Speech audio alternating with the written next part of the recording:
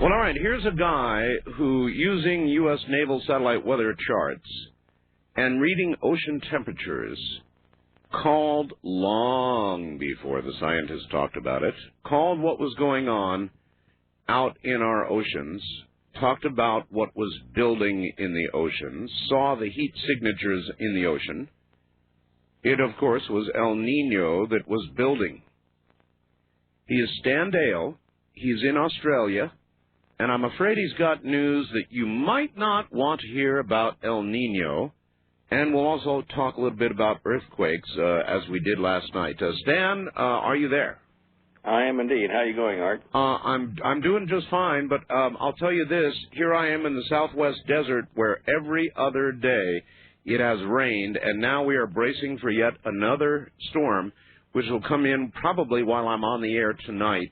It's been relentless, Stan. I've never seen so much rain in my whole life. An F5 tornado in the south. A lot of people dead yesterday. El Niño has been a disaster for us. What's going on? Well, it's also been a disaster for us down here. It's the rain you're getting, we're not getting. It's been 2 years of drought, but this is really, really dry down here. What's happening is in the last 2 weeks, the Otis thermal maps that we use from the Navy in Monterey have been showing that El Niño has, instead of continuing to decline and back off, has now turned around. And what we can see is that there's a massive heating of water over east of Japan, and it will take several months, I think, for this to hit the coast of the United States if it continues. But that's the beginning of an El Niño type event. Even off the coast of South America, kind of west of there, around the equator, just south of the equator, the patterns are starting to turn around and get hotter in the sea surface temperature, which is similar type things what we saw when it started. But if this is the case, it means we're not going to back off of the El Niño effect far enough to enjoy the benefits of, some normal weather. It looks like it's just going to stair step up into a really super bad weather next time around. I have not been following El Niño through previous years. Is this very abnormal? In other words, to have an El Niño, to have it use up its strength, and then to have it or another building right behind it, is that normal? No, that's not normal. Normally they have about a 4-year cycle between them. Right. And then suddenly we had a couple back-to-back here, and the one that we're in now and just coming out of is the highest recorded El Niño effect, the way they determine it anyway, the Southern Oscillation Index. It's the highest one we've had in recorded history. Well, you and I talked a little bit on the phone before you came on tonight, just for a moment, and you said you're in the middle of a move. You're going to have to move again, and it's because of the drought and the water situation there. What's going on? Well, in Australia, it's a very large country, and a lot of it's desert, and we're over on the west side. And we've had 2 years of kind of drought, not really bad drought here on the west, but more so over in the northeast corner. Anyway, in keeping with what we've been talking about on our website with a lot of other folks, we're getting prepared for a number of natural and perhaps man-made disasters that are heading for everyone in the near future. So we were going to get a rural property where we could start growing some of our own food and have our own water. We searched everywhere we could, north of here and east of here in West Australia. We even sunk some sample bores down in some of the properties we liked, as far down as 100 feet to try to find water. When we did get it, we were getting a pound of salt per gallon, which is just too hard to drink. Did you say a pound of salt per gallon of water? Yeah, it was mucky, kind of brown junk, and it's only good for sheep to drink. Nothing else could drink it. My God, a pound of salt for a gallon of water. That's insane. That's almost I don't know how that salinity would compare to the ocean, but it can't be far off. Well, I'm not sure either. I can't remember the figures, but it's terrible stuff. And a lot of the farms that we visited, their dams were absolutely dry and cracked. These mud or earth dams that you scrape out were dry and didn't look like they were going to get any for a while. And it's been, 5 months, I think, here since we've had a decent rain. It was 4 months before we even had a sprinkle anywhere. boy. And, of course, everyone's been hanging out for water. Our Perth water supply, which is for 1 million people in the city here, will probably go on restriction if we don't have a break in this drought fairly shortly. They've already made a public announcement to stand by for water restrictions. So Holly and I thought, right, you don't grow much of anything, hydroponics or otherwise, if you don't have some water.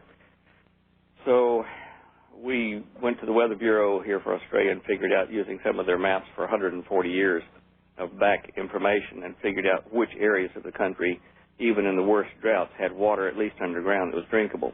And we selected that area over in Victoria, which is 3,250 kilometers from where we are at the moment. So that's going to be a very, very big move for you. Tell me about it. We're up to our eyeballs in boxes already. Anyway, we believe in what we're doing enough to go ahead and change our circumstance like that. We've certainly been advising and talking with hundreds and hundreds of other people on our websites and email who are doing similar things in the United States and Canada and other countries that are online in Europe. So we're just kind of joining the rest of them. Well, I hate to be selfish about it, but here we are in the States. What would be, if you were to look for it, Stan, an equivalent, relatively, I say relatively, safe spot in the U.S. or in Canada? Well, all I can say, I haven't run the figures for the United States because I haven't got the data. But I think that people, no matter where they live, must try to figure out a way to get fresh water to drink when the mains go off, or when the public water supply may not be available or may be contaminated with bacteria. If this heating continues, we're going to have upsurges of bacteria that we didn't have before in a lot of the water and stuff, because it will breed quicker. So above all other things, find a place where you can have fresh water, and for each adult, a couple gallons a day or a gallon a day at least, available.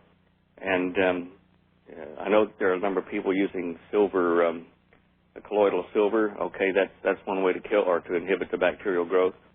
We're talking to a chappie down here in Australia who owns a company that has just patented and released a modification to those silver or colloidal silver devices, which makes it very easy and very cheap to produce the water with even a solar recharger on your battery. So we're looking at ways to offer people, ways to clean up their own water wherever they are, because everyone won't be able to have a bore or, a freshwater well. You don't want to live too close to major lakes, like shoreline or things like that, or rivers, because if the rains over where you are continue, you'll see a lot more flooding. And if we have earthquakes, large rivers and possibly some lakes will change their boundaries. So, you just have to use common sense. I mean, there's not going to be any place that's absolutely safe from everything that could or may hit us. But the bottom line we've said to everybody is you can try to survive all the other and endure all the other disasters that may or may not happen. But if you don't have water, you're not going to be alive to do it. So start at the bottom line, and that's fresh water. Can you give me an overall guess, Stan, at what is causing this incredible heating? In other words, for another El Nino to be building as this one was supposed to be winding down is just beyond reason. Why? Well, in my opinion, it's the sun itself. There's been a lot of data that we've been collecting from, from NASA and JPL and various other study groups and universities who are analyzing data from the sun over the last 10 years. And in some wavelengths, there's been a 2 to 3% increase in solar output since 1988. And because of this, we're absorbing more energy down here on the Earth. Mm-hmm. And because of the greenhouse effect and other things which are contributory to this, the effect is just mushrooming. And until the sun settles down, and it's certainly not settled at the moment, if you go up on the Internet and look at the pictures that NASA have up there, or at SOHO or at Lockheed, you will see tremendous X-ray burst sunspot areas facing us right now. And, it's only been 3 weeks since we had a super coronal mass ejection out of an area left of that or west of that. People, by the way, should know, Stan, that with regard to the cycle, we have only just begun. we're going to be seeing a lot more sunspots, a lot more magnetic storms are going to be hitting us. As a matter of fact, they're quite concerned about our geosynchronous satellites in that regard. They are shielded, but we're liable to get hit with, they suspect, some pretty big stuff. In fact, I saw an article, Stan, comparing what's going on the sun to El Niño. They said it was kind of like an El Niño on the sun, if you will, or from it. Right. Well, I'd agree with that. There's been two schools of thought about whether this cycle of sunspot activity would be greater than cycle 19, which was the mother of all of them a couple cycles back. Yes. Some say it will be worse, some say it won't be, and that it will peter off. But if it continues like it's doing now, I'm going to have to be in the camp that says it's going to get worse. The magnetic information, which is different than sunspot, the magnetic curve shows an increase in solar activity, and I think it will peak and eventually back off and return to good weather and stuff for us. But I personally think we're looking at about 7 to 12 years of bad weather associated with solar misbehavior.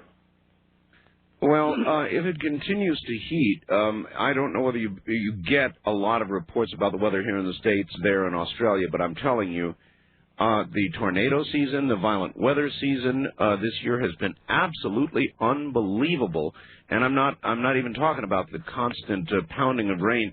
You should see the desert where I live, Stan. It's turned green. It's really weird. Is that right? Yeah, it's really weird. Yes, we've had too much rain. In 1958, we had a lot of tornadoes and bad weather during International Geophysical Year.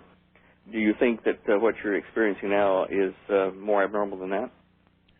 I don't know if I've got a good frame of reference for it or not. I think this is the worst that I've seen in my adult life.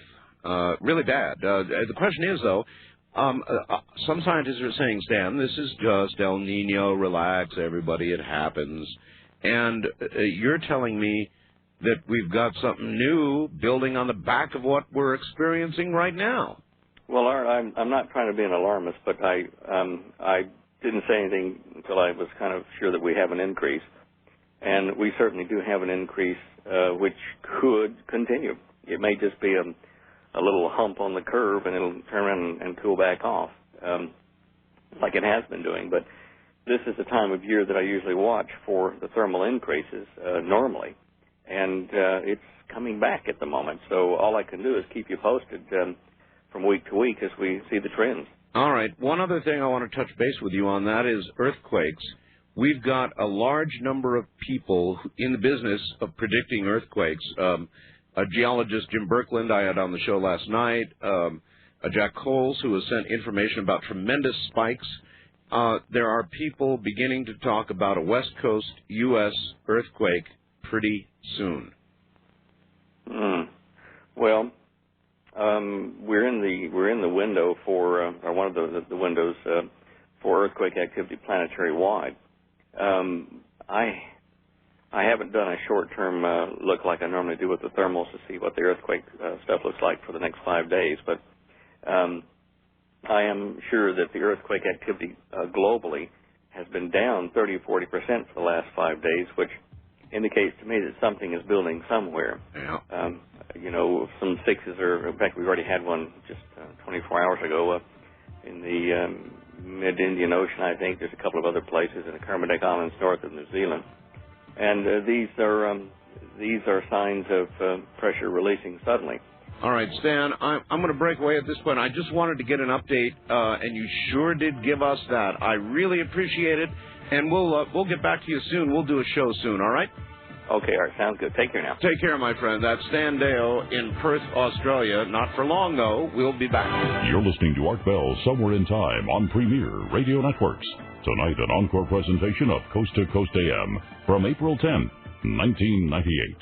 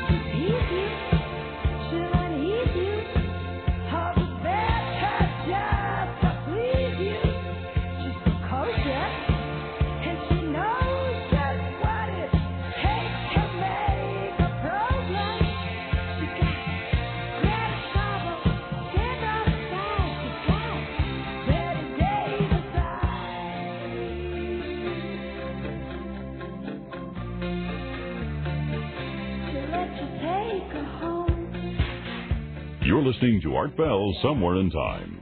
Tonight featuring a replay of Coast to Coast AM from April 10th, 1998. Good morning, everybody. It's great to be here. At the top of the hour, J. Timothy Green, a psychologist on near-death experiences, OBEs and such.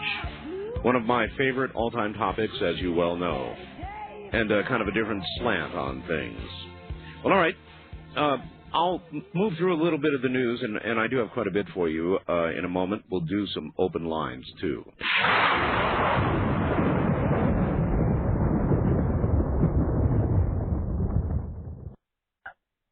Streamlink, the audio subscription service of Coast to Coast AM, has a new name, Coast Insider. You'll still get all the same great features for the same low price. The package includes podcasting, which automatically downloads shows for you, and the iPhone app. You'll also get our amazing download library of 3 full years of shows. That's over 1,000 shows for you to collect and enjoy. If you're a fan of Coast, you won't want to be without Coast Insider.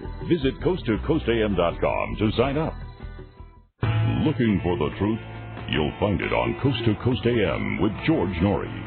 This Osama bin Laden story is perplexing to me. I just wish they'd come out one day and would tell us the truth about everything. I mean, because my brain tells me we got the guy. But then there's so many other episodes that are out there that tell me, you know, it's possible that we're being deceived. I can't rule that out entirely. I wish I could, but I can't. Now we take you back to the night of April 10th, 1998. On Art Bell, Somewhere in Time.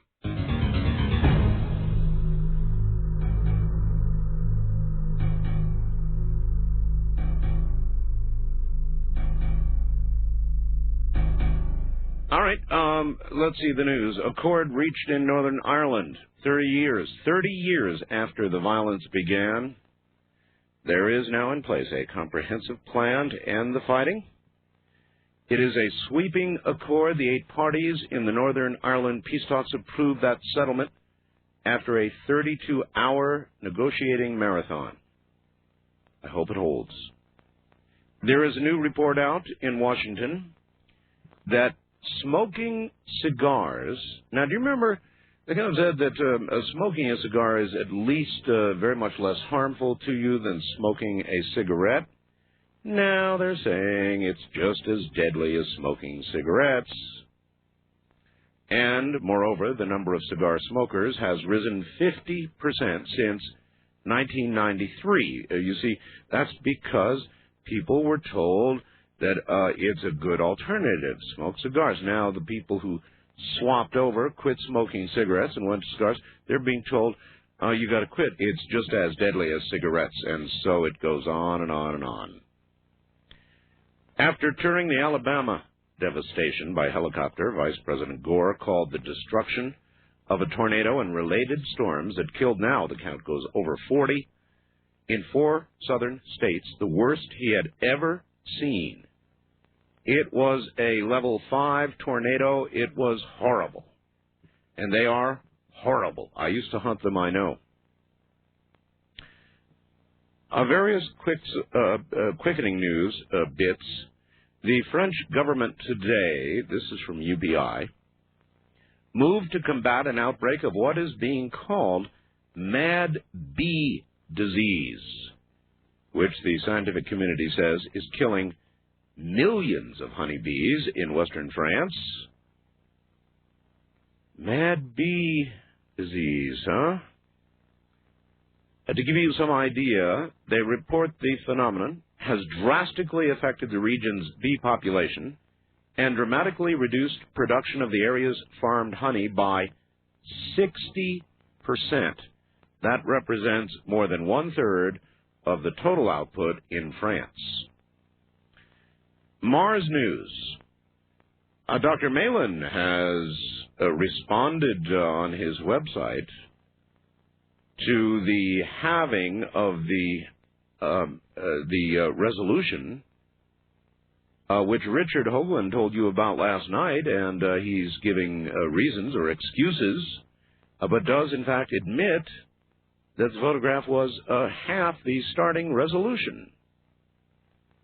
That's very interesting. He said he wanted a wider field of view, and so they halved the resolution. He now admits that. Ever so interesting. In the last sentence of his conclusion, and now I speak of Professor Van Flanderen, on his analysis of the new images, Dr. Van Flanderen says, quote, "Nothing yet seen on our moon or any other solar system surface besides Earth suggests artificiality to a comparable degree." And he finishes, listen, "that is even acknowledging the bad quality of the so-called raw data." The so-called raw data. Sent me the following email, Art. You need to watch Discovery News tonight on the Discover channel. They are discussing the fact that Florida's reefs are dying in 2 or 3 days. I said dying in 2 or 3 days from lesions. And so is the entire Caribbean. The show is on, as I write this to you, on the East Coast. And he suggests this to me because of what Ed Dames said. Actually, the title of the email is Watch Discovery News tonight, Art. Ed Dames is right about the oceans dying. And then just one more little item, and then we don't have a lot of time. We'll go to the phones. The Sounds from Hell clip. Somebody has apparently pulled something they regard as intelligible out of them. And there's a man saying, "Shaman, shaman, shaman," something like that. "Cast your feasts." At this point, he says, "Screams are very loud. Burn into my sleep." These kinds of things he's managing to dig out of the audio in the supposed or alleged Sounds from Hell. Other people claim that it's a sports stadium and various other things. That was Jimmy in Bakersfield, some kind of strange stuff he picked up in there. The Sounds from Hell from the 9 Mile Deep Hole are available on my website. The rescan of the Ghost Wolf, Archangel, or a Sphinx, however you want to think of it, I look at it, I see a Sphinx. An angelic Sphinx. How about that? The new scans are up there, so go take a look. I think you'll find a lot more resolution, and with that additional resolution, I might add, unlike with the Mars face and the supposed greater resolution, it looks ever more like a face. Take a look. It's from the Rocky Mountains, and it's up on my website right now at www.artbell.com. All right, here we go. West of the Rockies, you are on the air. Good morning. Hey, Art, how you doing? I'm doing fine. Listen, I've got a question for you. Last week or the week before, I heard something about the Earth slowing down, its rotation. Actually, El Niño did, in fact, slow the Earth's rotation, yes. Okay, well, you know, you had Greg Braden on the show. That's right. And his book talks about that. Yes. And then I noticed in one of your, you know, at the top of the hour news clips later that same week that NASA has launched a satellite probe to the sun. Well, we have a probe up there now called SOHO. Well, there was another one that they launched last week, and it got about 2 seconds of airtime, and I'm just wondering if they've gone up to explore the magnetics of the sun.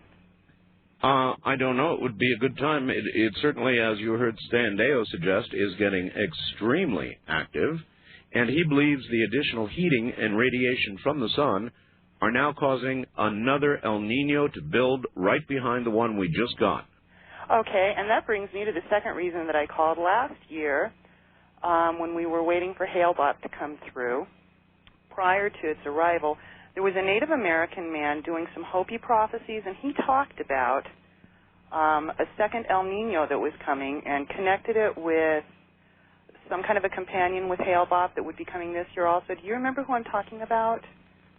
I want to say his last name was Morningstar or something like that. Morning Sky. Robert Morning Sky, yes. Have you heard from him? Not recently, and I should call him, or he should call me, or fax me, or something, and I should get him on the air. Yeah, I'd like to. I remember that prophecy, and that is interesting. That is very interesting. Yeah, I thought it was kind of an interesting parallel. So. All right, let me see what I can do. Appreciate it. All right, thank you Art. very much. It gets hard to follow all of this because events are occurring so rapidly. They really are occurring rapidly. Now, you pay attention when Stan Dale in Australia speaks. This guy called El Niño long before our scientists did. On this program, I might add. East of the Rockies, you're on the air. Hi. Hi, Art. Hello. I'm Dave calling from Northeast Kansas again. Hi, Dave. And enjoyed the first part of the program. You were going to have Robert Ghostwolf on. I did. And I'll bet I picked the one night to sleep in and missed him this week. Yeah, you missed him. What night was it so I can shoot myself? I don't remember. It was about a week ago. Oh. And he supplied us with photographs of... Oh, okay, I caught that one. I thought... Well, that's Ghostwolf. But I thought someone had called in and asked if you were going to have him again and ask some more questions, and I thought you'd said...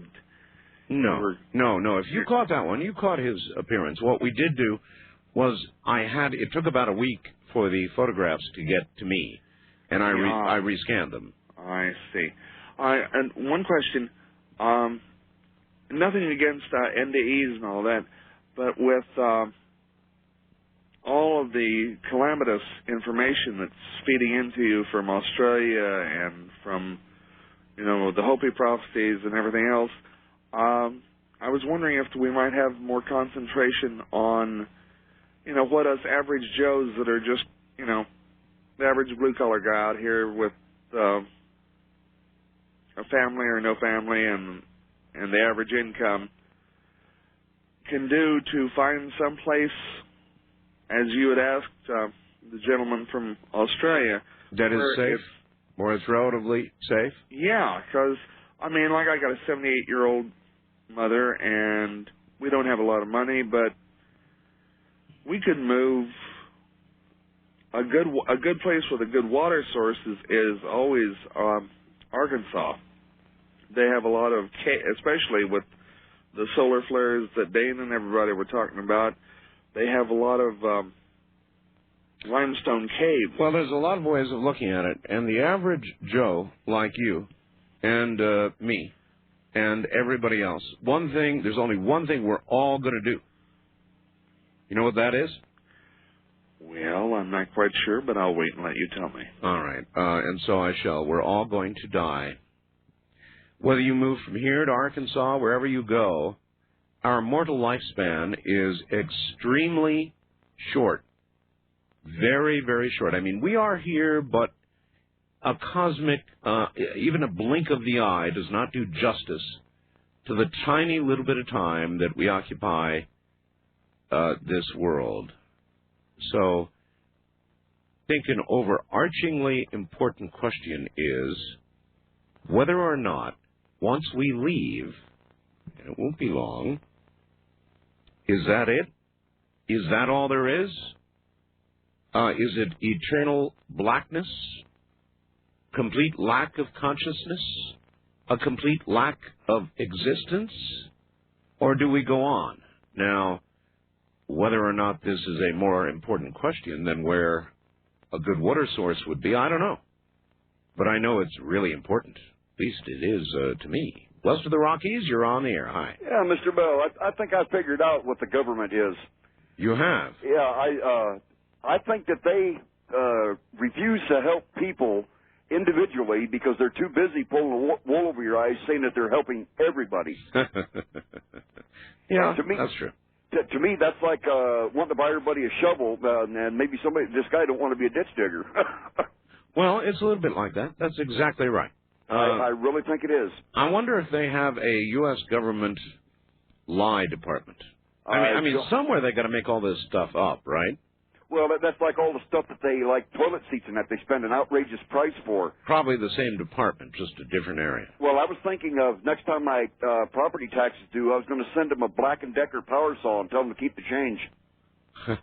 Well, in that case, write to me and I'll send you a file. Okay.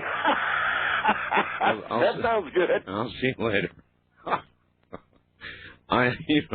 Don't do that. I mean, when you send taxing agencies things like Black & Decker power saws, they don't respond well. Wildcard line, you're on the air. Hello.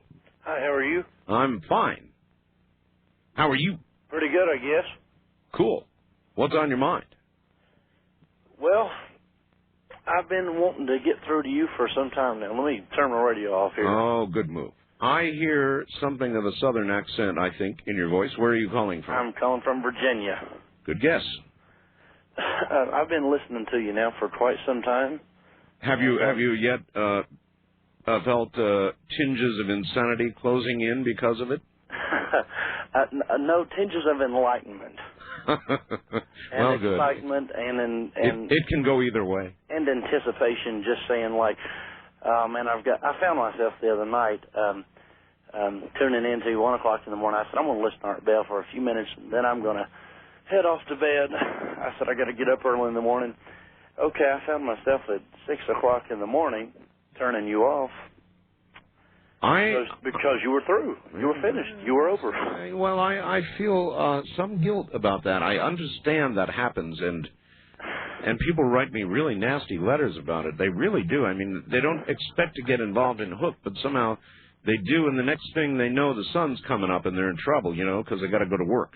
Oh, yeah. Hey, listen, I know all about that. Let me tell you that I absolutely love your show. Thank you. And listen to it quite frequently, and have been informed of a lot of things that I have wondered about and didn't know about, wasn't quite sure about.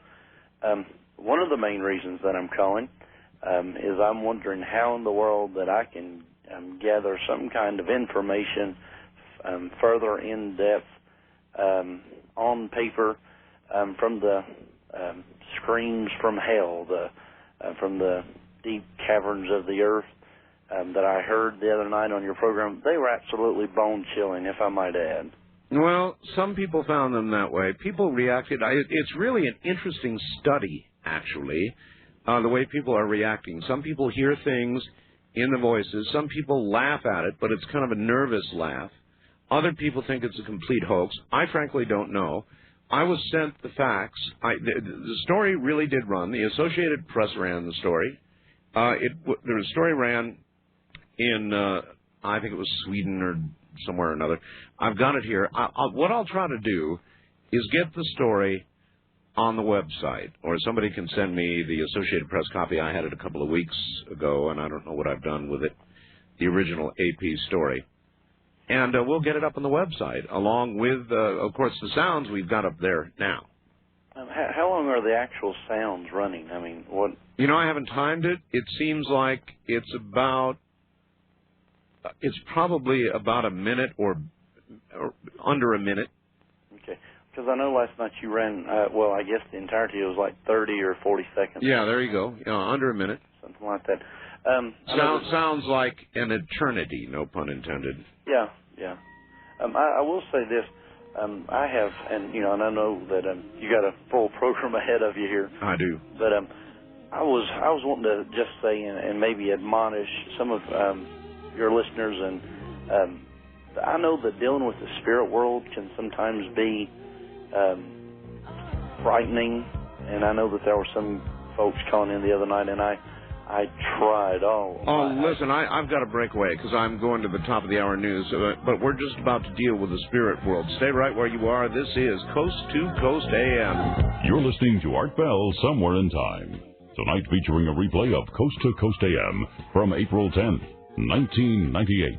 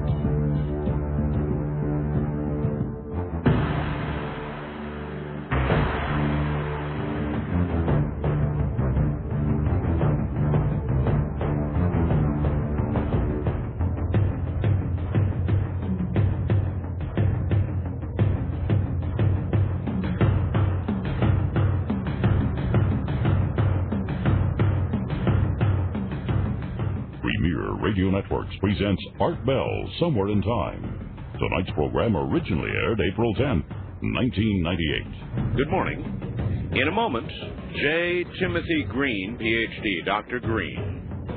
We're going to be talking about near-death experiences because that's how he began his quest, and then he moved to OBEs and beyond. But we've got a lot of fertile ground to explore with Dr. Green coming up in a moment.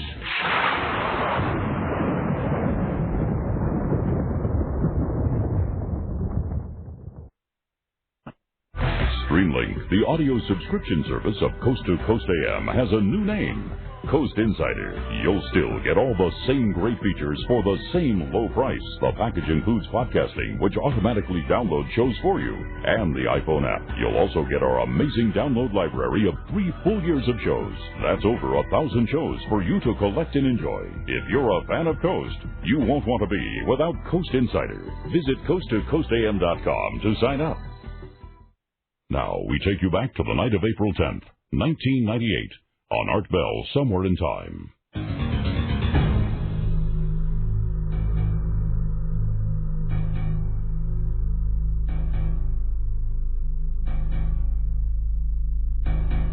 Now, J. Timothy Green, Ph.D., is a clinical psychologist in private practice in Irvine, California. He is a leading authority on near-death experiences. Dr. Green published one of the very first studies documenting this phenomenon in a very large group of people. Since that time, he's been involved in transpersonal psychology in general, and more specifically, lucid dreaming, out-of-body experiences, and shamanism. He has mastered the art of lucid dreaming and has learned to induce out-of-body experiences from the sleeping state. He is currently involved in an advanced 3-year program in shamanism taught by Michael Harner. He has been widely published, and he is currently working on a book entitled Entrance into Light, which should be published later this year. Dr. Green, welcome to the program. Well, thank you. It's a pleasure to be on your program. Doctor, I think there are 2 overarchingly important questions for human beings. One is, where did we come from? And the other is, where are we going? Everything in between is a short little cosmic blink. We're not here very long. I would agree with that assessment. So a lot of what I do on the air concentrates on where we came from. We've had great arguments about that. But equally important is where we're going. And when we die, which we are all presently destined to do, unless there is some great advance shortly, where, Doctor, do you think we go? Well, if you talk to people who've had near-death experiences, they will say that you go into an incredible realm that is filled with light and love, and which to them provides compelling evidence that they survive physical death. Do you believe them? Absolutely. Absolutely. I should point out that the first person to coin the term near-death experience was Raymond Moody in a book called Life After Life in 1975. I read his book in 1977. In 1980, a psychologist named Kenneth Ring at the University of Connecticut followed up Raymond Moody's study with a more scientifically sound study. Now, I had read those 2 books, but I was still skeptical enough to want to go out and interview people personally and to hear their stories and to kind of do my own clinical interview. In doing so, I became completely convinced that these people have had a profound spiritual experience. And I should say this, too. I do not know of any other researcher who has bothered to take the time to go out and talk to these people who has not come away with the conclusion that this is indeed a profound spiritual experience. I have to agree with you. I talked to Dr. Moody, a couple of days ago, as a matter of fact. I'm going to have him on again shortly. So you believe it's real? Absolutely. Absolutely real. All right. Yes, no doubt in my mind, after speaking to literally hundreds of these people, that they are a cross-section of the adult population, and actually in the child population, and that they are in no way is this some type of disturbance, psychological or physiological disturbance or anything. These people report a profound spiritual experience. And I think the best evidence of that, of the fact that this is indeed truly a spiritual experience, is that what we found out since the beginning is that these experiences do not occur only when a person is close to death. And that's something that I have been trying to bring to the fore and shed light on. In other words, you're suggesting that there are other ways to get there other than nearly dying or dying for a period of time. Absolutely. See, for instance, the International Association for Near-Death Studies, way back in 1980 when they were forming, and this was the group that whose mission is to study near-death experiences, they started receiving letters from people. And all of the letters said basically the same thing, which was, I had an experience like the one you're describing, but I was not near death. Now, at that time, they were trying to carve out a field of investigation, and they couldn't include anything, so they made a conscious decision to include only death experiences. But if you, for instance, an out-of-body experience is one of the things that is associated with a near-death experience. But if you go to the literature on out-of-body experiences, you find that only 10% of out-of-body experiences occur when a person is near death. All right. Before we're going to rapidly move forward, but before we do, and away from NDEs, there really are a couple of questions I have. For example, not everybody who's had an NDE has had a necessarily good experience. There's a study underway right now that's looking at people who have had terrible experiences going on in Britain, and now it's not as easily researched, because if you have a hellish experience, you're not very likely to come back and start telling the world about it.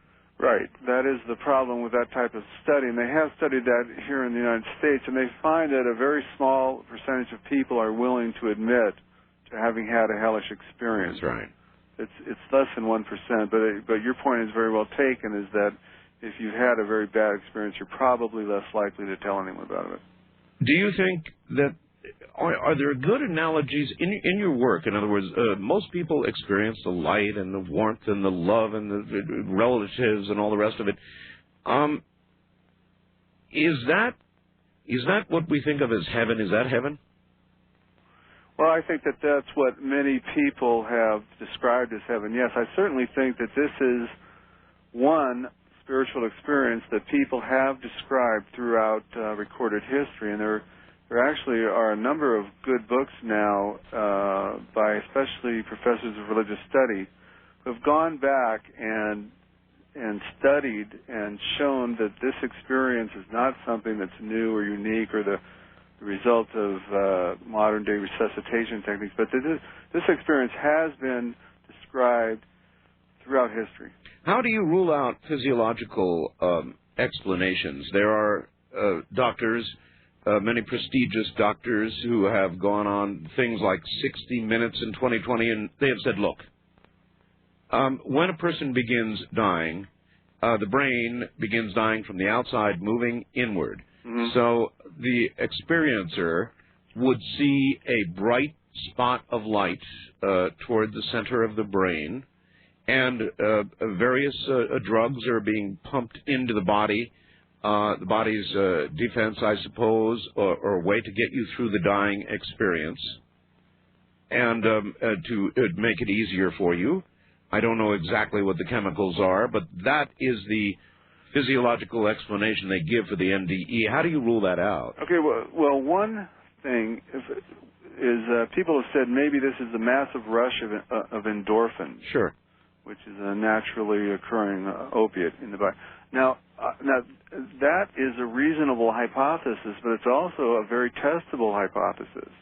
You could actually get a number of people in the laboratory and give them endorphins and see whether they report this. And I think that if you gave them a massive amount of endorphins, they'd say it was a very pleasant experience, but they would not say they had a near-death experience.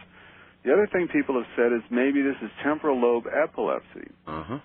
It would be very easy to put people in two groups, those who were known to have had temporal lobe epilepsy and those who were not, and asked them who had near-death experiences. See, so these people come up with these physiological explanations, but no one has ever taken the time to try to prove it. Let me point out one other thing, and I think this is the strongest argument against some kind of dying brain hypothesis, all right, is that these experiences have been shown to occur in people who are not near death quite frequently.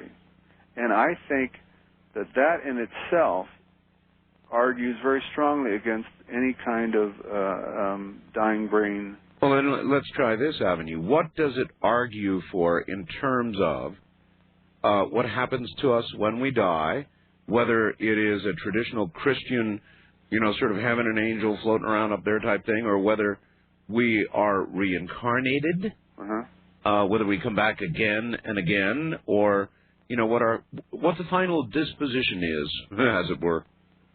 Well, I have no idea, because the testimony of near-death experiences is obviously in the beginning stages of any apparent afterlife.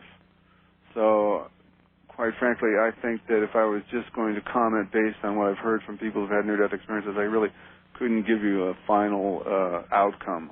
Okay, then how about this? One of my best friends is Dannion Brinkley. Right.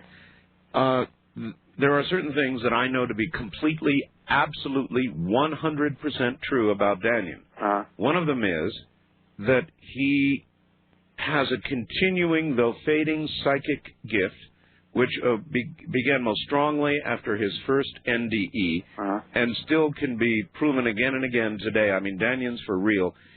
He acquired some sort of psychic ability following the NDE. Right. How many people that you have interviewed experienced something similar, perhaps to a lesser degree, but a psychic ability they did not previously have? It's very common, and I say there were three very good studies in the early 70s, one by Bruce Grayson, one by a man named Core, and one by Kenneth Ring, all of which showed that you are significantly more likely to have psychic abilities, such as Dannion has, following a near-death experience. So it's any physiological explanation for that? Are they able to do CAT scans or something or another and determine that, oh my, look, activity in a part of the brain we haven't seen before? Is there any evidence? Melvin Morris, who is a pediatrician in the Seattle area and did a great deal of study on children, near-death experiences in children, has postulated that the right temporal lobe is the seat of or the area of the brain that mediates this, just like, for instance, the left temporal lobe mediates language. So you have to have an intact left temporal lobe to be able to speak correctly. And he has said that he believes that there is this area deep inside the right temporal lobe that is stimulated, and that is it's not that it's the cause, but it is the underlying mediating aspect of the brain that mediates this transcendental experience. And quite frankly, there's a great deal of evidence in other areas. For instance, people who are shamans are really people who have mastered this art of ecstasy. In other words, they are someone who has learned to be able to go in and out of their body at will and with a purpose. And a lady who I know named Sandra Ingerman has written two excellent books called Soul Retrieval and Welcome Home, allowed herself to be hooked up to EEG machines. Right. And they found that she had a definite increase in theta waves in this particular area. Excuse me, fadeaways? Theta waves, which are kind of it's just before sleep, just as you're kind of drowsy and falling into sleep. Right. So she had a definite increase in her right temporal lobe in theta waves. Would it be true then? I'm no brain surgeon, but would there be, by necessity, new neural connections that would be made to allow that portion of the brain to become actively involved? Well, I'm not a neurologist either, and I really don't know the answer to that. Okay. one would almost imagine that would have to occur, but who knows. So anyway, the bottom line is, you are convinced this is absolutely real, not some wish, some hope, that there is more to us than we appear to be physically in the short time we're here. There's all kinds of evidence that shows that that's not true. For instance, people who have near-death experiences will quite often say that they see dead relatives and friends during their experience. That's right. Now, Melvin Morris went and talked to children. Now, if you asked a child who would they want to see if they died, they would probably say, I would like to see my mother and father. Right. We have never found a child who has said they saw their mother and father during a near-death experience unless their mother and father were dead. Oh, my. You're right. That's very interesting. How wide is that study? Melvin Morris? He studied hundreds of hundreds. children. Uh-huh. But they saw grandparents? They would see grandparents. They would see siblings who had died. They would see pets. But they would never say that they saw anyone who was still alive. And if this was just some type of hope or wish fulfillment or something like that, you would expect children to say that, well, I saw my mother and father. Absolutely. We don't see that. There actually are some we have records of people who saw someone during their near-death experience, and they did not know that the person had died. So in other words, they came back and they said, I saw Uncle Charlie, and the last time they knew, no one had told them that Uncle Charlie had died. Right. These would seem pretty good proofs, all right. Another thing that NDE experiencers report, Dannion certainly did, was a life review. Correct. A life review in which you experience that which you've inflicted on other people, good or bad. A life review is usually described as like a three-dimensional reliving of your entire life. So in other words, you see, and people will say it actually happens very quickly, and yet at the same time, paradoxically, they have as much time as they want to look at each frame of this like kaleidoscopic image of their lives. And they also are able to see which aspects of their lives were good and which were bad. So it's as if they're making the judgment on their own. How common is that? That's not quite as common. It's about 10% of people who have near-death experiences will report a life review. So it is not one of the more common aspects of a near-death experience. Well, what about those who have experienced NDEs? How then does it change their lives? In the case of Dannion, he went from being a true bastard to a person who now helps people understand the nature of dying. He does hospice work. He's for real. So that's a 180-degree change. Is that typical? Very typical. I have never spoken to or even heard of anyone who's had a deep near-death experience who has not said, first and foremost, I am no longer afraid of death. And when they say this is not some type of superficial reworking of how they hold it. People who've had a deep near-death experience are convinced in their own mind that they will survive physical death, and they look upon death kind of the way you or I would look upon coming home after an extended stay in a foreign country. I mean, they really look forward to it. You know, you are so correct. Dannion was in the process of dying. He had several brain aneurysms, and I flew back, and I was with him. Mm-hmm. And you should have heard the guy. Yeah. He was saying, look, no problem. Don't worry about it. I know what's coming. I'm not afraid. Mm-hmm. And he wasn't. I had a couple of friends over here who'd had near-death experiences one day, and they were smoking. I said, guys, you guys should quit smoking. And they laughed at me. Because they really do not care. Now, I'm particularly interested in that because I am a smoker. You say they laughed at that, huh? They laughed at it because they're absolutely unafraid of dying. Oh, that's remarkable. All right, Doctor, hold on. We're here at the bottom of the hour. Maybe I'll think of it in a whole new way. Good morning, everybody. I'm Art Bell. Dr. Green is with us. He'll be right back, as will I. You're listening to Art Bell Somewhere in Time on Premier Radio Networks. Tonight, an encore presentation of Coast to Coast AM from April 10th, 1998.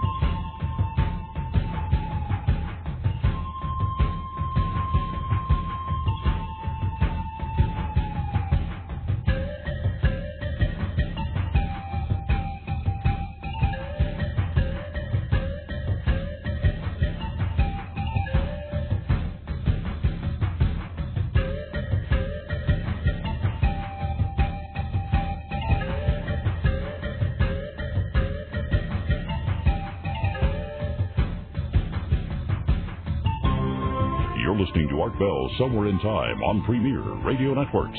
Tonight, an encore presentation of Coast to Coast AM from April 10th, 1998. J. Timothy Green, Ph.D., Dr. Green, is a clinical psychologist who began researching NDEs a long time ago. And we're about to move from them, but not really, into ways to achieve the same sort of altered state. I wonder if that's the right word. Probably not. Anyway, you can do it without nearly dying. We'll tell you about that in a moment. The weather is bad. That's an understatement. And there was Standeo saying he's seeing signs of another building El Niño right behind this one. Isn't that just ducky?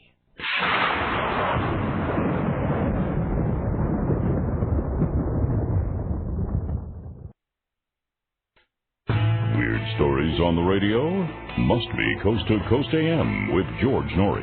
You know, when I started doing this radio program, Jesse, half of the subjects I was really into. The paranormal, the unusual, ghosts and things like that. Yeah. The conspiracy stories, you know, I was a little weary about these, other than the Kennedy assassination. And all of a sudden, I woke up. I simply woke up. Is that what happened with you too? Yeah, that's when I really started to say, what is going on here? And I started to truly then investigate 9/11. And today, I don't believe the government story of 9/11. Here's the three options. Either we knew about it and allowed it to happen, or we knew about it and participated in it, or these were the dumbest buffoons that could have ever been in charge of our country, who could have all this pre-information. And I started to think they knew it was going to happen. They either are part of it or they allowed it to. There's no doubt in my mind. You're listening to Art Bell Somewhere in Time on Premier Radio Networks. Tonight, an encore presentation of Coast to Coast AM from April 10th, 1998.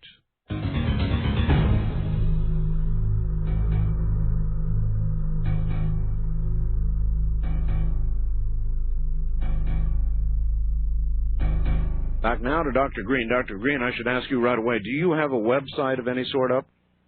I don't have a website, but I do have an email that people could... Email you? Yes. Oh, excellent. All right, fire away. It is Giuseppe Verdi, J-O-S, P as in Paul, E as in Edward, same word, V as in Victor, E-R-D as in David, E, at AOL.com. All right. I guess in trying to understand the nature of all this, I've had a number of guests, and my audience, I think, is pretty well aware of what an OBE is. Mm-hmm. They're also aware of the fact that I have never done it. Uh-huh.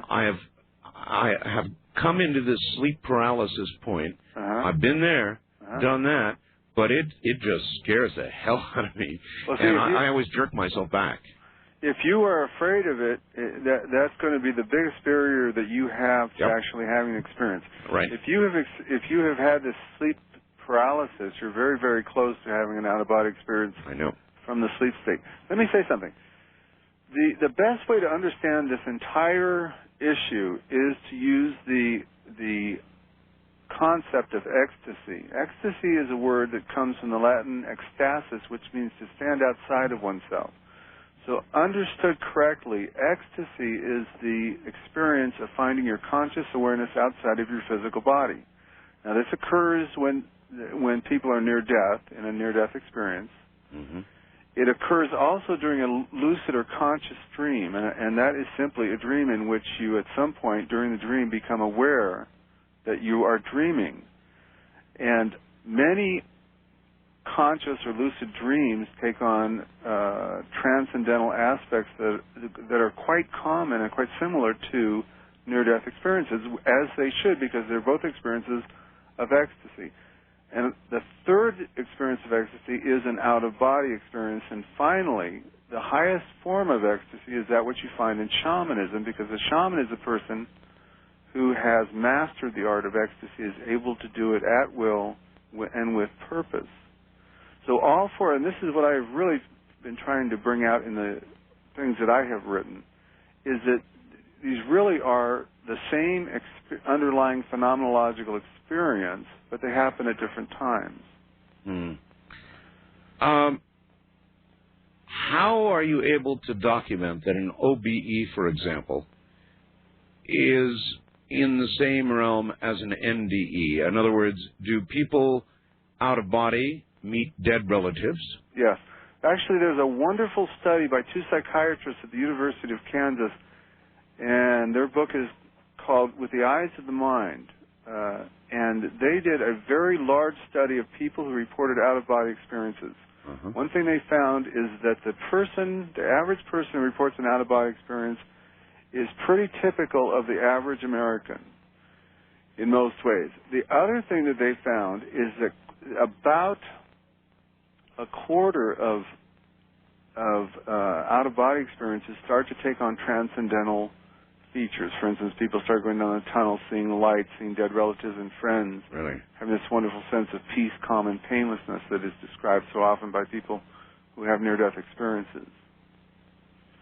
So, ecstasy, an interesting term for it. In other words, any time, for whatever reason, that you're out of your body, you're experiencing ecstasy.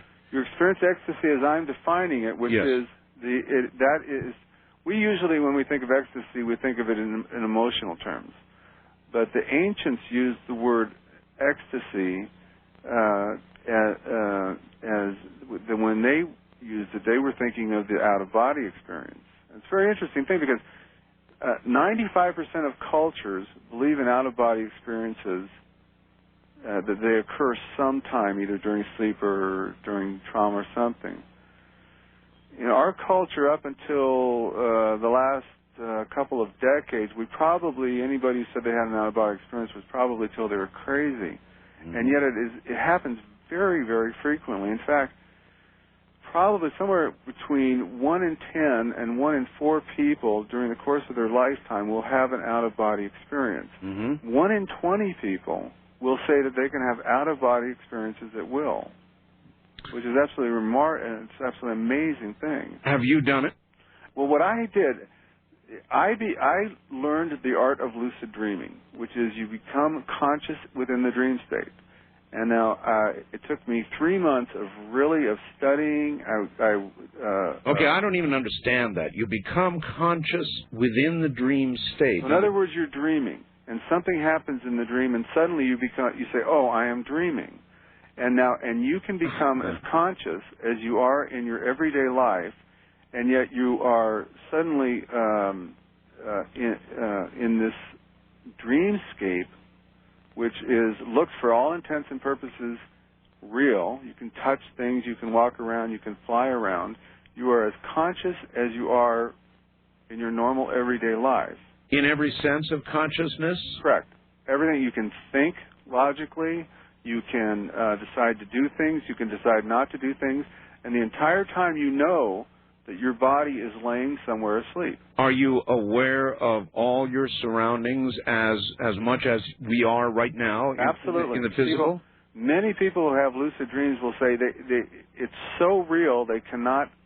It's very difficult to even believe that they're dreaming. Actually, I had the other night a dream which seemed so real I couldn't believe that I was dreaming. And this is very common, but the point is, during a conscious dream, you are having an experience of your conscious awareness outside of your physical body. Now, many people after, and this has been my experience, after about 18 months of having many, many lucid dreams, I started having out-of-body experiences from the sleep state. Spontaneously. And there's like a natural progression where you start to have dreams, then lucid dreams, and out-of-body experiences from the dream state. So then this begins happening more and more spontaneously. Boy, I don't know why. It's scary for me. Now, most of the people I've interviewed said, oh, it's silly. There's no danger. Absolutely. There's no... You do, huh? There's no danger. Absolutely no danger. You see, I believe that you could teach anyone to have a lucid dream and an out-of-body experience. And I have started to do this. I really believe that this is a legitimate therapeutic modality for many, many people. But what you have to do with some people is work with them a little bit. For instance, as you said, if you have any fears around this, it's not going to happen. The fears, I think, are a natural thing. My God, for anybody who likes to be in control. Right. To yield control completely, to allow this paralyzed, and then you hear this loud buzzing sound. Right. I've gone there, believe me, but it is so frightening. There's no way that I can let go of it. I intentionally yank myself back from it. Usually I startle myself, and I'm back. Thank goodness. And it scares me. If you could do some work around that fear and relax and allow yourself to have the experience once, that would really get you over that fear. For instance, the other thing that happens to many people, and this is what really kept me for a long time from having experiences, is a belief system. I believed that other people had these experiences, but I didn't believe it would ever happen to me. And it wasn't until I started having lucid dreams and out-of-body experiences that in retrospect, I was able to see how much that belief system was interfering with me being able to actually have the experience. All right, you're a clinical psychologist. Right. You have published on these things. Now, Correct. Your peers read this material. Correct. What do they say? Well, it's fascinating to me because there is a very small group of people who are very, very interested in this. Yes. And if you do bring it up to colleagues, they'll say that's interesting, and then they pretty much just kind of I don't know what they do with it, but I believe it's the absolutely most fascinating thing happening in psychology right now. Oh, I agree. Have you been ridiculed because of it? I'm sure people say things behind my back, but I have never had anybody say anything to my face. I've had people disagree with me, but I have never been censured or I've never suffered professionally because of this. Uh-huh. But it is really when you start to talk about this, you really need to address the general population because professionals are very loath to get involved or be associated with it. No. Are these the same realms then, from lucid dreaming to out of body to near death? Are they all the same realm? And if so, what does that tell us about that realm? Well, I do think that they are the same realm. And what it tells me, and I think it's very important to understand this from a psychological level, is that if you can somehow stop or interrupt the functioning of your ego, you can actually be introduced into this realm that people have always called supernatural or spiritual. Now, let me let me point out, this can happen during a near-death experience, but it can also happen during what I would call a surrendering of the ego, or what the term I like the best is ego sacrifice, because the word sacrifice comes from the Latin sacrificer, which means not to give something up, but to make sacred.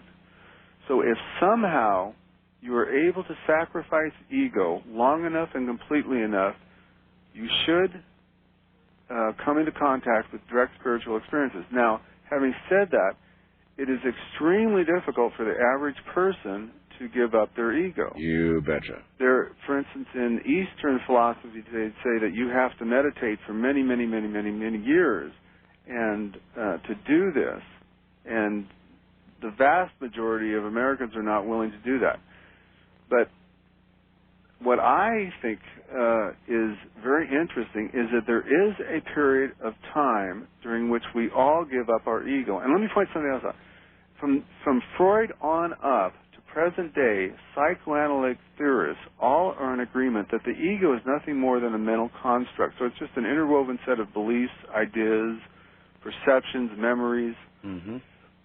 And the other thing that they all agree on is that the ego has to be functioning to have any existence. So in other words, if it is not functioning, it ceases to exist. Now, as I was saying before, it is very difficult to get the ego to stop functioning. From the moment we wake up in the morning, we're talking to ourselves, we're taking in perceptions from the external environment, and our ego is functioning. When we fall asleep at night, we all, in a sense, die to our ego. And let me tell you what I mean by that. We stop, our thought processes start to slow down, they finally end. Mm-hmm. We stop taking in perceptions from the external world, and finally we can't hear or see anything. Our muscles start to relax, and finally during the stage of sleep during which we are dreaming, as you have said, your muscles are actually paralyzed. So psychologically and physically, during sleep, the ego has been effectively neutralized, and that is the easiest, the most accessible way for people to begin to have these experiences. Okay. You can teach people to have lucid dreams usually within 3 months. And after a number, as I said, after a number of lucid dreams, many people will report having had out-of-body experiences.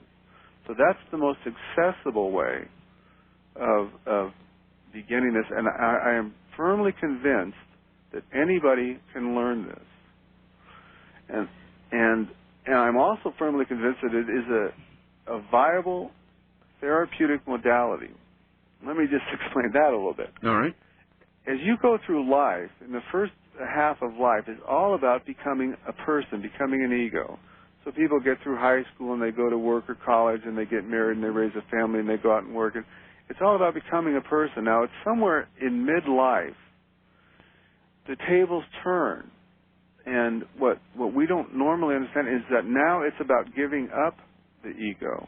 And so there's a different, the type of therapy that somebody past midlife needs is not an ego-building therapy. If you go to most therapists, any problem, they will assume that there's a problem in your ego. They need to find out what that is and to fix it. Now, what I'm saying is that people in their 40s and their 50s, they know who they are. Right. They don't need a psychologist to tell them who they are. So what I am interested in is not an ego-building therapeutic modality, but one that goes beyond the ego. And that's when you start to get into these fascinating ecstatic experiences. Would you suggest not so much as crushing the ego or eliminating it, but sort of passing it by, learning how to pass by it into another? Absolutely. It's not that you want the ego to die or to go away. You need the ego to be a functioning member of society. Oh, yes. So even if you were a saint, you would need an ego just to kind of get yourself around and things like that. So what it is more of seeing the ego in proper perspective. Most of us think our ego is our all and everything. The analogy that I use sometimes is thinking of yourself as a very patriotic American and then being up in a space capsule and seeing Earth from that the Earth is really just one, that we're all together. And actually this has happened to a number of astronauts, and they come back with a whole different perspective. Now, they still are Americans. Actually, though, there's another side to it, Doctor. I have interviewed a lot of astronauts, U.S. astronauts, and a lot of them have experienced broken marriages. A lot of them have turned to booze. A lot of them have come to all kinds of trouble and psychological harm as a result of being out there. That's fascinating to me. But the point, the point I was trying to make is that you don't want to lose your ego. You certainly do not want to destroy it, but you do want to see it in a different perspective. Learning how to sort of give it up for the moment. Absolutely. Yeah. And to be able to go in and out of that would be absolutely the best thing you could do for somebody. For instance, just imagine you are an individual who has gotten a diagnosis that you know is going to shorten your lifespan. Yep. Now, that type of person would quite often go to psychotherapists, and the best thing that you could do, or that I could do, is teach them the art of lucid dreaming. After a period of time, they'll start having ecstatic experiences. Is that what you do? If somebody comes to you, they've received a diagnosis of terminal something or another? I believe that if they're interested in doing that, I believe that that's the most valuable thing that I can do for them. See, if I see somebody in psychotherapy, I can help them during the hour. But if I can teach them the art of lucid dreaming, I can give them something that they can use for the rest of their life. That in some ways goes beyond Dannion's hospice work. He tells them what's there. Right. You lead them to a path to experience what's there for themselves. Very Absolutely. Interesting. Doctor, hold on. We're at the top of the hour. You've got a good long break. This is Coast to Coast AM. You're listening to Art Bell Somewhere in Time. Tonight featuring a replay of Coast to Coast AM from April 10th, 1998.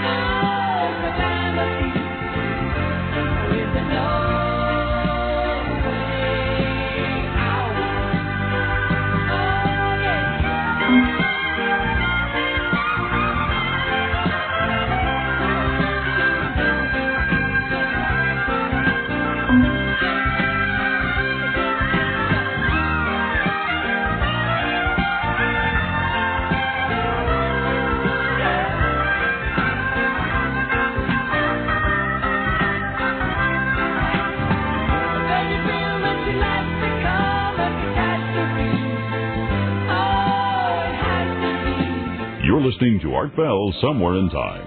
Tonight featuring a replay of Coast to Coast AM from April 10th, 1998. We're talking about NDEs. We're talking about out-of-body experiences and lucid dreaming. And I'm going to, one more time, try and pin down exactly what lucid dreaming is.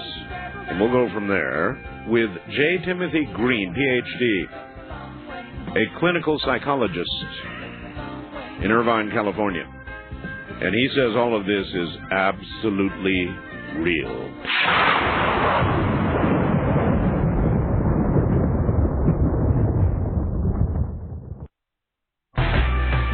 Streamlink, The audio subscription service of Coast to Coast AM has a new name, Coast Insider.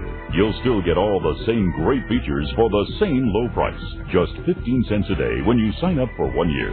The package includes podcasting, which offers the convenience of having shows downloaded automatically to your computer or MP3 player, and the iPhone app with live and on-demand programs. You'll also get our amazing download library of 3 full years of shows. Just think, as a new subscriber, over 1,000 shows will be available for you to collect, enjoy, and listen to at your leisure. Plus, you'll get streamed and on-demand broadcasts of Art Bell's Somewhere in Time shows and 2 weekly classics. And as a member, you'll have access to our monthly live chat sessions with George Norrie and special guests. If you're a fan of Coast, you won't want to be without Coast Insider. Visit coasttocoastam.com to sign up today.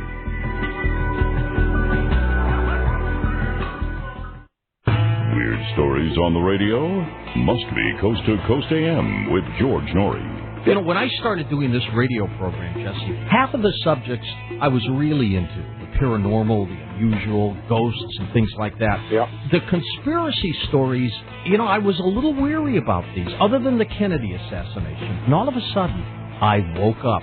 I simply woke up. Is that what happened with you too? Yeah, that's when I really started to say, what is going on here? And I started to truly then investigate 9/11. And today, I don't believe the government story of 9/11. Here's the 3 options. Either we knew about it and allowed it to happen, or we knew about it and participated in it, or these were the dumbest buffoons that could have ever been in charge of our country, who could have all this pre-information. And I started to think they knew it was going to happen. They either are part of it or they allowed it to. There's no doubt in my mind. Now, we take you back to the night of April 10th, 1998, on Art Bell, Somewhere in Time.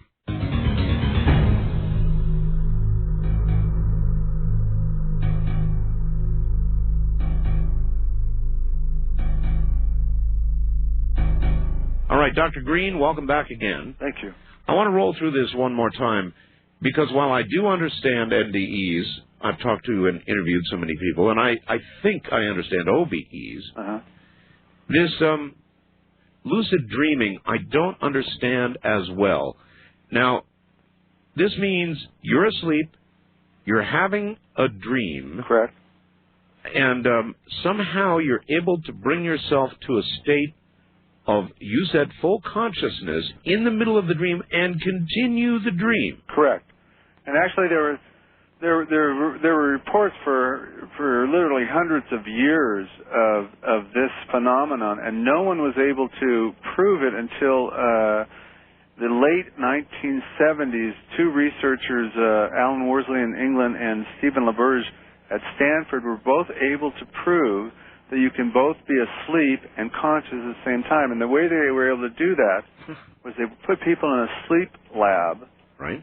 And they have monitors on your eyes. Now, as I said before, during the period of sleep in which dreams occur, almost all of your body's muscles are paralyzed, but your eyes are not.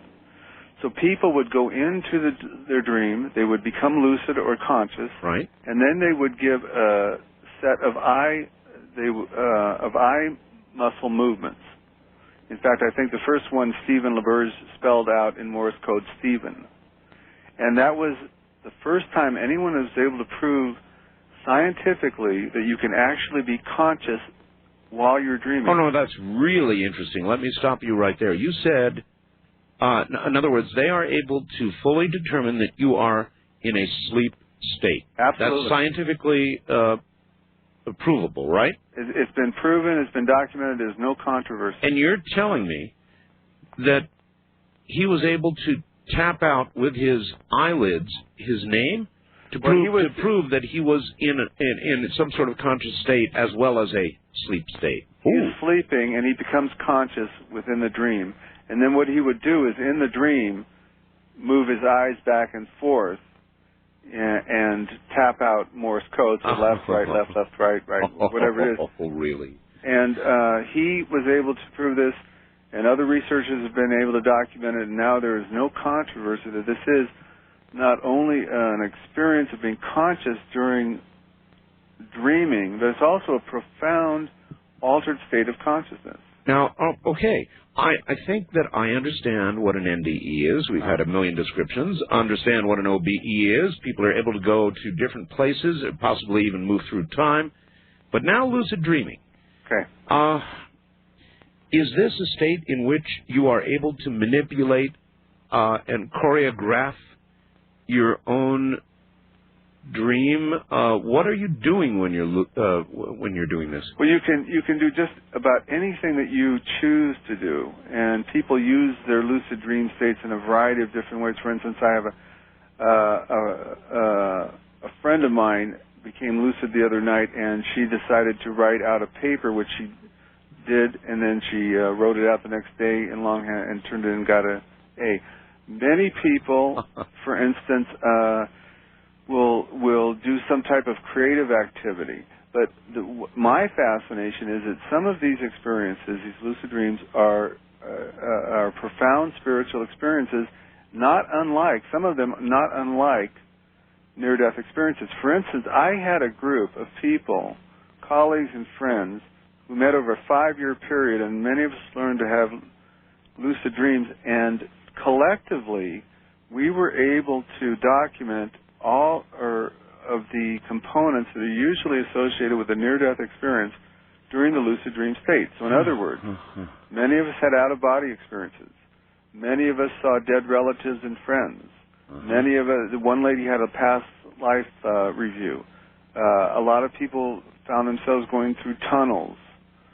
And all of these components that are usually associated with people who are near death are also found in the lucid dream state. Okay, so again, NDEs, OBEs, lucid dreaming, all into the same realm. Right. Now, I'm going to take you a little bit out on a branch here. Do we have, in your view, souls? Huh? The question was, do we, in your opinion, have souls? Do we have souls? That's right. Yes, I would say we do. I would say that there is a part of us that survives physical death. If that's your, I guess. That's my question. Yeah. All right. Okay, we have souls. Is that soul what is, when we're out of body or lucid dreaming or having an NDE? Is that soul what has left the body? See, again, it depends on how you define soul. What I would say is that during all of these experiences, part of your conscious awareness, part of that which makes you aware that you are you, right, leaves and is experienced as outside of your physical body. So the answer is more or less yes. What I would say is your consciousness, yes. Is your consciousness your soul? Well, I guess it just goes back to how you want to define soul. Okay, I guess it does, but that which leaves our body when we die and survives physical death. I think that is what people call the soul. Throughout history have described as your soul. Yes. Okay, then I'm going to hit you with a couple of hard questions here, and they are as follows. Here's somebody who's faxing. Art, have to vote with you on the side of personal fear when faced with the aspect of loss of control. Plus, who are you going to run into out there? Think I could work through the control issues, but what about those boogeymen? Now, there are many, many people who have moved into the realms that you have talked about who have encountered non-human entities. Well, I will say this. For instance, my teacher, Michael Harner, who has had 40 years of experience in shamanism, says he has never found evil in these realms. Never found evil. He has found there are some wandering souls that can be troublesome. But the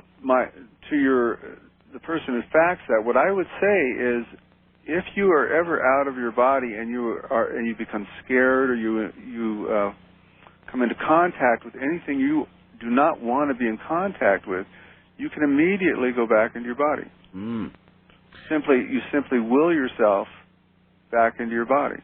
All right. Here's one other for you, and this has been a real stumper. There are a lot of people who die in their sleep. Correct. How do we know where they were and what they were doing when they died? I'm not sure I understand the question. All right. Put another way, people like yourself consistently say there is not danger in this. How do we know that a lot of people who have died in their sleep didn't meet up with the danger and just can't come back to tell us about it? Well, there's no way to know that, but if you had a group of people, for instance, who were having out-of-body experiences or lucid dreams on a regular basis and they stopped coming back, then I think you have cause for concern. But we have, for instance, Robert Monroe was a man who just died recently, but he had out-of-body experiences over a 40-year period. Yes. Never, ever had a problem and died of old age. I was, as a matter of fact, I was very honored to have interviewed him before he passed away. Yes. I spent some time at his ranch, too, so he is an example of someone who had repeated out-of-body experiences, and he did have some that were not very nice, where he met up with things that he did not particularly like. But he suffered no physical or psychological mishaps over a 40-year period. I interview a priest whose name is Father Malachi Martin. He is the exorcist. He's the real McCoy. Is possession real? Yes, I believe it is. You believe it is? Is possession possible when you are out of your body? That's a good question, and I don't believe it is unless you somehow are leaving yourself open. So certainly you could, if you were afraid of that, you could do some type of prayer or ritual to keep your body safe while you were out of it. But the people who do have out-of-body experiences repeatedly, for instance, Robert Monroe, who I just spoke about, don't have any problem. I've had numerous out-of-body experiences, never had a problem. You said you believe the phenomenon of possession is real. Correct. What is it that is possessing somebody?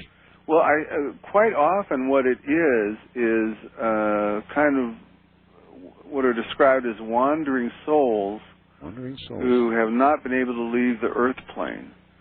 For instance, people who have drug and alcohol problems who die may be so attached to their addiction that they will hang around people who have those same addictions trying to get them. So there are some what I would call wandering souls or confused souls. They're not ready. They don't realize they're dead quite often. For instance, shamans who do what's called psychopompic work, which is where you go and work with the dead, will quite often find that these people don't realize that they're dead. Most psychologists, like yourself, would never admit something like that because generally people who are thought to be possessed are sent to people like you to straighten them out. Right. Well, and there are some people who are obviously have, for instance, are schizophrenic. And then there are other people who seem to be schizophrenics who aren't. I have, for instance, one woman in my practice right now who almost any other therapist would say she's schizophrenic. Now, I have gotten her to meditate, and she had a couple of lucid dreams, and she has done. I have her reading some things, and she has made about a 180-degree turnaround. And I am quite convinced in my own mind that she never was psychotic to begin with, that what happened was she was more open than the average person to some of these spiritual realities, and it just confused her. Oh, isn't that interesting? Then, let me ask you this. We have mental health hospitals across the nation filled with people who have been so diagnosed. What percentage of them do you think have been misdiagnosed? Well, that would be difficult to say, but I really have not given much thought to that, but I think a better question is how many can we help? See, for instance, people in the field of near-death experiences has always been theoretic and academic. I gave a paper a couple of years ago on the overlap between near-death experiences and shamanism. Right. Shamanism is an applied clinical methodology. It's more like psychotherapy than it is religion, where a shaman is somebody who goes into this altered state, leaves their body, gets some type of information that is helpful to the client, and brings it back.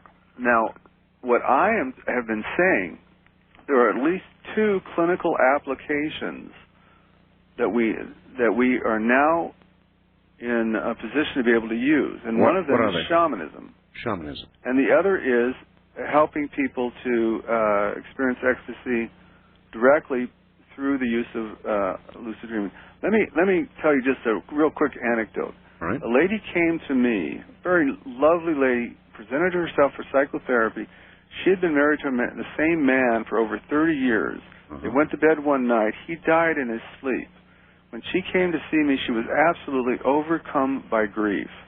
Now, and I was very, very moved by her story. I really was. And I came home, and I, as I said, am a student learning shamanic techniques. And one of those techniques is to go to find dead people and get information from them. So using sustained drumming, I altered my state of consciousness, and I almost immediately found myself in a home in the section of Orange County that I know that they live in. And this man showed me his ring finger and said, "Tell her about the sapphire-ring." And that's all he said. He kept repeating, "Tell her about the sapphire-ring." And I finally said, "You better be right, because if you're not, I'm going to feel like a fool." So all week, I didn't know what to do with this information. It was so specific, and yet I did not want to lose my client's confidence because she desperately needed a good therapist. So when she came in for her appointment the following week, I decided to tell a little white lie, and I told her I had a dream. And I said, "I don't know if this dream will mean anything to you or not, but I just want to tell you." And so I said, "My dream was that your husband came to me and told me to tell you about the sapphire ring. Does that make any sense to you?" And she looked at me and said, "My husband had a sapphire ring in a man's setting, and for 10 years he's been after me to have it put in a woman's setting and to wear it."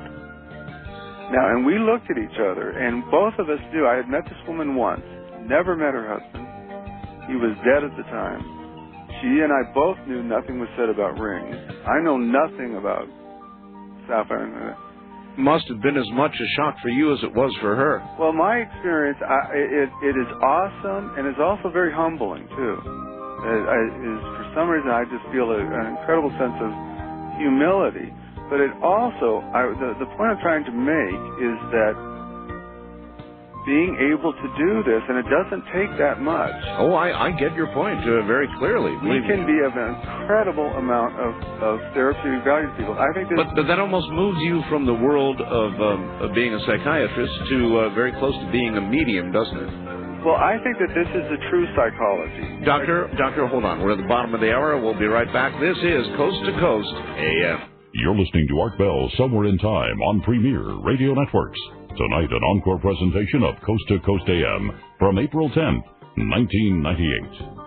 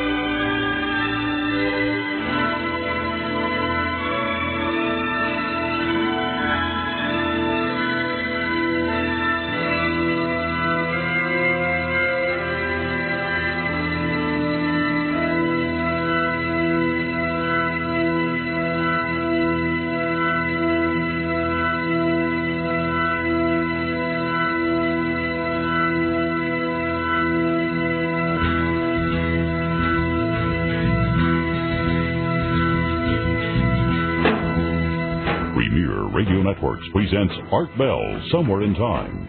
Tonight's program originally aired April 10th, 1998. Dr. J. Timothy Green is my guest. He is a clinical psychologist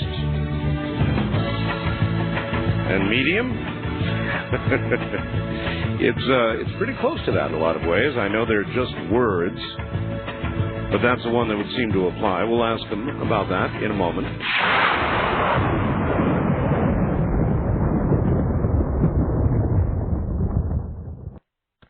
Now, we take you back to the night of April 10th, 1998, on Art Bell, Somewhere in Time.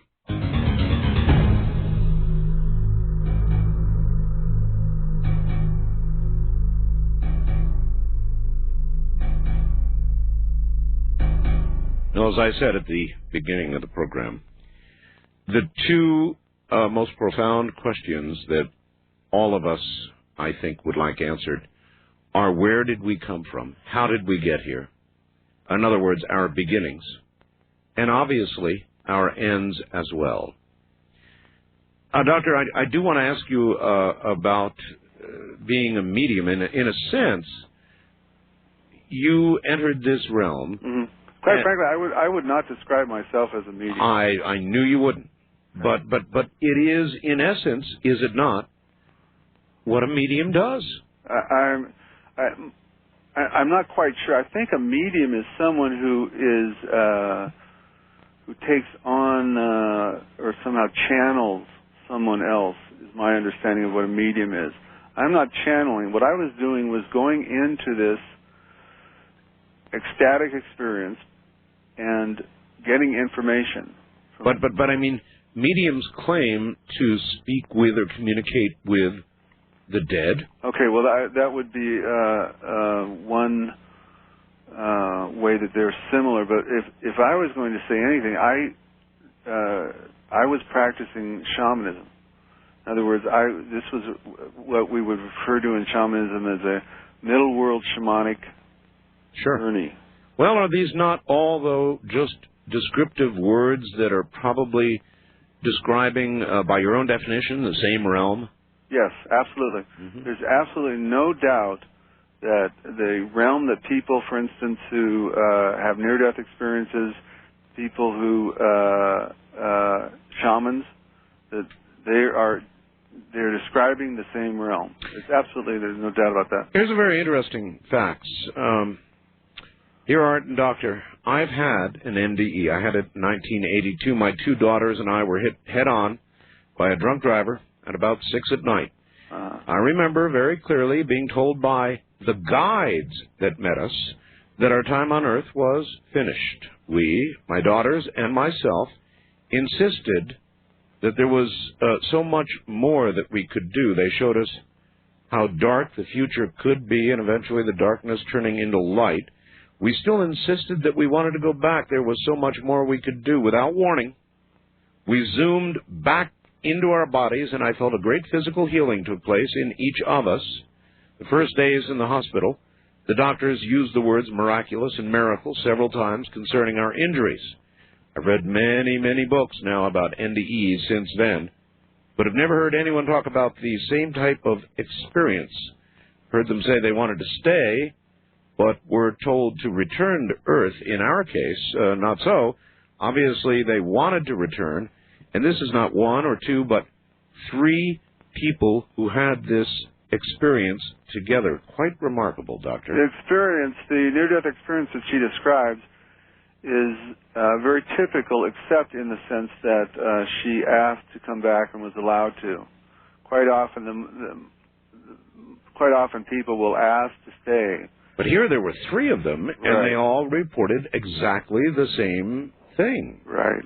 Wow. Very difficult to not believe when you get that kind of evidence, isn't it? Yes, very difficult indeed. And apparently there is an actual very large body of evidence. Now, with you, with Dr. Moody, with others who are researching all of this, is it finally going to culminate in some sort of mainstream recognition in the academic community?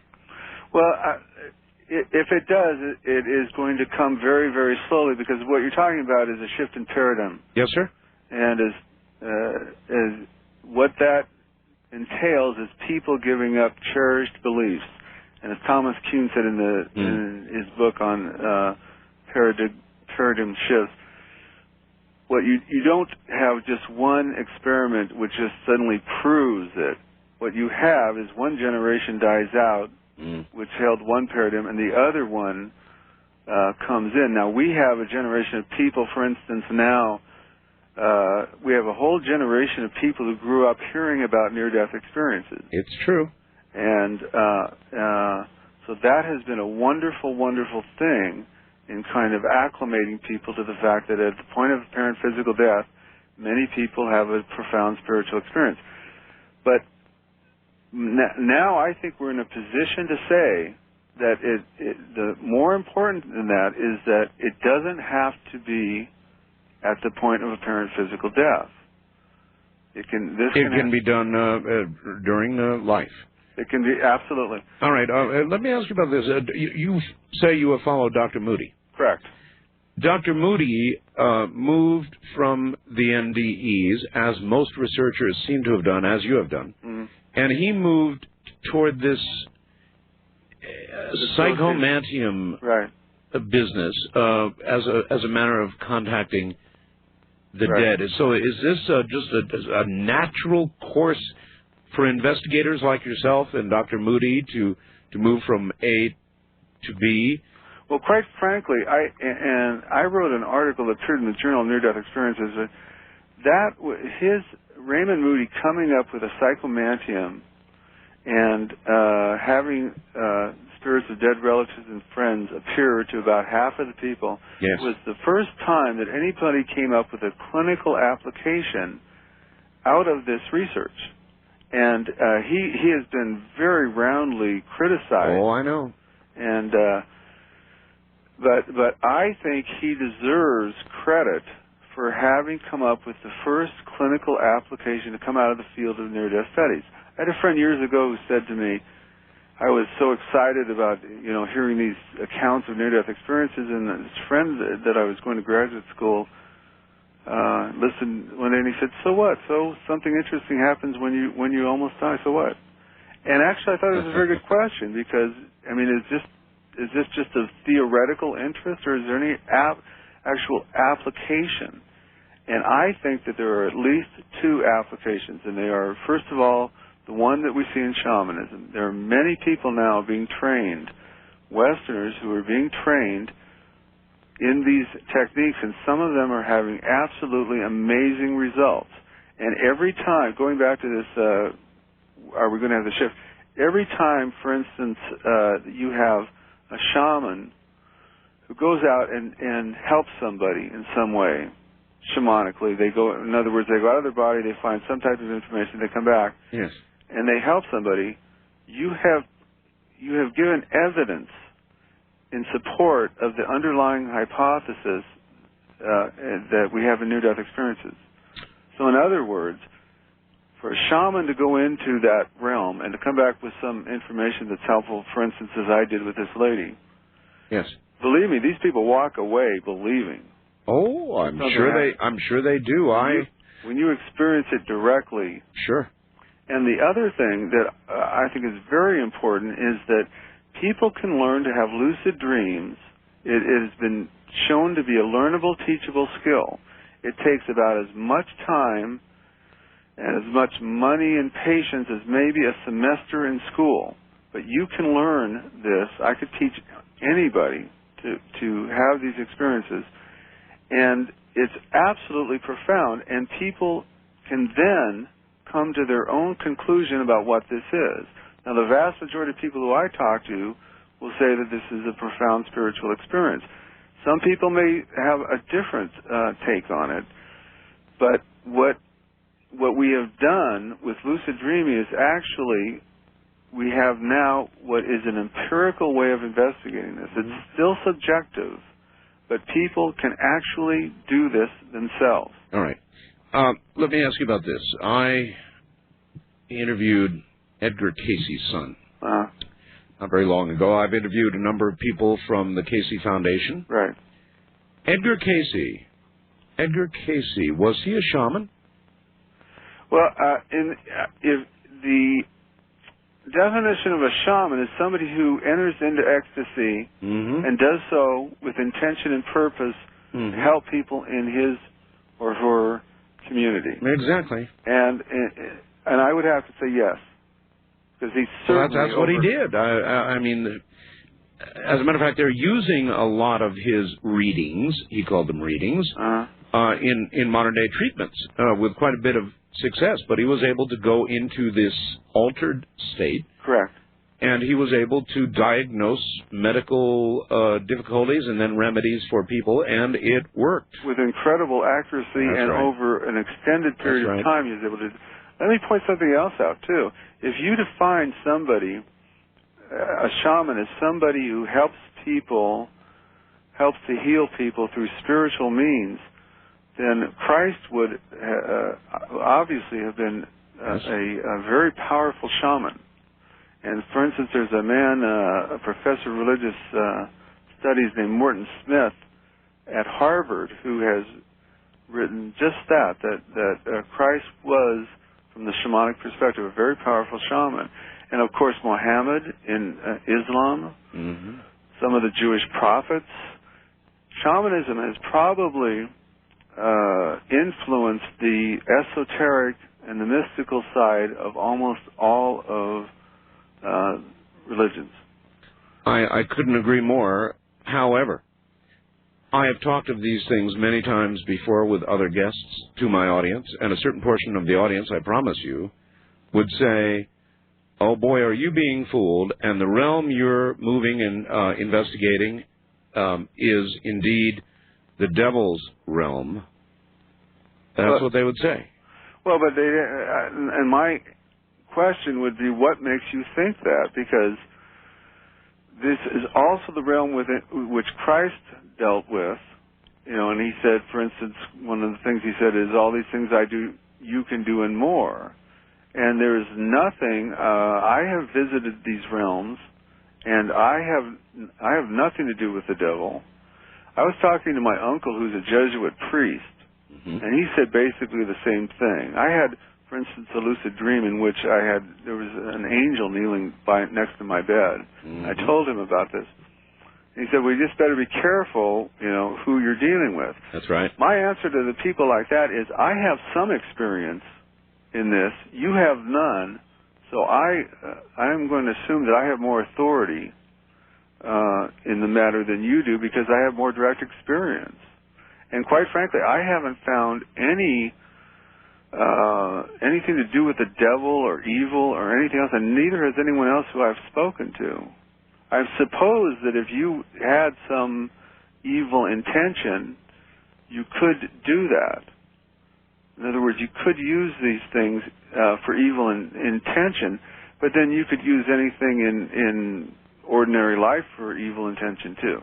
During any of your altered states, Doctor, do you or any of the people that you have questioned, investigated in your clinical work, have they seen the future? Have they seen visions of what is to come, as did Edgar Cayce and so many others who moved in that realm? There was a book by Kenneth Ring called Heading Toward Omega in 1984.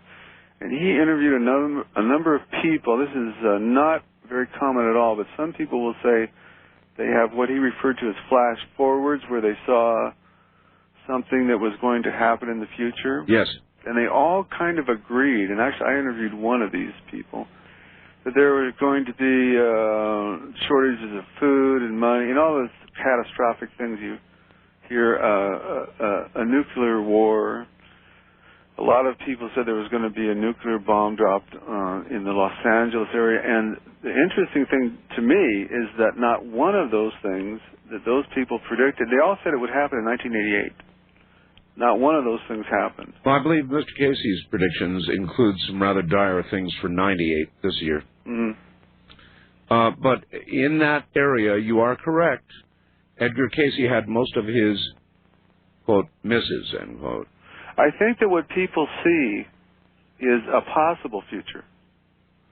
And I think that it can be changed. And so I think all of these predictions are just it's more of a probability. It's more of how things are going to turn out if things continue to move in the way they are. And obviously things can always change. So I've heard all these predictions, and it's if it happens, it happens. But I really don't put a lot of stock in it. Mm-hmm. In the meantime, you're much more interested in the practical application side now of this. You have moved from investigation into more or less the same area as Raymond Moody. Well, not quite. We are in a position now to offer to people a very safe and effective way of, for instance, having lucid dreams, which is the most easily accessed ecstatic experience. And just to show you, the entire field of psychoanalysis began in 1900 with the publication of Freud's interpretation of dreams. So dream work is a time-honored therapeutic modality. Well, let me ask you about the practical side of it. All right, let's say I have some whiz-bang dreams. We all do. Right. How do I bring myself to a state of consciousness during one of these whiz-bang dreams? How do I do it? Okay. First of all, you write all of your dreams down, and you start to become very familiar with them. And most people will have what are referred to as dream signs. For instance, I kept having the same symbol of policeman in my dreams over and over and over and over again. So what you do is you take that. You know that that's going to come up in your dreams. Mm-hmm. And then during your waking hours, what I would do, if I saw a policeman, I would say, am I dreaming? And over a period of time, it becomes a very automatic response. And then one night, I'm in a dream, and there's a policeman there, and I go, am I dreaming? And I go, yes. And suddenly I am conscious. Oh. You see what I mean? So just becoming very familiar with your dreams can help you. And then using these dream signs, and there are a number of other techniques that have been found to be very useful. But it's basically getting to know your dreams, becoming familiar with them, analyzing them. I think it's extremely important for people who want to do this to be in a group that meets at least once or twice a week. Once or twice a month. And to compare notes. I'm sorry? Yeah. To compare notes, yeah. And the only people, there are a lot of people who I have worked with, I have led groups, lucid dream groups, and many people catch on very, very quickly. Other people don't quite catch on, but if you analyze and if you work with them for a while, you can find out why. For instance, as you said in your own case, there's some fears. In my case, there were some belief systems that I had that were blocking my way. There also are some. Would that be your traditional academic background as a psychologist that held you back? Absolutely. I'd gone at this for many years from kind of a research academic orientation, and actually I was raised Catholic, and I was very interested in spiritual experiences, but I was also in Catholicism given this very clear message that although saints in Christ did this, it would never happen to me. Unless, of course, I was a saint, and I obviously was not a saint. So normal people, I was given a very strong message that normal people this does not happen to. And as I grew up and started studying psychology and all of these other, I found you wouldn't believe how many people have these experiences. In fact, when I started my original study, I would just start talking about this, and almost everyone had a story to tell me. I believe it. Trust me, when we open up these phone lines, it'll be filled with nothing but. So that's how I know how common it is. It's extremely common. Yes. We do have that opportunity now, Doctor. I can either let you go if you feel your eyelids closing, or we can do another hour and let the audience ask you questions. I would love to talk to some people. You would? All right. Well, then I can fulfill that wish easily, believe me. Can I say something? Yes. I would like to say hello to my nieces who are listening tonight in Alaska, Valerie and Sophie Green. Well, maybe they'll get through. Okay. Maybe they'll get through. Certainly, they can hear us up there in Alaska. All right, Dr. Green, stay right there. I'm Art Bell. This is Coast to Coast AM. It's been a too long time with no peace of mind, and I'm ready for the time to get better. All right. The news, and then next hour, the phone lines open. I'm Art Bell, and we'll be right back. You're listening to Art Bell Somewhere in Time. Tonight featuring a replay of Coast to Coast AM from April 10th, 1998. I've got to tell you, I've been racking my brain, hoping to find a way out. I've had enough of this continual rain. Changes are coming, no doubt.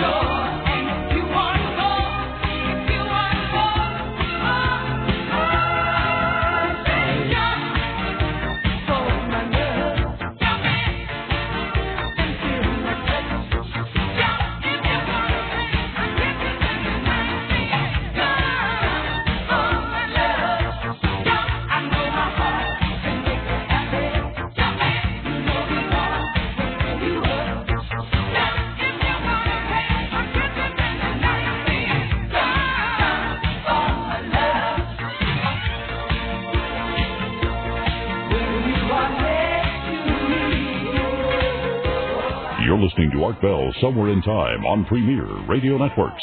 Tonight, an encore presentation of Coast to Coast AM from April 10th, 1998. Good morning, everybody. We are talking lucid dreams, OBEs, NDEs. If you have questions, we're going to the phone shortly with Dr. Green, so stay right where you are.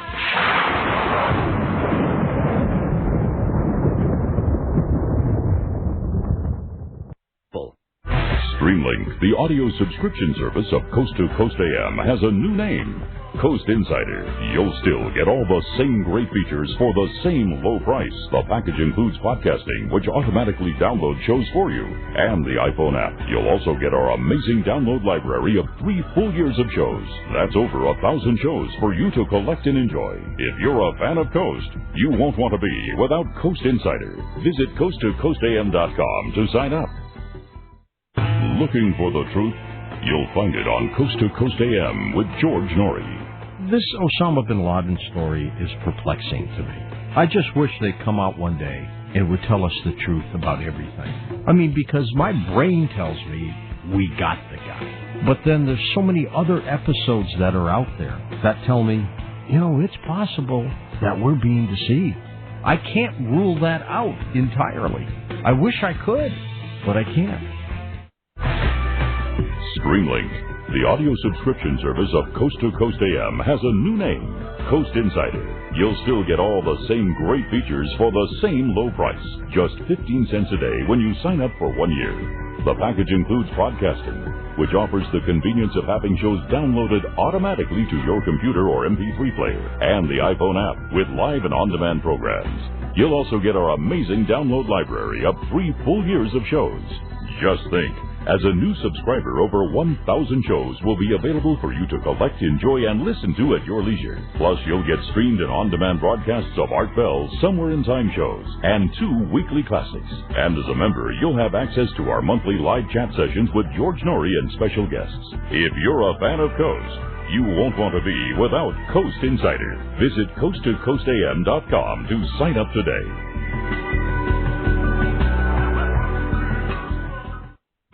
Weird stories on the radio? Must be Coast to Coast AM with George Norrie.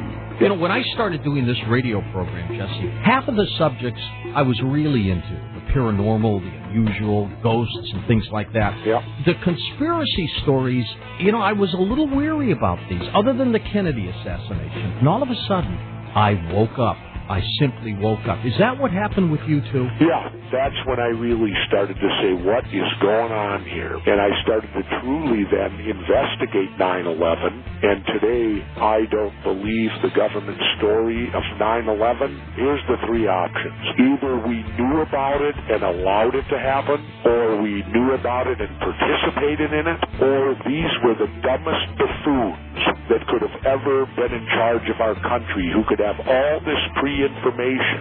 And I started to think they knew it was going to happen. They either are part of it or they allowed it to. There's no doubt in my mind. You're listening to Art Bell Somewhere in Time on Premier Radio Networks. Tonight, an encore presentation of Coast to Coast AM from April 10th, 1998.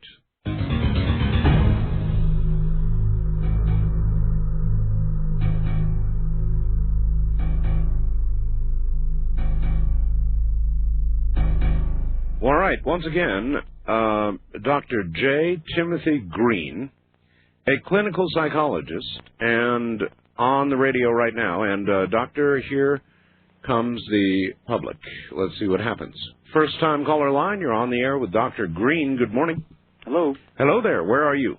I am in Fairbanks, Alaska. Fairbanks, way up in Alaska. All right. Well, what's your first name? Michael. Michael. All right. On the air you are, Michael. Go ahead. Just a quick question. My question regarding this lucid dreaming would be, it sounds kind of dangerous. For example, you know, if somebody were in the habit of it's hard to explain.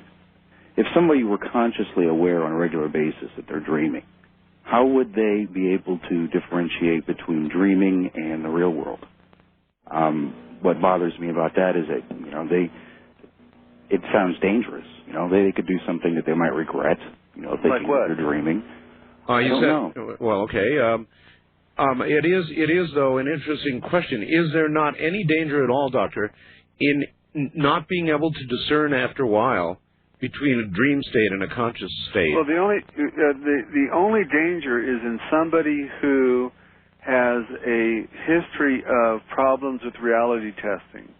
So, in other words, if you have had psychotic episodes or schizophrenia, or if you have some major problem in reality testing, you definitely would not be a candidate for this type of therapy.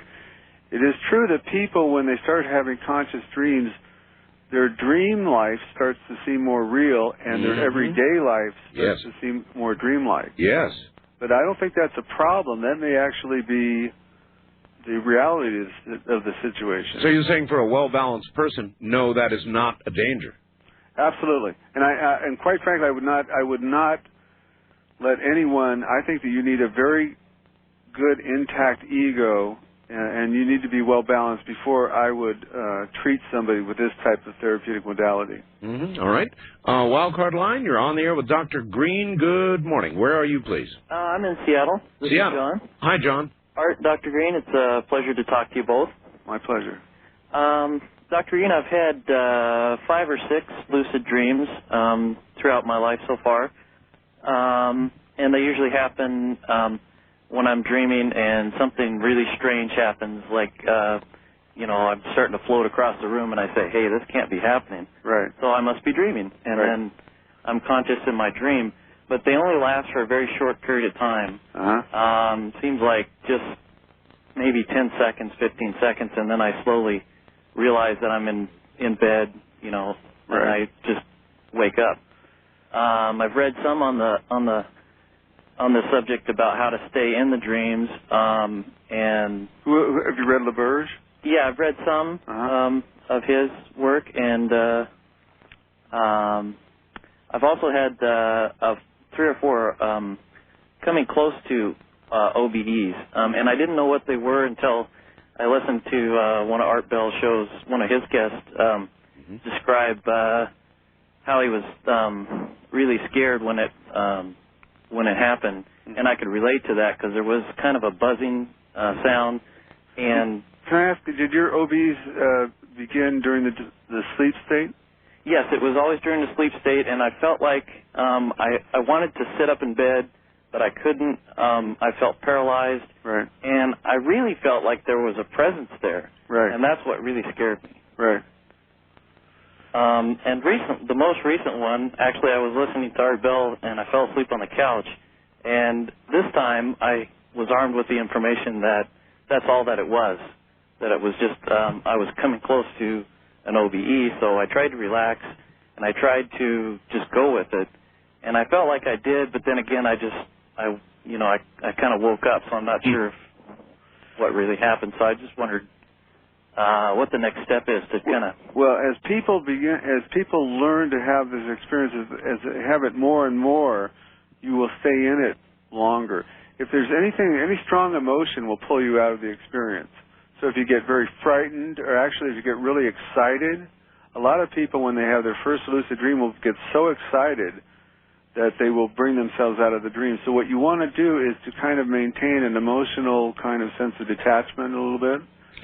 The other thing that you can do is that quite often as you're coming out of a lucid dream, you can feel yourself, start to come out. Mm-hmm. You can rub your hands together, or the other thing that you can do we found is effective is to twirl. And there's something about that will keep you in the dream state. So what I do, I can actually feel myself when I'm in a lucid dream about 2 or 3 seconds before I'm going to come out of it. I can feel it, and if I can spin, I can stay in it quite often. But the other thing is that as you have these experiences more and more, you'll stay in it for a longer period of time. Doctor? Yes. Here's one of the reasons I'm so afraid of this. Uh-huh. Have you ever passed out? Yes. Yeah. When you pass out from a conscious state, you faint. Uh-huh. What we call fainting. This is many, many years ago. I had dental work done, and I was at a drive-in theater back in the days when they used to really have those. And I, as a result of one of the drugs they gave me, I passed out. Uh-huh. And it wasn't an immediate thing. It was kind of a slow, buzzing, humming thing that began, kind of came on me. I'm struggling for words here. The buzzing increased, the consciousness decreased, and finally, of course, I passed out and then woke back up again. But the beginning of an OBE is eerily similar to that, and that scared the hell out of me. I mean, to lose control, to pass out is really a frightening thing. Yes, it is. And it's very similar to the beginning of an OBE. Well, all I can tell you is this.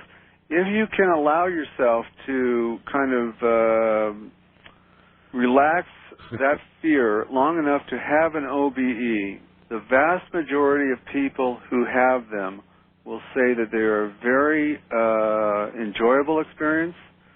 It's a very natural experience. It's amazing. See, I believe that these experiences are super physical, but they are not supernatural. I believe these experiences are very natural, and it is very, very common for people to say that during this experience, even amazing transcendental experiences, that it was familiar and that it seemed natural while it was happening. But that's on the other side of the hill. It's getting over this hill. That's right. Tough. And that's exactly why in therapy, if I had, for instance, if you were in therapy with me, I would meet with you individually and try to work with this fear that you have. Mm-hmm.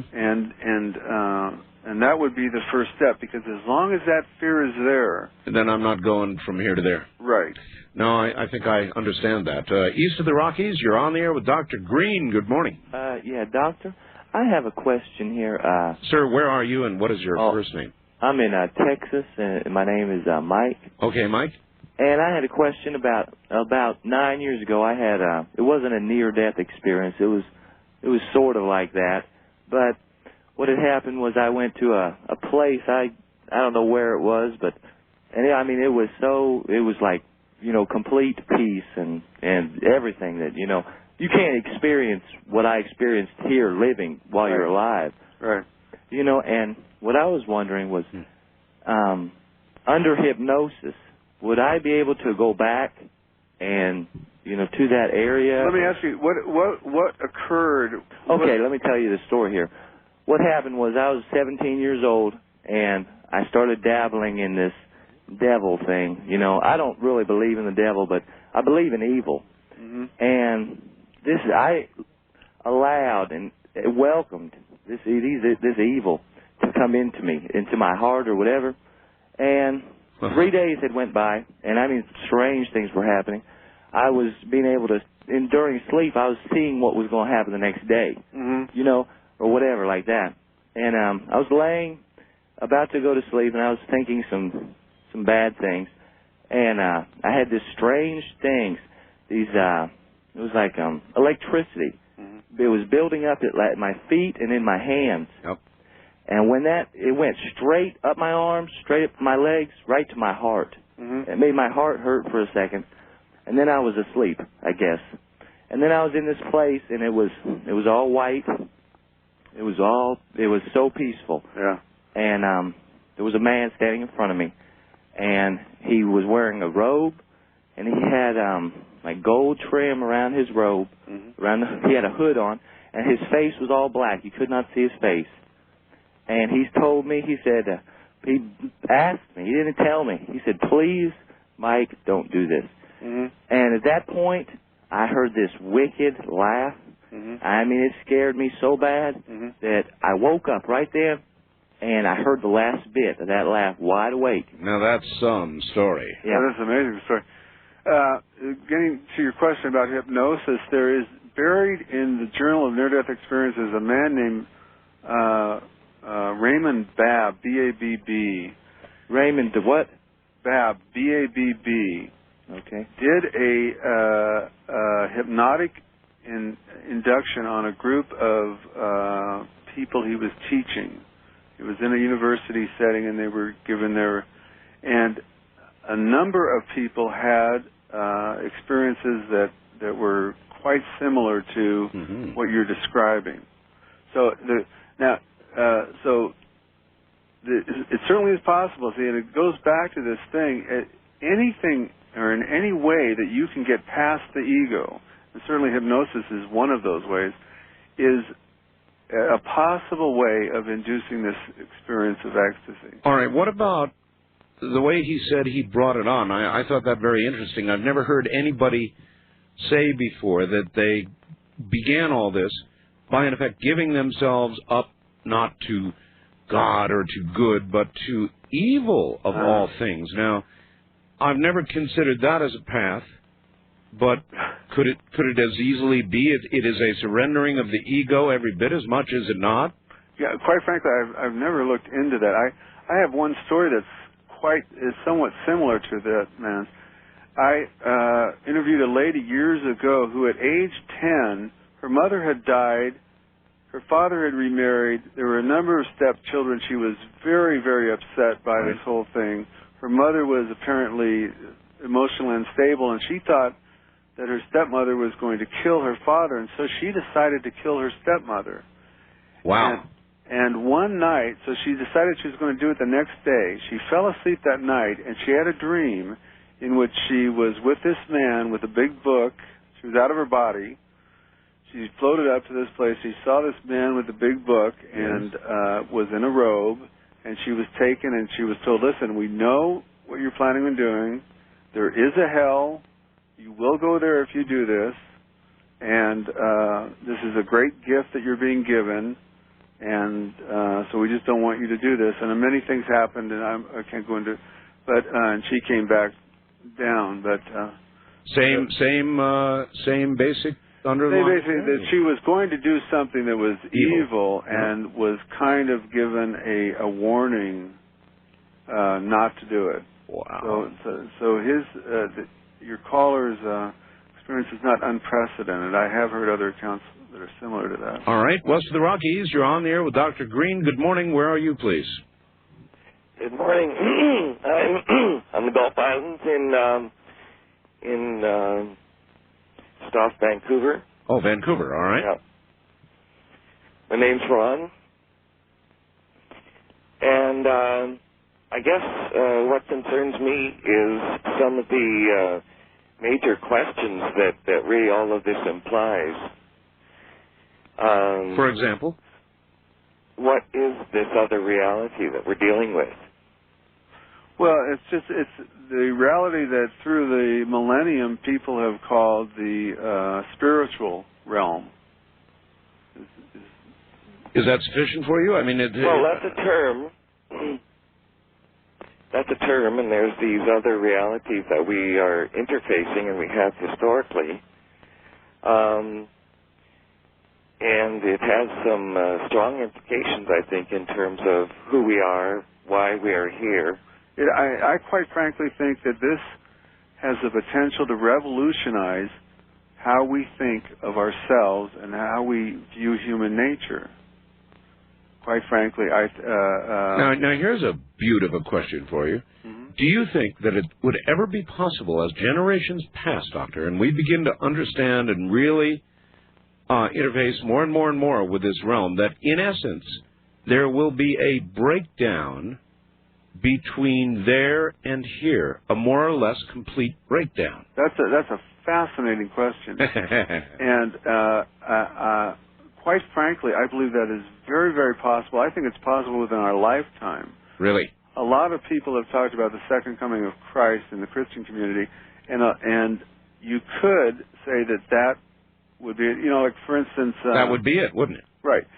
Like we lost this in the Garden of Eve when Adam and Eve were. And that would be the moment we would get it back. Exactly. I love the Michelangelo's where the fingers of God is almost touching the other man. Yes, I do too. We'll be right back. You're listening to Art Bell Somewhere in Time on Premier Radio Networks. Tonight, an encore presentation of Coast to Coast AM from April 10th, 1998.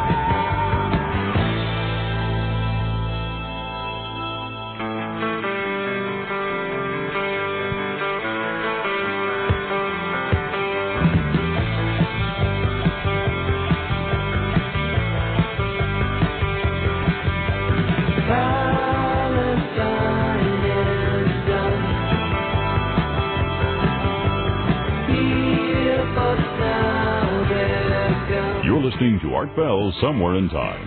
Tonight featuring a replay of Coast to Coast AM from April 10th, 1998. Good morning, everybody. J. Timothy Green, Ph.D. Dr. Green is my guest, and we are talking about, I guess, what's over there, huh?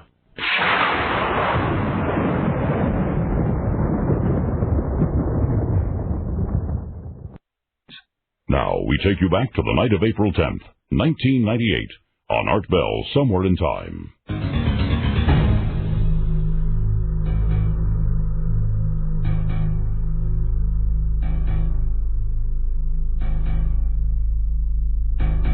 A remarkably fascinating idea, Doctor, sort of a breakdown between this side and that side. There are others who think that other side absolutely exists as well, but that the breakdown will come through some sort of electronic or technological means. I take it you thoroughly disagree with that, and you feel it will be a spiritual. Well, quite frankly, I've never considered that, and I think that technology has something to play in this. And actually, I believe that brain research has a lot to play in this too. But I really believe what will happen is a psychotechnology. In other words, is a way of training and altering our state of consciousness, and thereby putting us in direct contact with spiritual reality. Did you see that movie so long ago called Altered States? Yeah, but it was so long ago I don't remember much about it.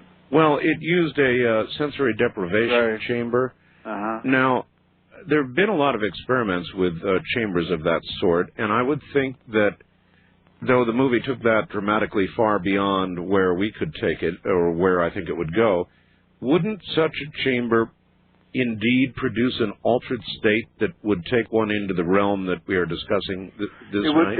It would help to do that, and the way it would help is that it filters out all of the incoming sensory input. Exactly. And perception, so you don't have to deal with that. So it leaves you with absolutely nothing but the inner realm. Correct. Now, you can still, though, you can resist these experiences, and my contention is these experiences should occur naturally, and the only reason they don't is because somehow we're resisting. You could still, if you're in a sensory deprivation tank, resist it by using your thoughts and your beliefs and your ideas and your fears. You could construct things to keep your mind busy. Correct. But doing that would certainly be something that would be helpful. Isn't that what prisoners of war had to do many times to keep their sanity? They had to construct things to keep their mind busy. Absolutely, and we find that these transcendental experiences happen quite often during periods of intense stress or trauma. Mm-hmm. It happens quite often. So that is one of the things, and of course, if you stress somebody or traumatize somebody, you're traumatizing, again, their ego, and that is one way That's right. Of getting through it. Oh, that's right. West of the Rockies, you're on the air with Dr. Green. Good morning. Good morning, and happy Easter. Indeed. Where are you? I'm calling from Banana Belt, Alberta. Alberta, all right. Listening to Como 1000 from Seattle. Right. I have a couple questions for Dr. Green. First one is, have you met Dannion Brinkley, in person? You know, I know of Dannion, and I've spoken to him on the phone. I've read his book, and of course, I'm very familiar with his story, but I don't think we've ever met personally. Oh, he seems like a nice guy. Okay, I have a cousin who last fall had a tree fall on her, and had a out-of-body experience. What happened, it was quite windy, and a tree fell on her, but she, popped out of her body before the tree fell and saw the tree fall and hit her. Wow. She was about 20 or 30 feet up, approximately. She saw her mother come running across the yard and drag her from the tree and kind of shake her, and then she popped back into her body. My. Yeah, it was quite an experience for her, and she had almost psychic abilities for a while. Right. Quite psychic for a while. But I was wondering if you had heard of it's very common. For instance, when people are in the out-of-body state, it is very common for them to say that they were telepathic during that state. For instance, many people will say that they know what everybody around them is thinking and feeling. I once interviewed a woman she was 17 years old, and her throat had clogged up, and she was out of her body watching people trying to resuscitate her, and she said she was aware that the fireman who was trying to resuscitate her couldn't bear the idea of her dying because he had a daughter about her same age. She was later able to verify that. So during the out-of-body state, you have telepathy, or what is called gnosis, which is a knowing that doesn't go through your senses. But also following these experiences, people like Dannion Brinkley, it's very common for them to be clairvoyant, telepathic. It is and was so severe, Doctor, for Dannion, that to be near a group of people, particularly in a hospital setting, was impossible for him. He would literally hear a cacophony of thoughts and voices and emotions, and it was altogether too much for him, so much so that he could not go within himself and try to do the healing that he was trying to do for himself, because he was literally bombarded with all of these other, thoughts. Yeah, this brings up a very interesting point that is not often discussed. People, if you wanted to have a profound spiritual experience, you probably would not want to have a near-death experience, because it is so, it comes out of, people are not prepared for it, not just the physical injuries that happen, but many, many people have a very difficult time adjusting following a near-death experience, because they are so different following their experience. I had a lady came to me about 5 years ago, and she described having had a near-death experience. She went to the first psychologist, told her she was crazy. The second one gave her my name, and all she wanted to do when she came to see me was die. And she wasn't suicidal in the normal sense. She just wanted to go back into that light. But she has, it's a very interesting story. She had a friend who had died about 4 years prior to her own experience. She saw this dead friend during her near-death experience. Now, since that time, and it has now been 6 years since I have met this woman, yes, they are in almost constant contact, usually during the dream state. Well, I was going to ask, how did you talk her out of this? I just told her that that this is something that people go through, that I had her read a number of books. I had her talk to other people who've had near-death experiences. So in other words, you really, in essence, told her she need not die to experience this. Well, no, I don't think I told her that at that time, but I told her that basically what she was going through was something that many, many people went through, that it would take her some time to adjust.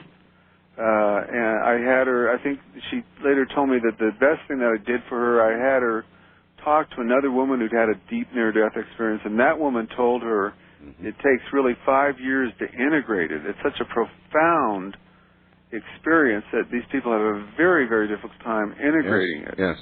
So it's far easier to listen to somebody like yourself, research all of this, and begin with an OBE or lucid dreaming. Absolutely. And this is speculation on my part, but people who have a spontaneous out-of-body experience, yes, that takes on transcendental characteristics like a near-death experience, don't seem to have the difficulty and adjustment that people who have near-death experiences have. And I believe that is because there must have been something in them that was prepared to have this spontaneously, where a near-death experience, you're, for instance, in a traffic accident and have a heart attack, tree falls on. Totally unprepared. Yes. He said something rather interesting. He said that... Dannion? No, this last caller. He said that before the tree hit her, she left her body. Right. Now, is that common? People, for example, will have at least a couple of seconds of notice of impending absolute death, like a Big Mac truck headed straight at you, or who knows what it might be, a tornado about to sweep you up, whatever. Is that a protective measure of our spiritual selves? Well, the people who I have spoken to over the years usually do not observe how they leave their bodies. So this person apparently observed that they left their body before the tree came down on them. That's a little bit uncommon to be that observant at that, during the course of a accident like that. However, rather practical when you think about it. All right. First-time caller line, you're on the air with Dr. Green. Hi. Good morning, Art. Good morning, Dr. Green. This is Mike calling from Austin, Texas. Hi, Mike. Listening to 98.9 KJFK FM. Thank you. Well done. I have actually two questions for Dr. Green this morning. First one pertaining to personal experiences of lucid dreaming quite regularly, at least once a week. I can find myself knowing that I'm asleep, and there's usually some kind of drama involved, and I can tell myself, I know this is a dream, and at the point that I realize it's a dream, I can then start directing the events of the drama. Right.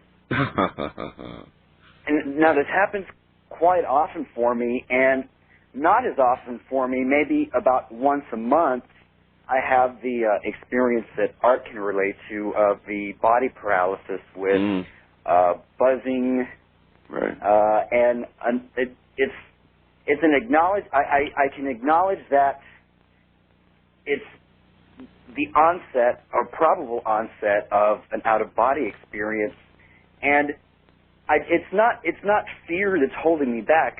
I think it's a conscious acknowledgement that it's happening and trying too hard to let go of it. Trying too hard to have the out-of-body experience? Correct. Uh-huh.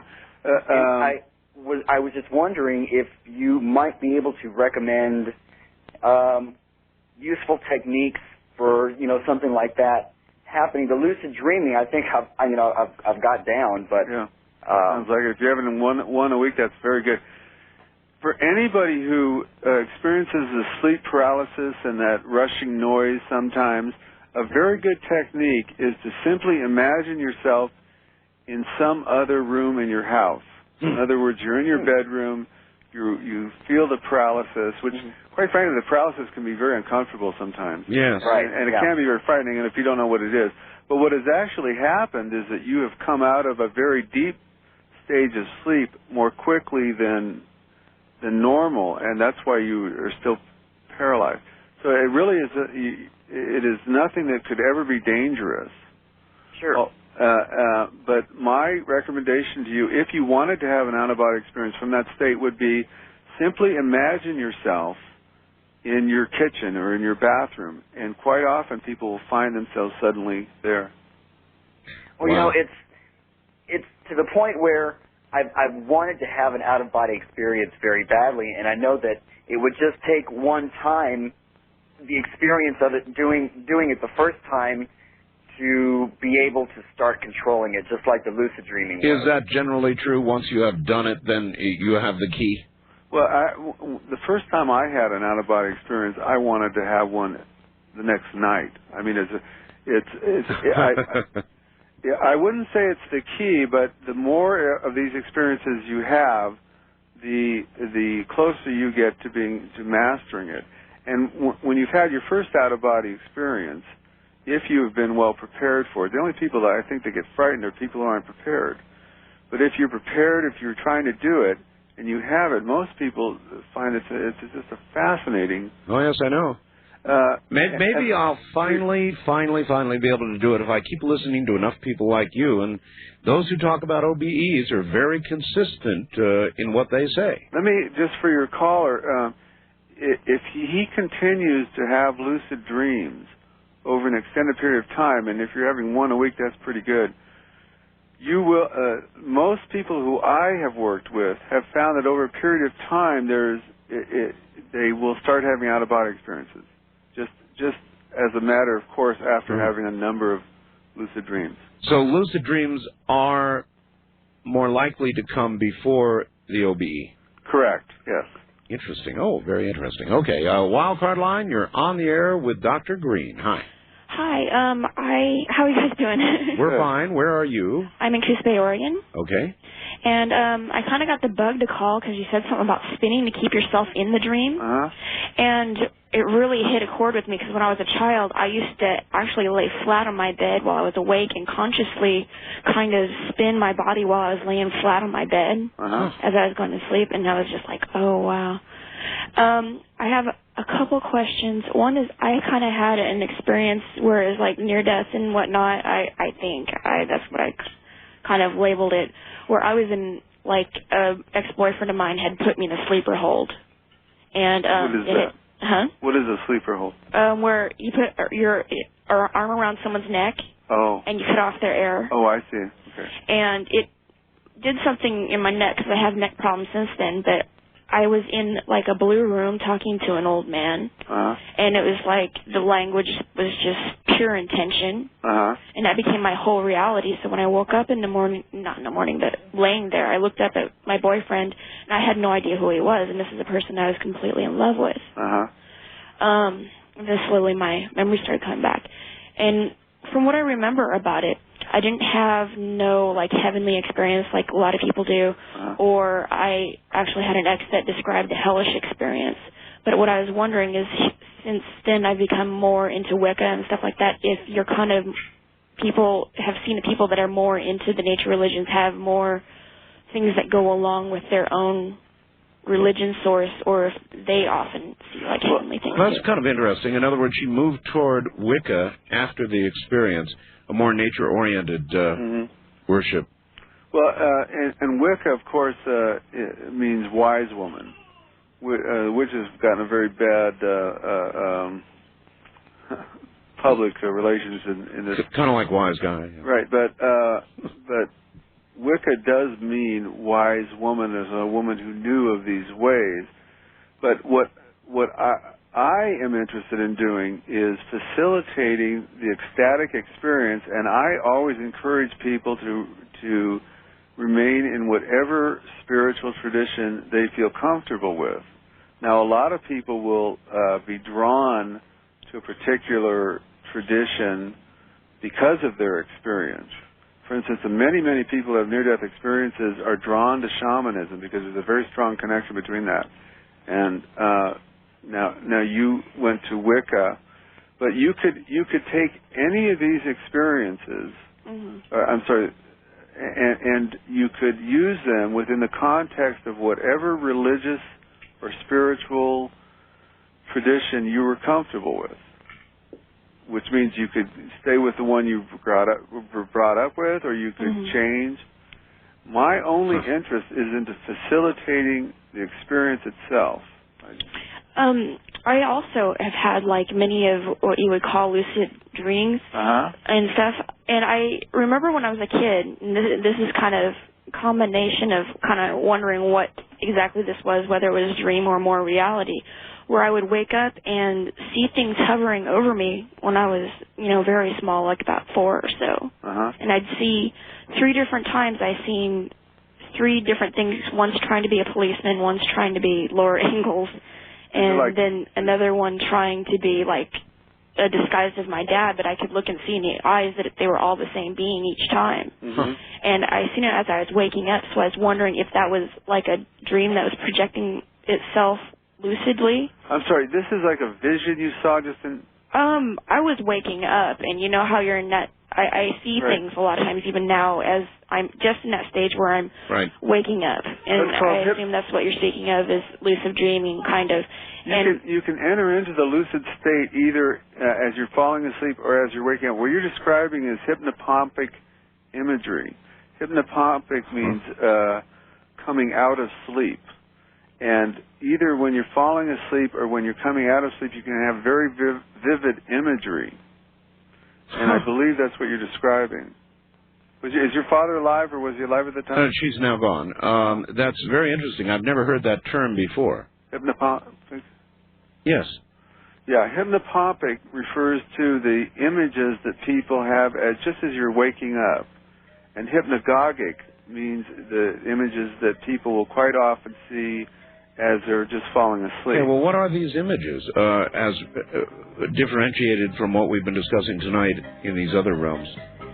Well, the images that you get are, especially as you're falling asleep, are probably not dreams, because you have not gone into a dream state yet. But they are they are a very interesting state of consciousness. For instance, a lot of people who are very creative have tried to use this state to get a lot of creative ideas. Oh, yes. Oh, yes. That's a fascinating area all by itself. All right, Doctor, thank you for being here. I enjoyed it. All right. That is it, folks. I'm sorry, we're out of time. I could just go and go and go, like the Energizer Bunny, but the clock says I must indeed go. So that's it for this week. See you Monday night, Tuesday morning, with more of whatever it is we do. From the high desert, good night.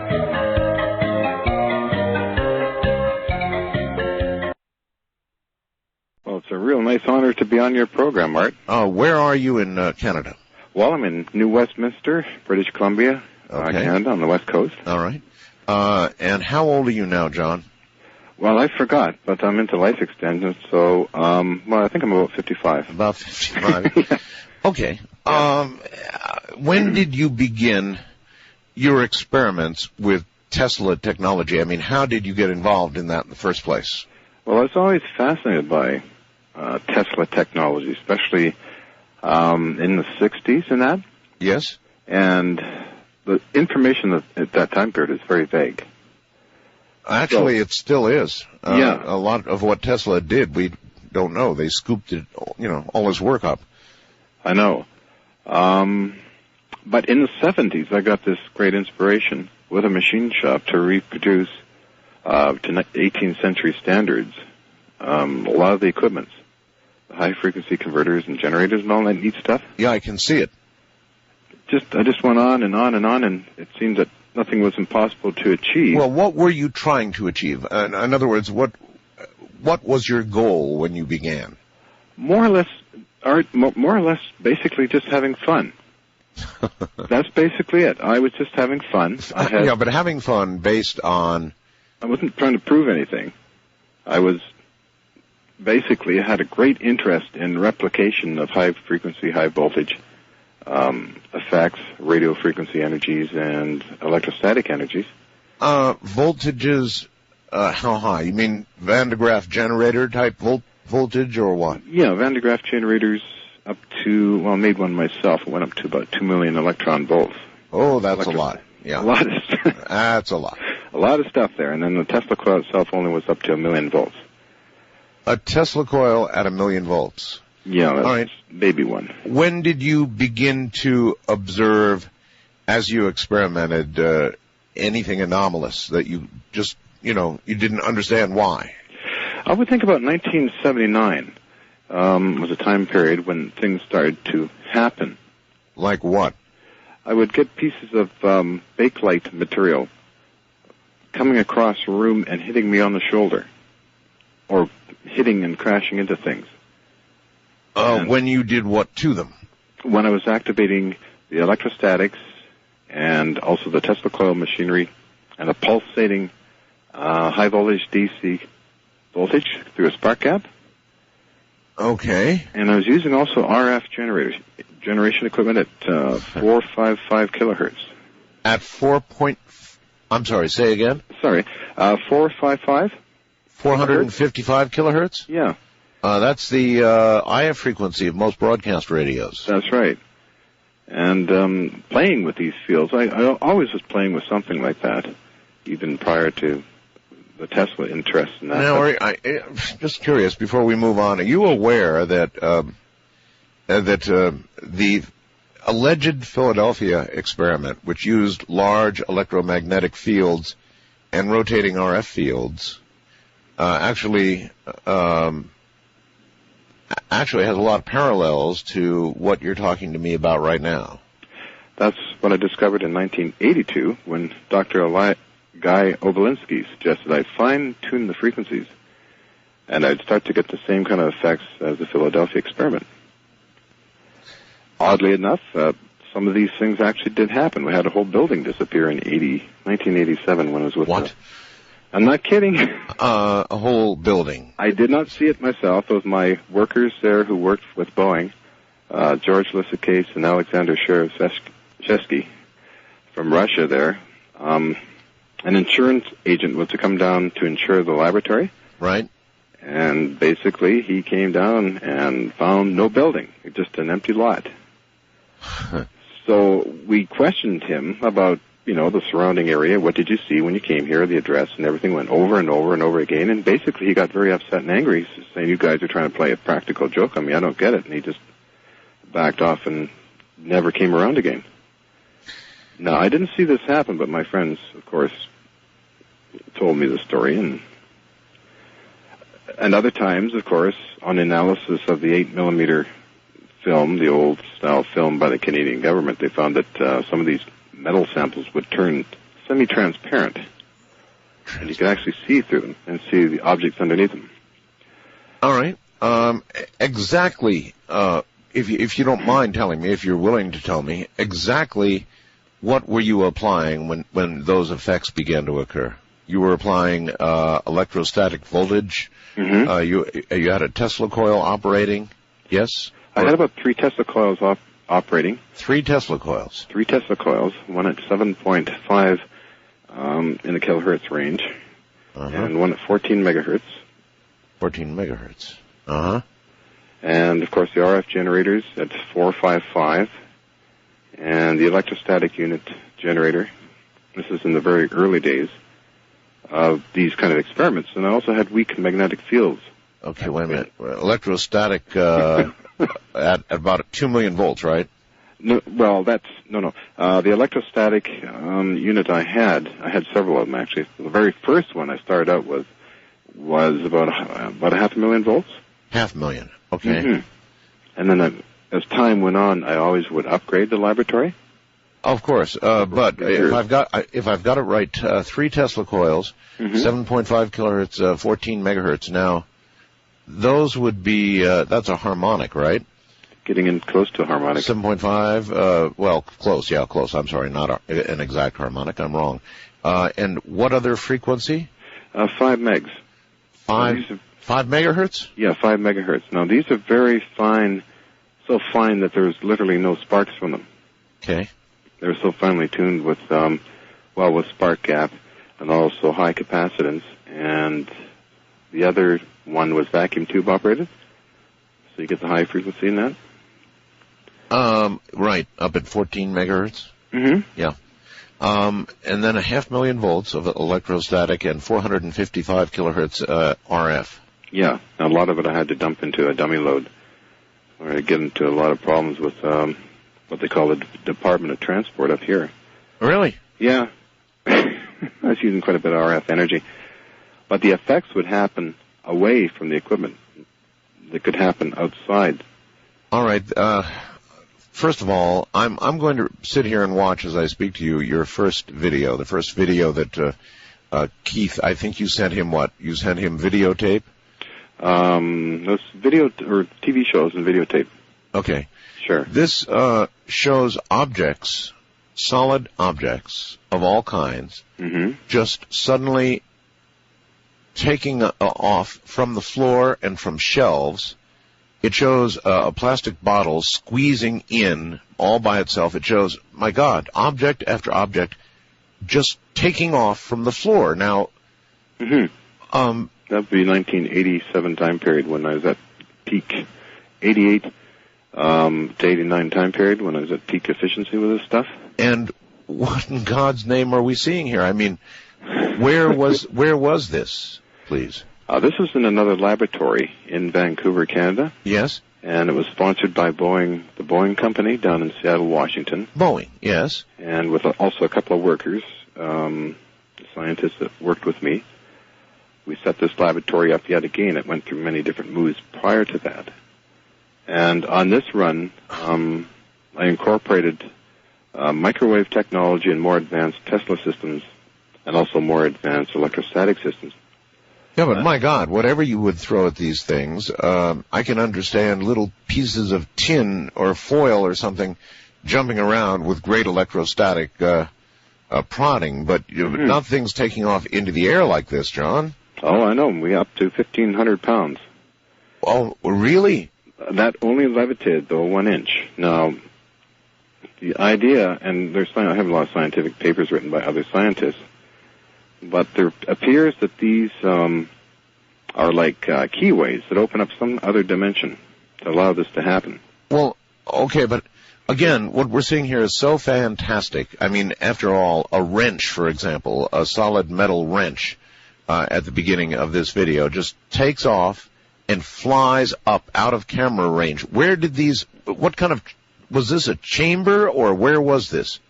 This particular location, there was many different other locations, but this one was in a sub-basement of a large building. Okay. And we were trying to find target areas, and we found this particular target area to be extremely active.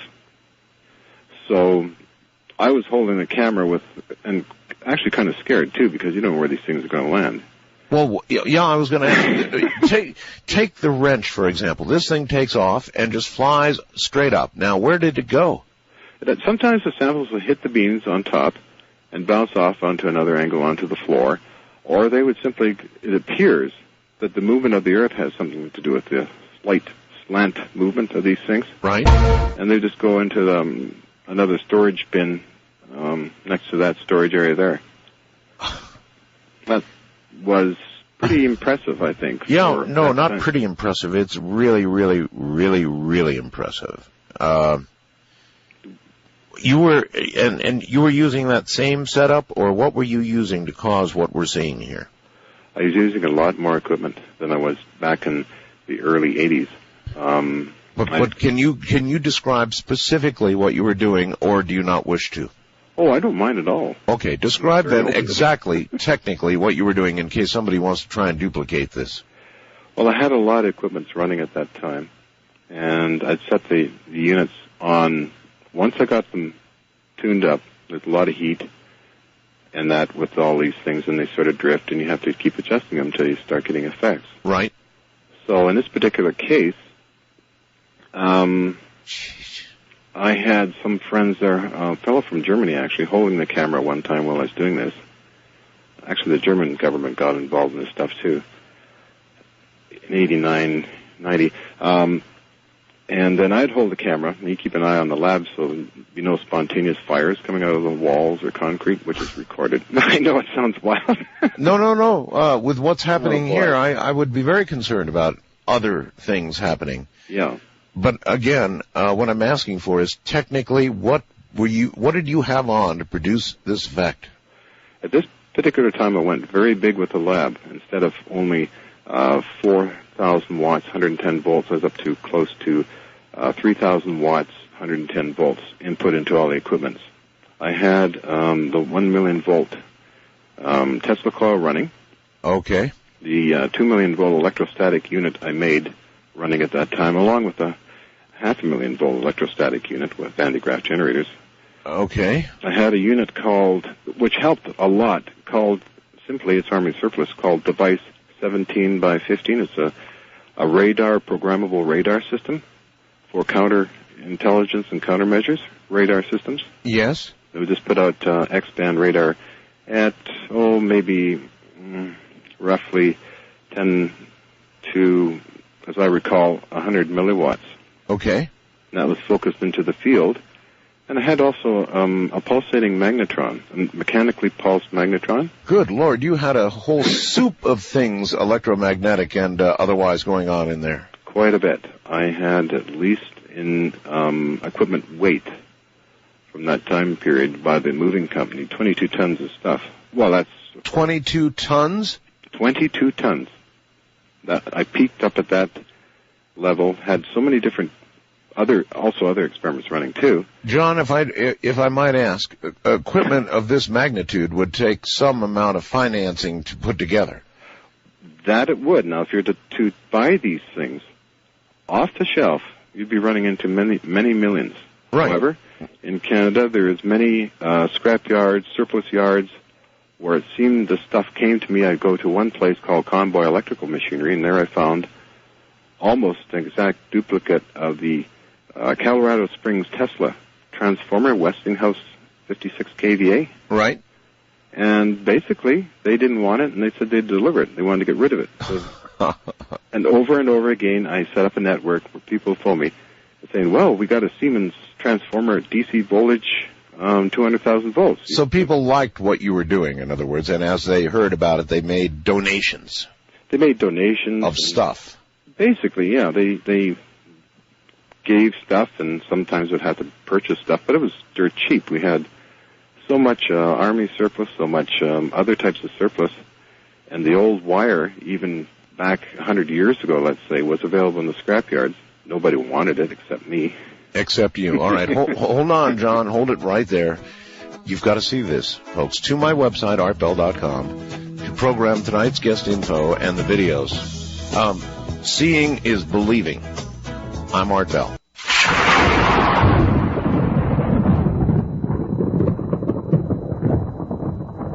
Back now to John Hutchison. And, John, it says here that your effect has been very well documented and seen many times by credentialed scientists and engineers. Now, if if a credentialed scientist or engineer were to actually witness what I'm seeing on videotape, I'd be real curious what they'd have to say. Oh, they get very excited. They get extremely excited. And right, and I mean, yeah, and say what? I mean, surely their scientific minds. Oh, they just go wild. They want to get funding to put this into a more controlled laboratory situation. There's reports written about it, and like people from McDonnell Douglas or from Boeing or from other national laboratories, they want to see it go. But I guess perhaps the effects are so dramatic, so astounding in some ways that a lot of the funding, of course, would be turned down. It says metal samples turn transparent. You mean like steel? What kind of metal? I don't know exactly because I let the scientific teams analyze everything because I'd be too busy operating the equipment. So you were operating the equipment, producing the effect, and they were examining the results. They were examining the results and filming the results. Metals turn to jelly. Mm-hmm. What do you know about that? Anything? Well, I do know that there's some unique, very exotic subatomic structures that I feel that would perhaps allow this to decouple. I actually believe in gravitons and chronons, time particles, and many other subatomic particles. And also believe that there's an amazing amount of energy out there that if it's triggered or tickled or tweaked. And that's what you think you're doing? That's what I think I'm doing. Now, the results have been duplicated a tiny bit by friend and well-respected scientist Ken Shoulders and well-respected scientist Richard Hull on the invisibility factor. Invisibility. Again, boy, I'll tell you, we're really brushing up against the Philadelphia experiment in more ways than one.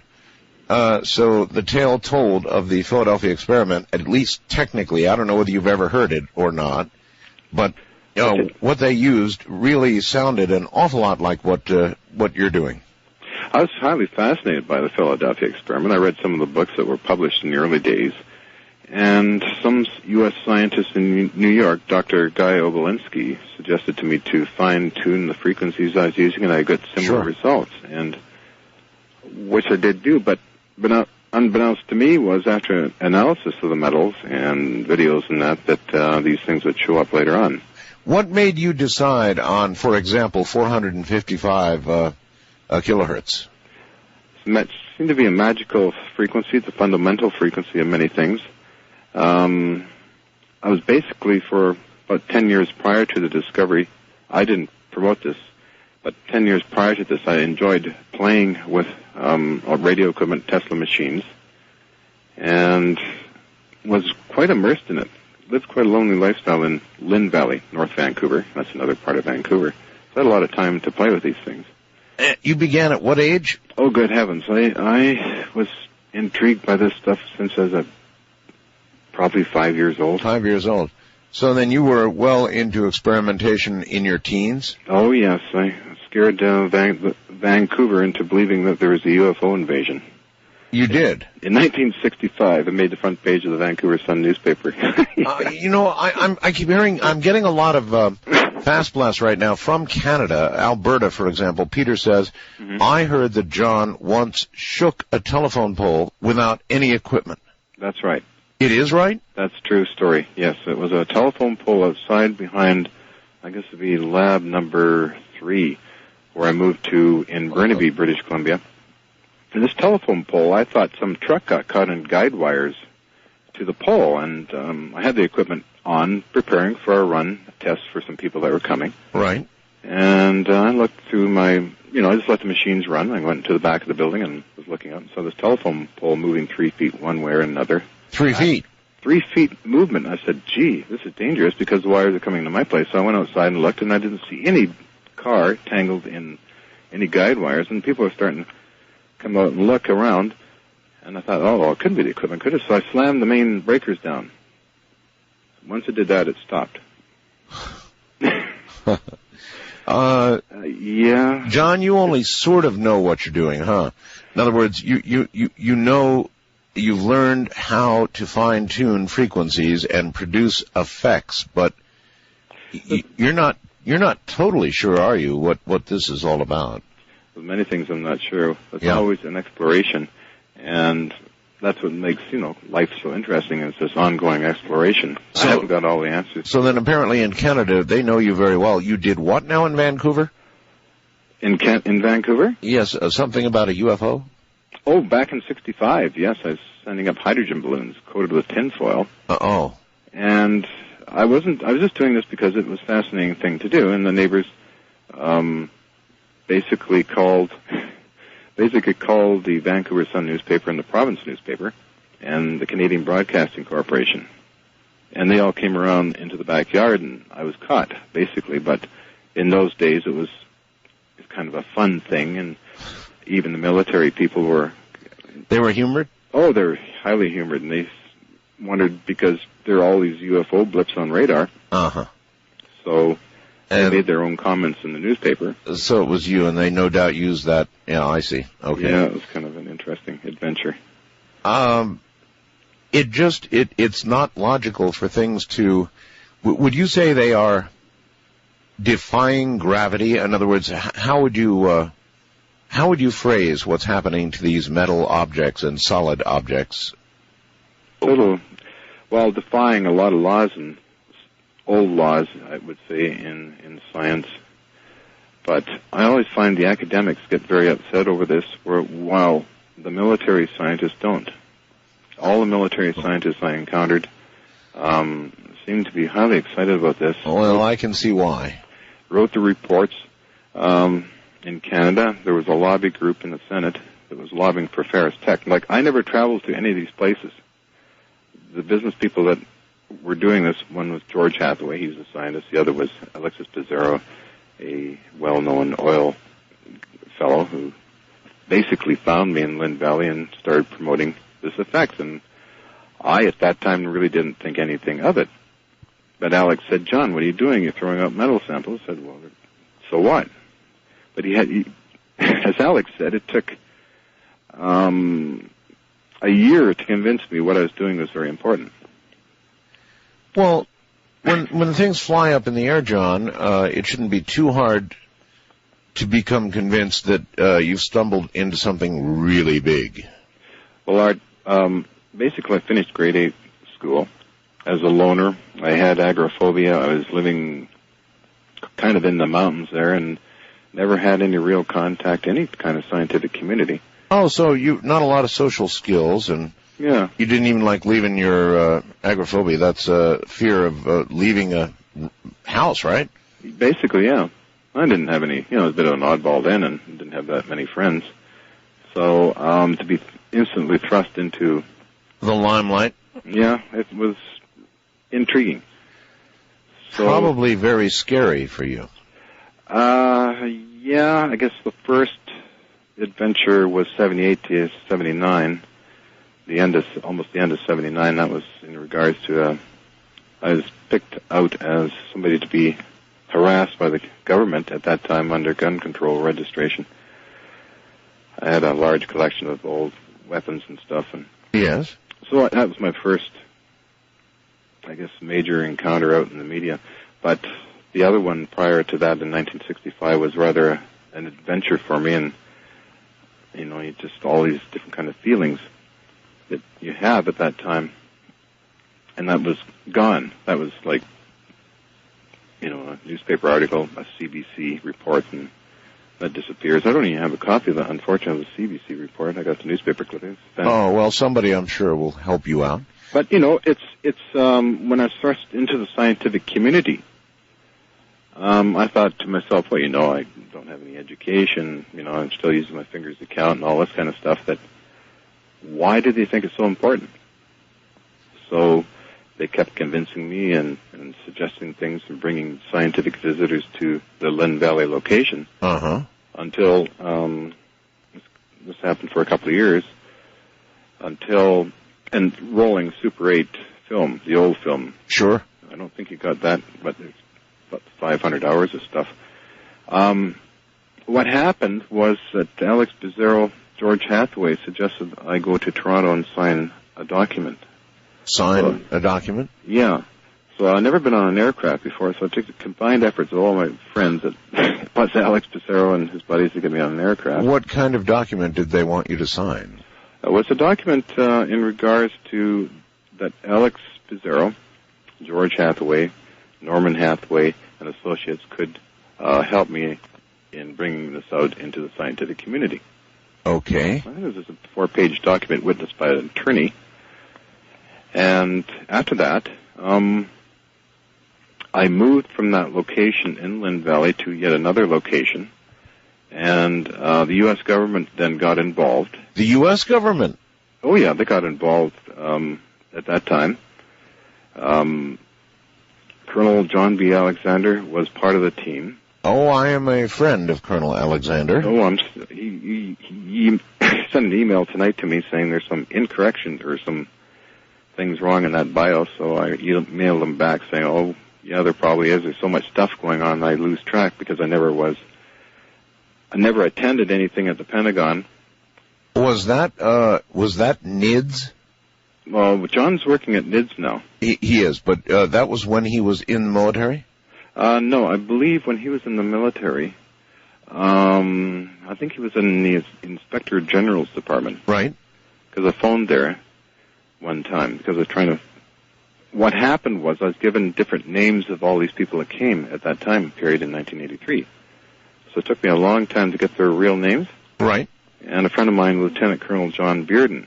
Right. Tom Bearden, that is, gave me the names, the proper names, which allowed me to track down. Then other people came into the scene, like Jack Houck at McDonnell Douglas Aerospace, who did a non-classified experiment for 2 days and released the videos to me and documentation in his report. So he knew Colonel Alexander. I see. And what I'm saying, I'm trying to cover a lot of territory here. A book was just published by Nick Cook of Jane's Defense Weekly on the Black Budget Project, and I'm featured in the book. And were you part of a black budget? Somebody's our black budget here in the U.S. or Canadian black budgets, or both? No, probably both. Both. What I've learned to date from this new publication just in the last couple of months is that Lockheed Martin Skunk Work has the Hutchison Effect now.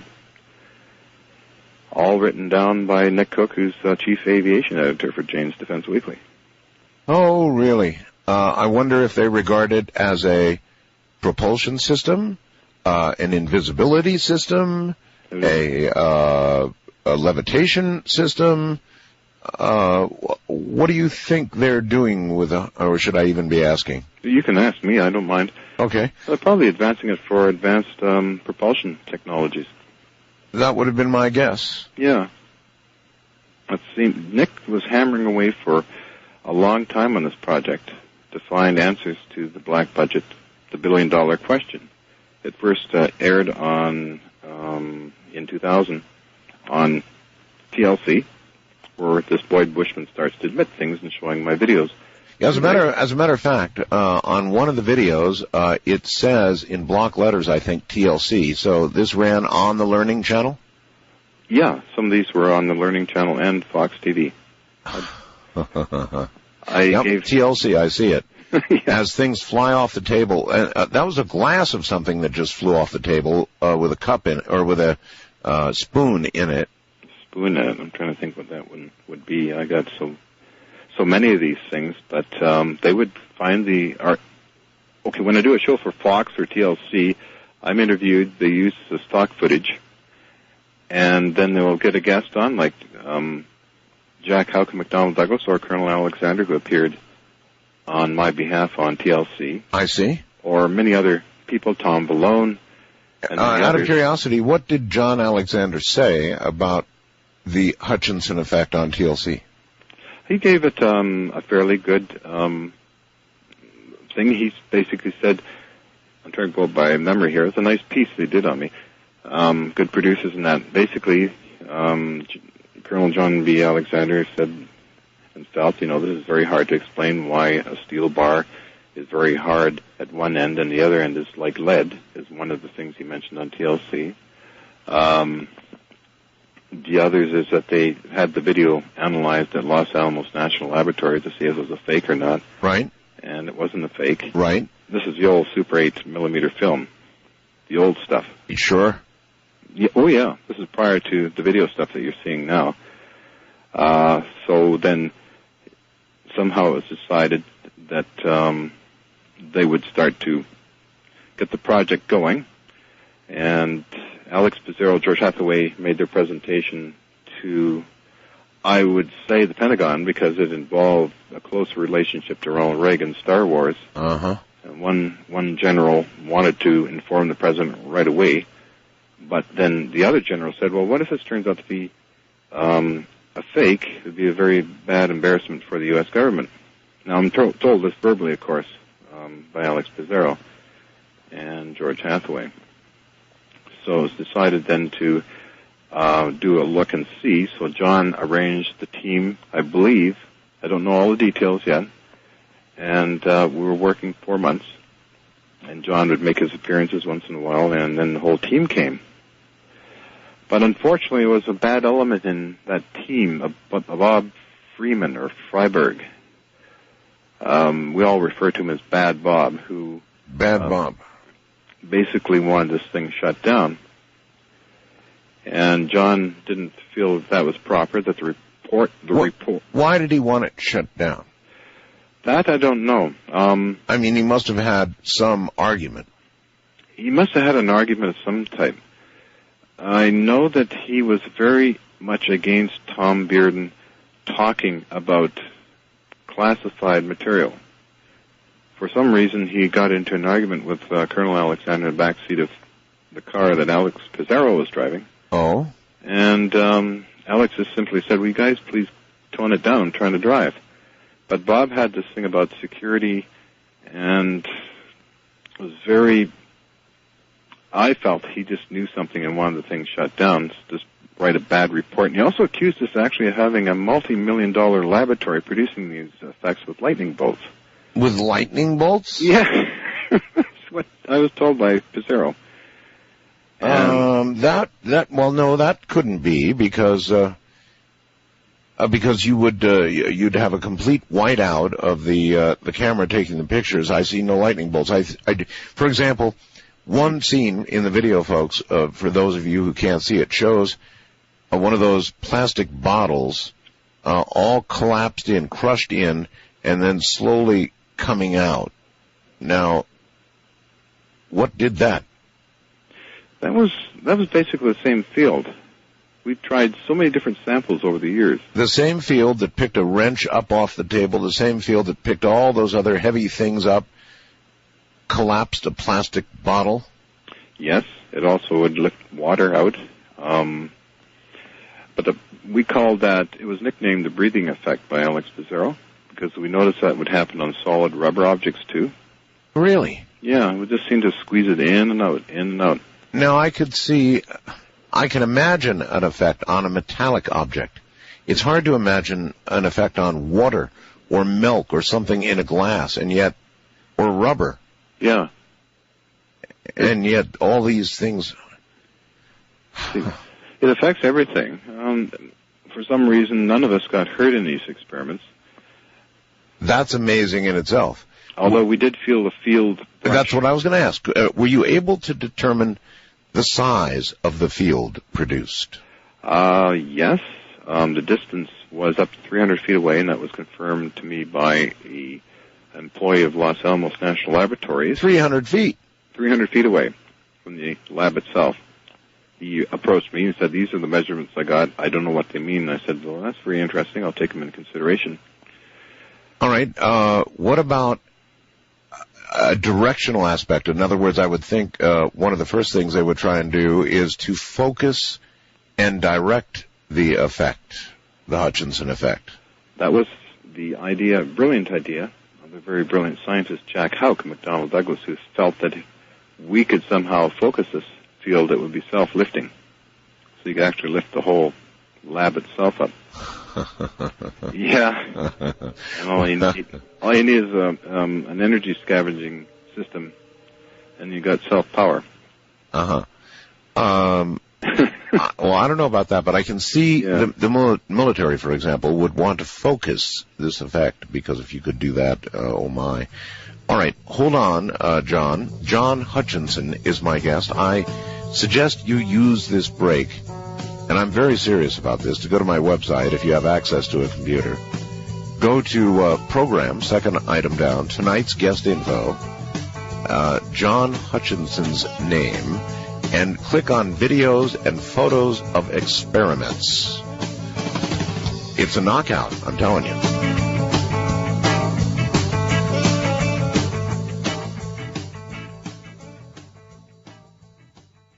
From Canada comes John Hutchison, discoverer of the Hutchison Effect, which is on display on my website right now.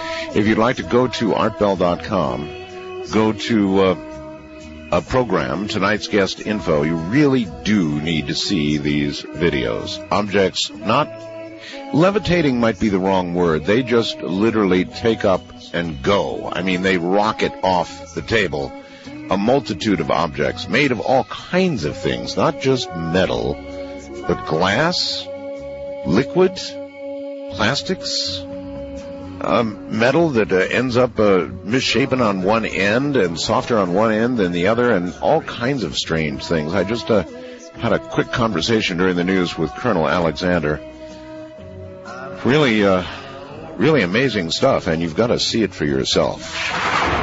All right, playing a little catch-up there. You know, looking again at these videos, one criticism somebody might make is, well, these are videos being played in reverse, and these are objects being dropped, not going up, as in levitating, or actually not levitating so much as just rocketing up. Now, I don't, having watched critically with that in mind, I don't think that's possible, because some of these objects are doing motions that are not consistent at all with being dropped. In fact, some of them take off at angles. Some of them move sideways for a moment and then take off. No, I don't think that could be. In fact, there's one hovering near the broom, and it kind of moves sideways and then takes off up. No, couldn't be a reverse video. I'm sure you've heard that, right, John? I've heard of reverse videos, yes. I've seen sometimes when you run something backwards, it looks pretty interesting and funny. Yeah. On TV. Yeah. Yeah, and you can see, is it water in a dish just getting sucked up? Is that the one with the blue dish? Yes, blue dish, yes. Yeah, that was one of the blue dish ones. Now, that looks like, to me, and I'm going to just sit here and play it again and again, but it looks to me like water is being pulled up prior to the dish itself being pulled up. That's incredible, John. Incredible. A broom just stands up straight and then takes off. Yeah. Good Lord, John. There's gremlins running around in there. Okay, I understand that you have had difficulty producing this in front of other observers, and it's not always reproducible. It's kind of like cold fusion. Yeah, in the early days we had a lot of problems with that, of course. But nevertheless, the number of people that did come got to see quite a bit. So, as I got more involved with it, especially after about 86, when the Canadian government came, and later on, I got pretty good at it, actually. I feel, anyhow. I got 5 major effects per hour. 5 major effects per hour. That's pretty good, all right. And so how many observers were able to see this firsthand? Oh, they'd come, sometimes they'd come in a group. I have German groups. I'd have some people from England and U.S., yet more U.S. officials would come in and look at these things. Do you have any idea, were every one of these aspects that you used, the Tesla coils, the electrostatic voltage, the 455 kilohertz RF, all of these critical to the equation, and how critically tuned? Tuning is a difficult thing. I have to be fully concentrated on tuning these equipments and then calibrating them. That's why when giving demonstrations, I prefer the scientists or the news people to videotape it themselves, because I can't concentrate. Yeah.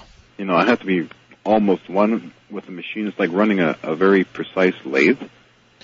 Are each one of these aspects, the Tesla coils, the electrostatic voltage, the RF, are they all critical? They seem to be all linked together. All linked together. Yeah, I've tried experiments with one being omitted and then nothing would happen. Okay. Do you remember when you first saw your first anomalous occurrence as you were, when you began experimenting with all of this, John, what were your expectations? What did you expect to happen? In the very early days? Yes.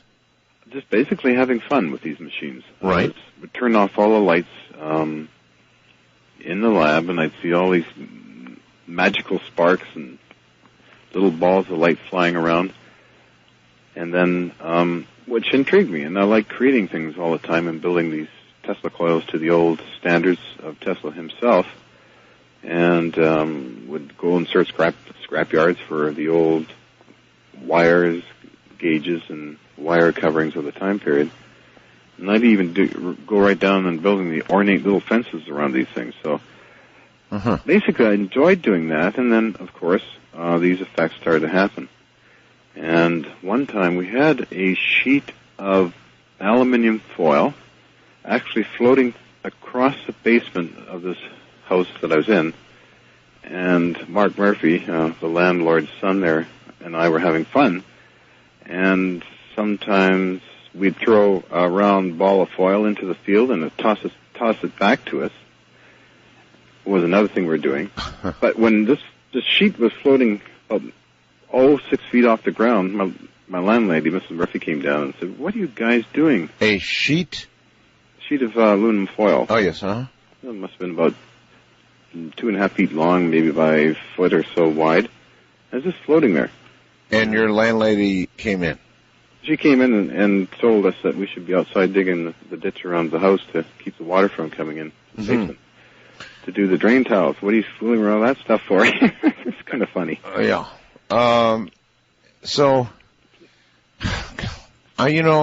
You're maybe the third or fourth person who's been playing with this exact stuff that I've interviewed over the years. Another man I interviewed, who I nicknamed, my nickname, Madman Markham, created a time machine, or what he thought was a time machine, using very similar technology, and he's now nowhere to be found. He's gone. He died, or? Well, we don't know. He rented a gigantic warehouse. He had been arrested for stealing some power company transformers, and he was using them in reverse to create very large amounts of voltage. And then he was using that to fire some gigantic electromagnets, and was creating a field. And he noticed with a small scale model that he put a little screw, I believe it was, through the field, and the screw literally disappeared. And so then he wanted to make a large model. Okay. And he was determined to walk into this field. And we've never heard from him since. Now, did by any chance, Art, he ever experiment with money, like shrinking money? Shrinking money? Yeah. I've seen this, actually. You're not referring to the stock market, right? No. No, not the stock market. But you mean physically shrinking money? Physically shrinking money to 1/3 its size. And I saw this at the Denver conference in 1994, when it was with Brian O'Leary and the whole crew there, Hal Pudoff, when we were giving our lecture. Brian O'Leary, yes. Yeah. Let me ask you this, John. Did you ever do any biological experiments? In other words, did you ever put anything biological into the field? We tried a plant. A plant? Yeah, a plant, and nothing seemed to happen. And interesting. Another time, when Alex Pizarro's wife brought us dinner on a long run, we call them long run, or long burns, just preparing for the next group of visitors, we put our dinners in the field.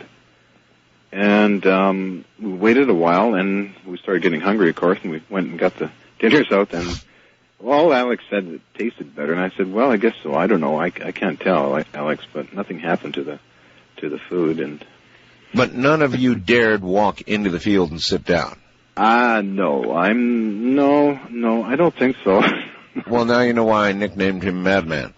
I know that the Canadian news people, they had to get authorization for the television cameras to go in there. Really? If it destroyed a $75,000 camera. That's a very good point. A very large electromagnetic field could wreak havoc with a very expensive camera. No doubt about it.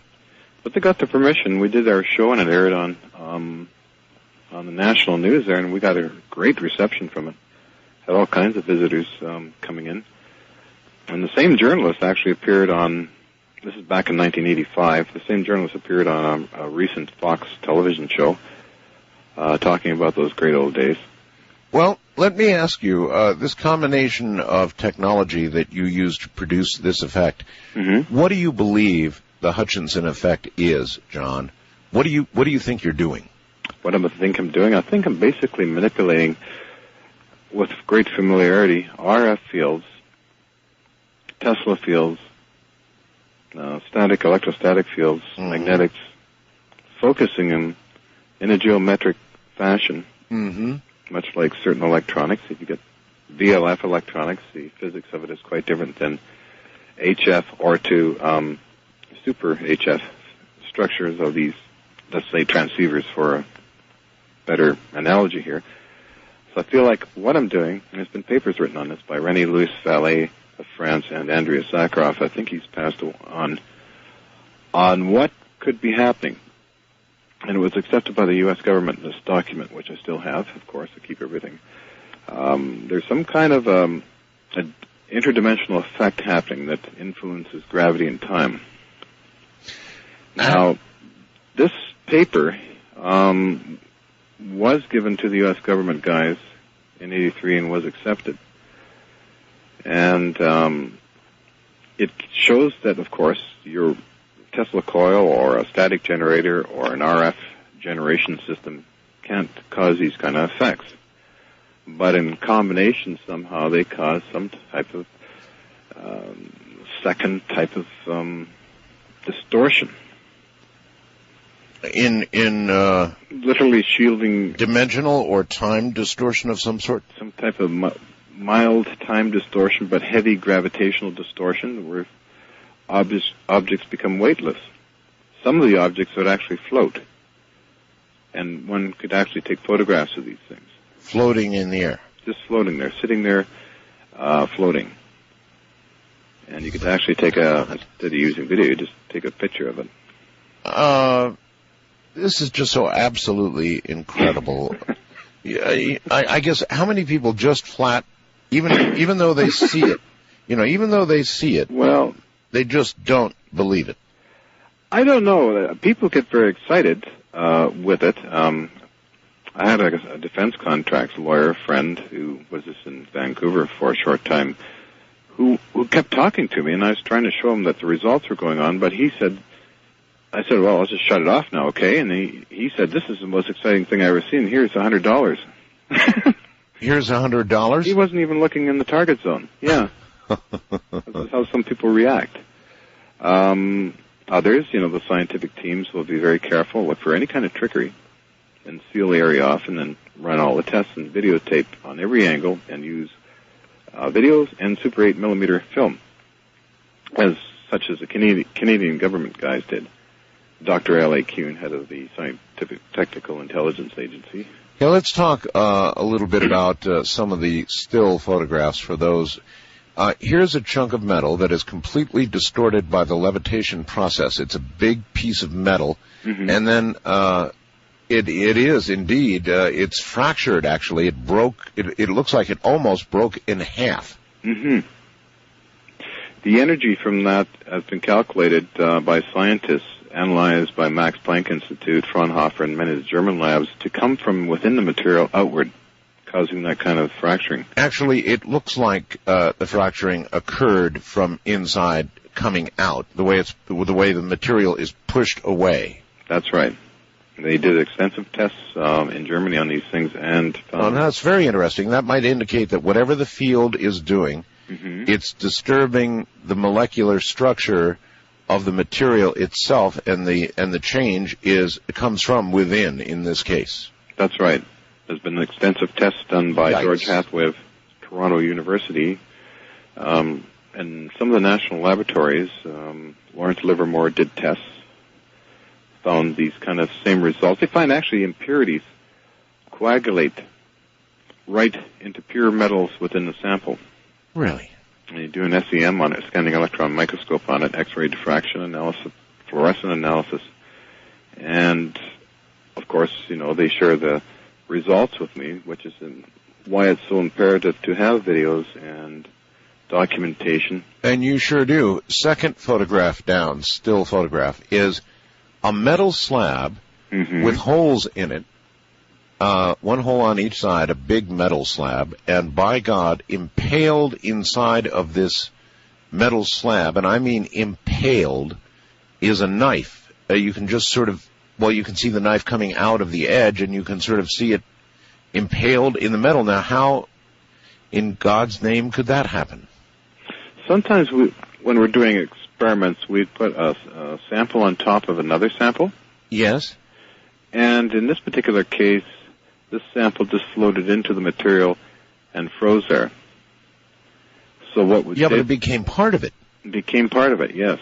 And then what we do is machine it down to try and see what is in there. What's in there? Oh, my gosh. Yeah. Do you remember the description in the Philadelphia experiment where horribly, toward the end, human beings were halfway embedded into the ship? Yep. That reminds me of the piece of wood inside that metal block, which is coming back from New York. That's a wood spoon in there? It's a block of wood that floated into the metal. And I think I sent...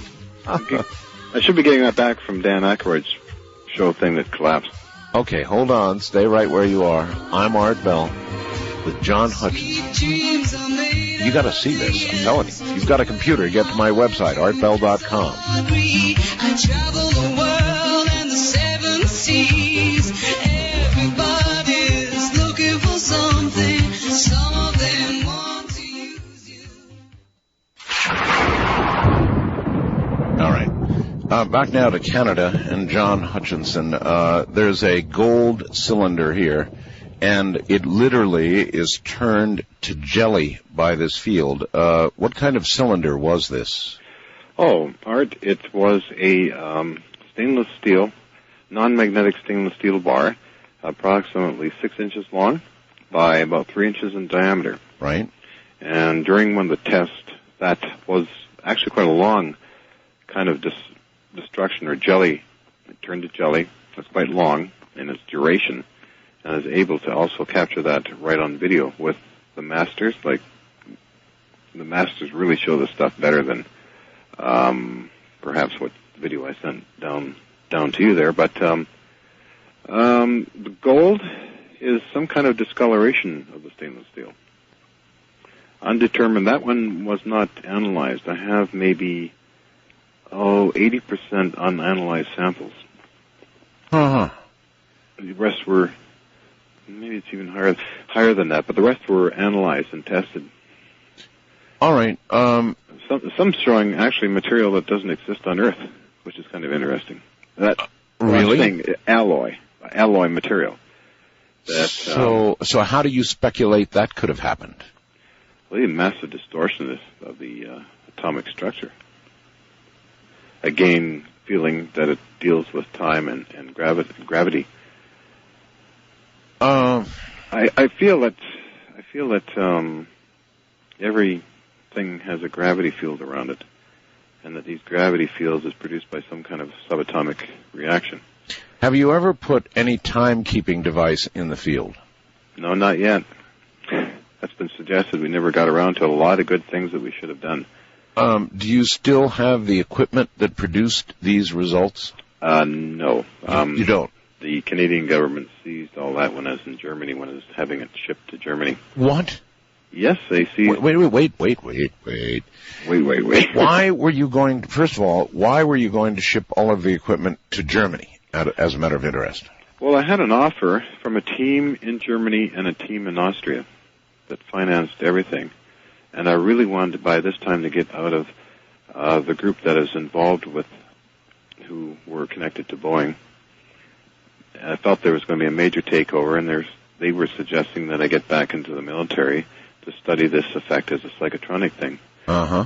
So I dug my heels in there, and I felt I don't want to go through this route again, because you can't talk about it, you can't be sort of a showman, which I am in some ways. And the German team were very supportive, sent large amounts of money over. We managed to get some of it into shipping containers within 2 hours of raiding the lab, which was locked up on me. They raided the lab? We did, with armed guards, moving people. But 2 hours into that move, the police came. Yes. And also the people that were connected to Boeing came. Yes. And stopped it. So a lady friend of mine, Ian Gazda, she is a filmmaker from Hollywood, got lawyers to sign the lab over to her as a movie set. By this time, things are getting so complex. No. Again, I'm sorry, back up. Okay. Under what authority did the police seize what you had, or Boeing for that matter? On what authority they would have to seize that at that time? Basically, when the lab was in operation, I was president of my own company, Axon General Systems. So they got rid of me, fired me as the president. Uh-huh. And this is getting kind of sticky, so that I couldn't even get into my own lab. So the German group, at the same time, in Germany, were preparing for me to move there. And it was decided just to literally charge the place, get the stuff out, all this equipment, get it in shipping containers, and get it to Germany. Sure. But unfortunately, that didn't transpire. So the lawyers filed in the BC Supreme Court for a trial on all this stuff. Holy smokes. And the attorneys then thought that they could actually arrange, by contact to government people, to have it released and put in shipping containers, which it eventually did get into shipping containers. And what happened was the government seized it, the 2 containers. The government seized the containers? They seized the containers. Again, if I can ask, under what authority? I mean... Oh, their excuse was it contained polychlorinated biphenyls, or PCBs. And normally Tesla coils and those kind of machines don't. The test gear, yes. This is an interesting story because they tried to keep it secret, but again, the press found out about it. It made the front page of the Vancouver Sun newspapers. Okay. Can you recall the date that made the front page of the Vancouver Sun? 1990, February 22, approximately. 1990, February 22nd. About that time. Okay. I got a copy of it, of course. Okay. I got a copy of it from a journalist when I was in Europe. Do you have a copy of that article handy? Yeah. Can you read me part of it? I would like to hear about that. Oh, well, I got it in I got so many documents there in boxes, it would take me a while to... Well, that's all right then. But I can always JPEG it and send it. Okay. That's no problem. All right. Sometime. I mean, would have to do it later. All right. What was the article like? I mean, it talked about your materials being seized. Basically saying that ministry, that's part of the government up here, secretly builds PCB site in Surrey. And it goes into the article, and then there was this paper chase. They found all these weird machines, big glass balls with wires coming out of them. Mm-hmm. Involved a lot of officials from the police department, from the other governments who were there. Names I'm trying to remember. Lynn was one name. And then it goes on in this lab being moved, and then it states inventor goes to ground. It's kind of typical newspaper story thing. What do they mean by inventor goes to ground? You, well, basically... disappeared? Well, not that. It seems that it's kind of a statement that newspaper people use. Yes. Meaning that, here is this guy doing levitation experiments, and I guess when they took the lab the guy, he can't levitate anything, so he goes to ground, I guess. I think that's the jargon that the newspapers... Normally, here, when you say somebody goes to ground, that means they go to hiding. Oh, no. So that was a little pun. It was a bit of a pun, yeah. I see. Covered a bit of the story, the paper chase, and who is John Hutchison kind of thing. Where'd he go to? Although they knew I was in Germany because I got contacted by by Interpol. Also got contacted. Interpol? Yeah, they charged the house that I was staying in because they felt that I was being held captive by people from the East Bloc. I know there was East Bloc interference, a lot of it, and I wrote to Dr. Pappas in Greeceland. In Greece, that is, it's Greeceland is the German word. But and he said, no, there's a game going on. It's a dangerous game. Be careful. He gave me the agents involved, the names and all that. So the Germans were protecting me. However, I assured the East Germans were protecting you? No. The fellow in Greece, Dr. P.T. Pappas, was protecting me with information, which I passed on to the German people who were protecting me against any kind of interference from the East Bloc, people that wanted this technology. Oh, okay.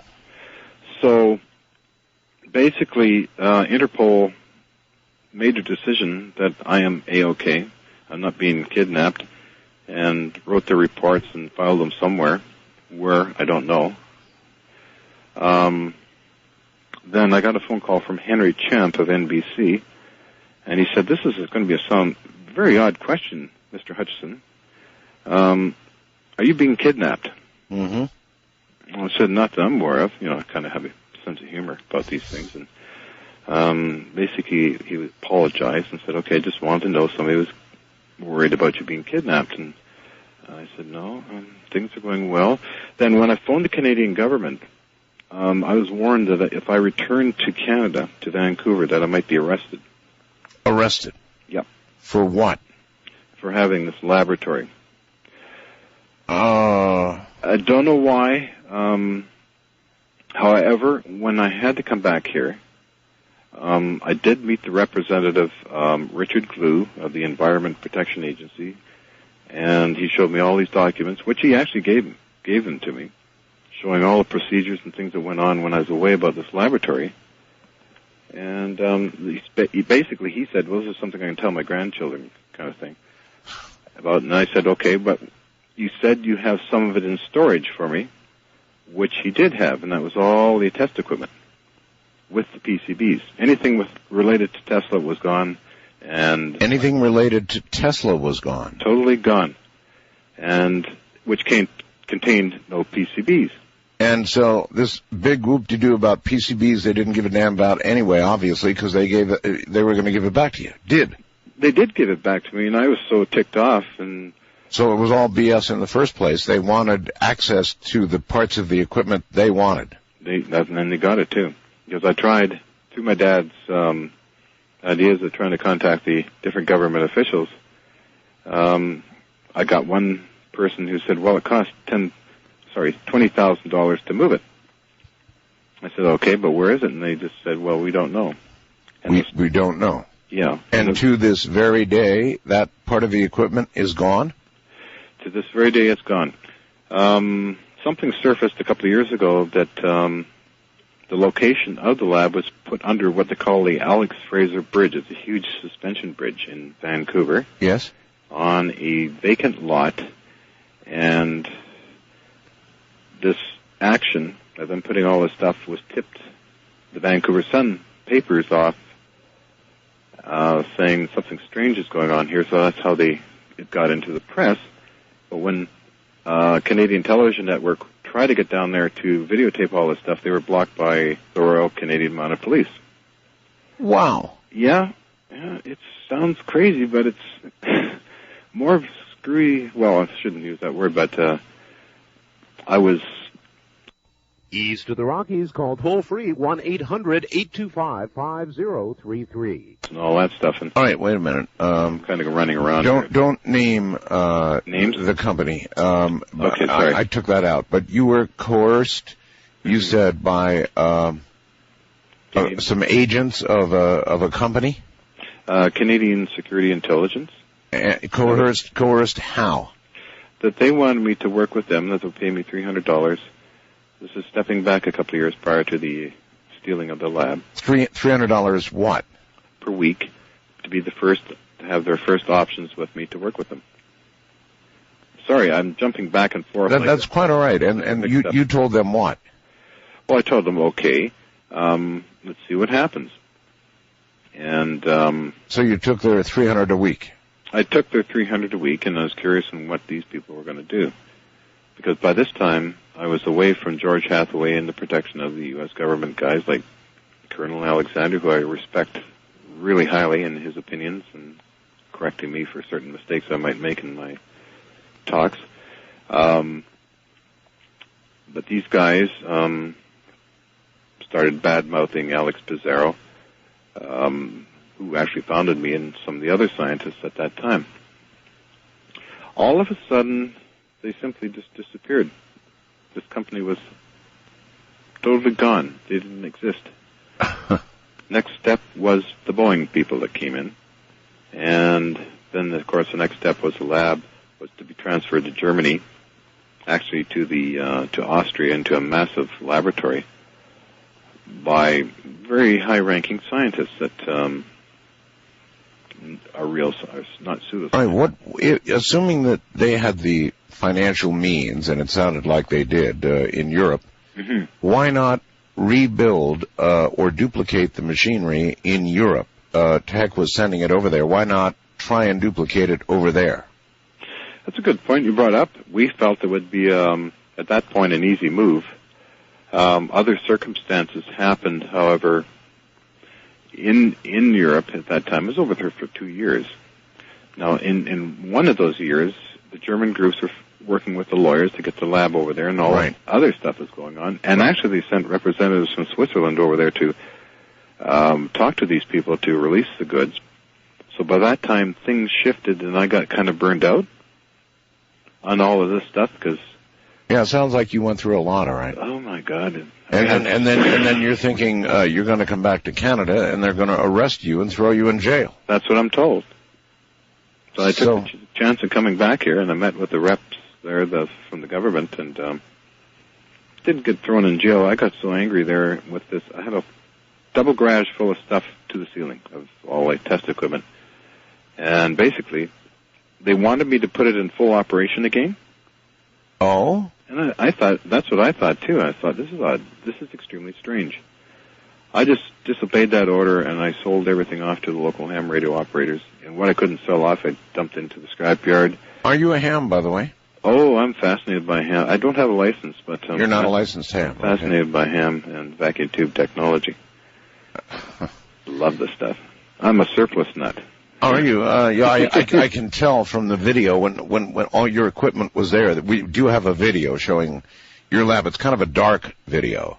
Yeah. But you can see just rows and rows and rows and rows and rows of what looks like military surplus gear. Oh, I love it. I went on a buying spree when I got my inheritance. I went to, I think, about $20,000 of stuff from fair radio sales in Ohio. Ah, so you had a little financial help to do all this. Well, people keep throwing me chunks of money once in a while. I had Japanese people throwing me bits of money, England, Germany. They keep me just floating after I returned from Germany. Well, I sure would like to know if your field would affect a timepiece and what kind of effects it would have on biological organisms. You never tried cats, dogs, or mice, or... No, it goes against my religion, that kind of stuff. Uh-huh. All right. Listen, what I would like to do is, in the next hour coming up, by now I think enough people have seen your videos so that we can take some good, intelligent questions for you from the audience. How would that be? Sounds like fun to me. All right, good. Then in that case, here's what I'm going to ask. I'm going to ask that those of you who have seen the still photographs and those of you who have seen the videos on my website call up. And it's really one of those things that you've got to see. I mean, you have just got to see it. That's all there is to it. So If you've seen it, and if you have a question for John Hutchison of the John Hutchison or the Hutchison Effect, pick up your telephone and let's hear from you. Once again, John Hutchison. And, John, you never did, you did levitation, but you never did personal levitation. You never, or did you? Me, personally, fly up in the air? No. No, okay. No. I would love to. That's, a kid's dream, but, no. All right, well, somebody named Frode, F-R-O-D-E, in Trondheim, Norway, says, Art, I corresponded with John years ago. Get to the part of levitation. He did that too. So when he means levitation, he means that you were able to suspend objects in midair.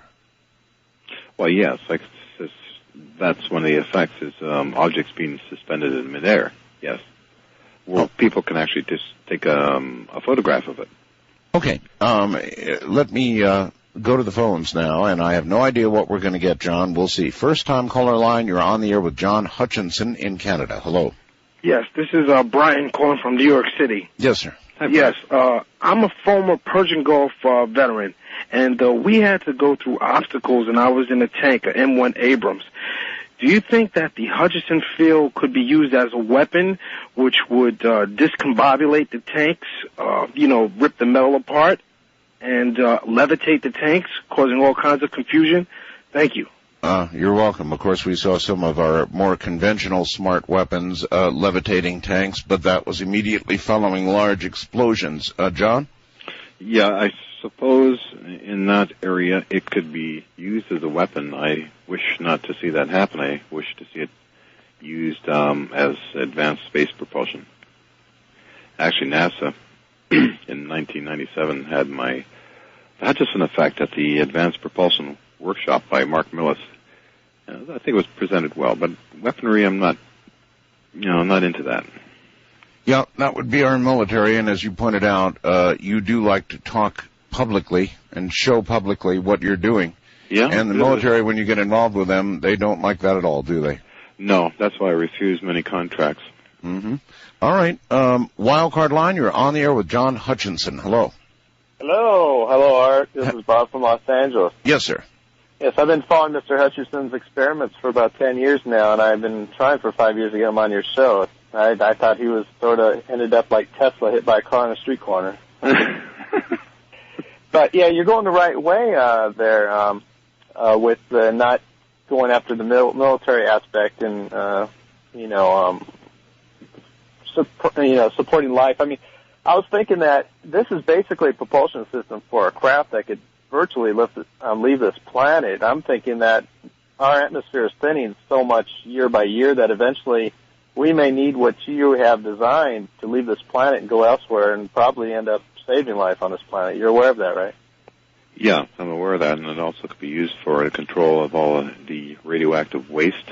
There's some experiments there that I did some years ago that made radioactive material inert, and also could help sweep the atmosphere and make a resurrection of an environment. That's what I like to see happen also with this kind of technology. Yeah, that's true. Have you been hypnotically regressed? Because there's a lot of people with limited who haven't been to Harvard universities and stuff who've came up with incredible inventions such as yourself. And I believe myself that I've worked with Lockheed, and my education wasn't so great, but I've came up with incredible ideas that are just beyond my abilities. I don't know how it happens. It happens to other people, but what happens is somehow it got in your mind. I think if you could be hypnotically regressed to get the full aspect of what you know out of your mind, because I believe what's in your subconscious is drifting over to your conscious. That's how you're doing this, pretty much. Do you believe hypnotic regression? Maybe somehow this got in your mind somehow. Do you ever think about that? I have thought of many areas why I'm like this, why I have this drive to do these things, and why anything I need seems to come to me for me to perform this. And do you think that this Tesla technology is actually tapping into what's called zero-point energy to do this? Without a question, yeah. Without a doubt. Because it gives all the energy you need to perform the effects. You can have you can have a terawatt of radio frequency stuff being poured out. It wouldn't do anything except maybe heat up a metal sample at a little bit at maybe 20 feet. But again, it's a combination of these fields that seem to produce something else. And right. In every case we've heard with these sorts of effects, it's been these exact combinations. There was a connection to Area 51 with Lockheed Martin. What was that all about? Well, my friend who, Nick Cook of Jane's Defense Weekly, chief aviation editor, went into the United States to check out why so much money is to be used for the Black Budget Project. I think the show is called $1 Billion Question. So he did many interviews until he hit extremely lucky at Lockheed Martin Skunk Works, interviewed Boyd Bushman, who had copies of my tape and showed them. And this I didn't know was on television. I was getting phone calls the next day, and people saying, "Gee, that's incredible stuff. What's going on there? You should contact these people and all this and that." And which I didn't do. I did email. I tried to email the Skunk Works people for Boyd Bushman, but I didn't get through. I didn't get a response. Then later on, just about a month or so ago, Nick's book came out explaining everything. And I'm reading this book.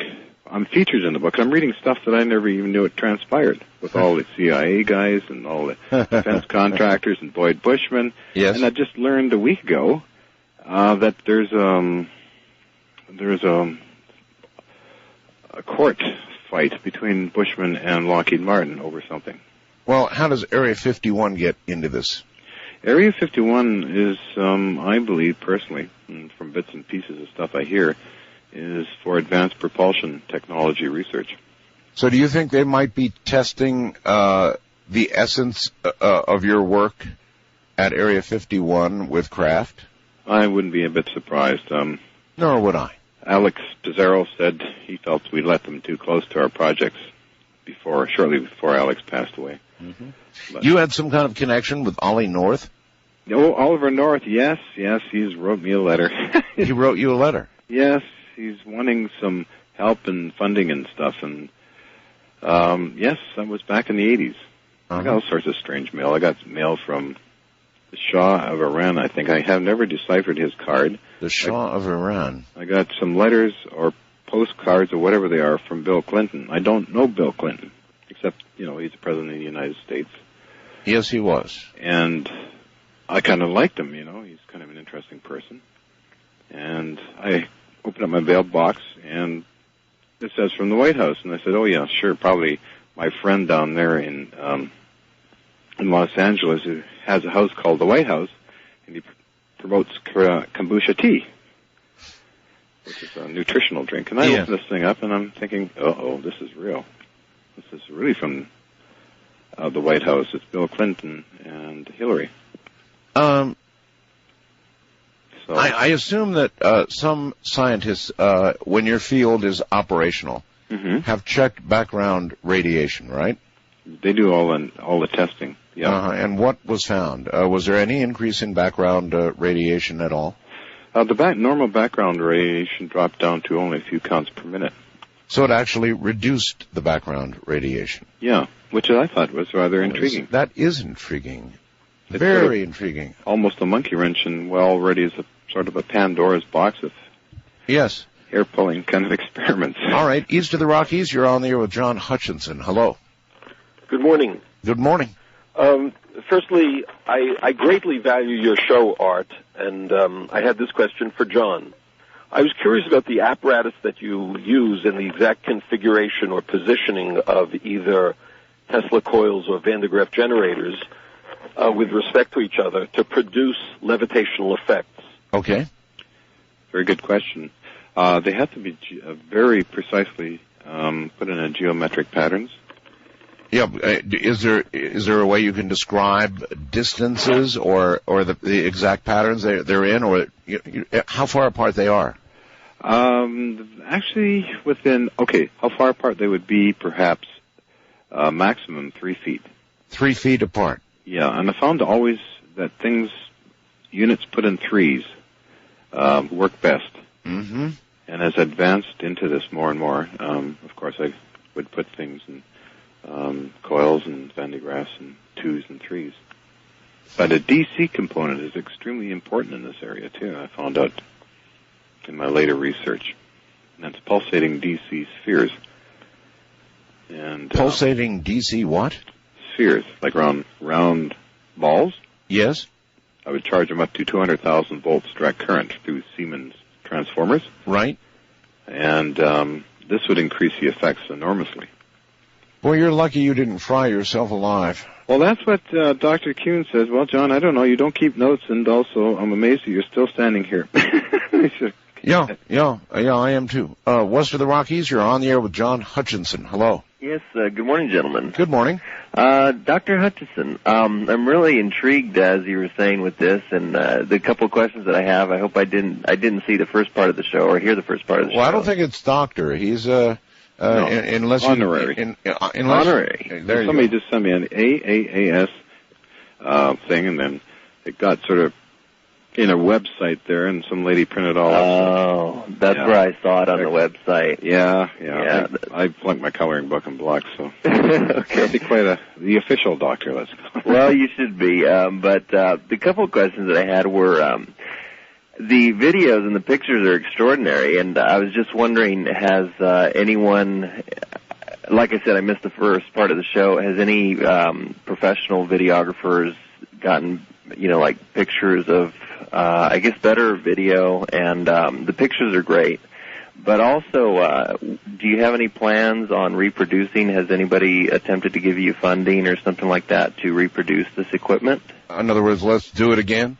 Oh, well, yes, definitely. There was talk in 1997, a friend of mine, who I really respected as a scientist, wrote to Prince Hans Adam Liechtenstein, who's known me for 12 years, for funding.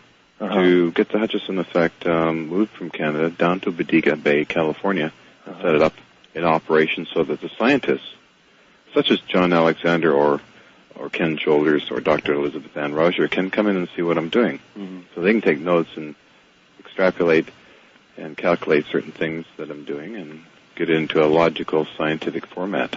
Right. And did you say 99?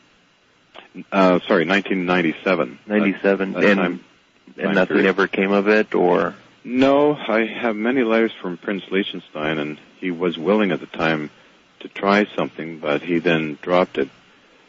And, 99, I did able to duplicate a toy UFO right up to the ceiling right here. Really? Yeah, I cheated a little bit. I used extra high voltage overhead on the ceiling, so it wasn't really the true essence of.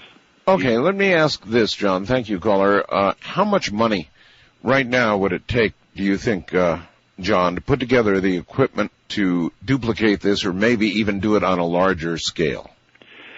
I would have to go by the words of Dr. Robert Forward in regards to, at this point, it'd pretty well be into many millions to replicate that stuff I once had. Now, I put a lot in here. I do research in here. But it's limited because it's an apartment. And when I did the 99 experiment for Fox TV, I was lucky it was a Canadian holiday. But the field affected the building across the street, and the police came and sirens, which I have on video. So you affected the building across the street in what way? We used to have funny things happen in the 80s and, of course, 99. Is that when the field goes through into another structure, it moves objects around like dishes. Uh-huh. That would tend to upset people. They get angry, and when they look across here, they see this balcony of mine, which is an antenna farm from antennas I got off of Navy warships. And so you're the obvious target. No, I'm the obvious target. I know the feeling, believe me. First-time caller line, you're on the air with John Hutchison. Hello. Hello. Hi, where are you? I'm in Morgantown, West Virginia. Okay. Yeah, I have just one simple question. I'm interested in trying to recreate some of the basic stuff myself. I mean, one, is that feasible? And two, if so, how do I do it? All right. He wants to recreate. Is it feasible for him to try? I mentioned I had an interesting talk with Ken Shoulders. Even on a smaller scale, John. Yeah. I would recommend start working with Tesla coils and Van de Graaff generators together. Okay. You may get some interesting results and expand from there. Okay, so what do I just basics of what I would do with them? How do I make them interact? Just put them in proximity to each other and you could activate them? You could do that, but I'd recommend highly follow your own instincts in this area. Okay. And your scientific wisdom. Okay. That's what I recommend. Give it a try, caller, and let us know what happens. Most definitely. I'll be sure to. Okay, very good. Wildcard line, you're on the air with John Hutchison. Hello. Art, this is Steve in Glendora. Yes, hello. Hey, I happened to see that video, and I studied it quite closely when it ran on the Learning Channel, and I got the impression that it was the old Hollywood illusion where you construct your set upside down and you use magnets and gravity to manipulate an object before you remove the magnet and it falls to the floor.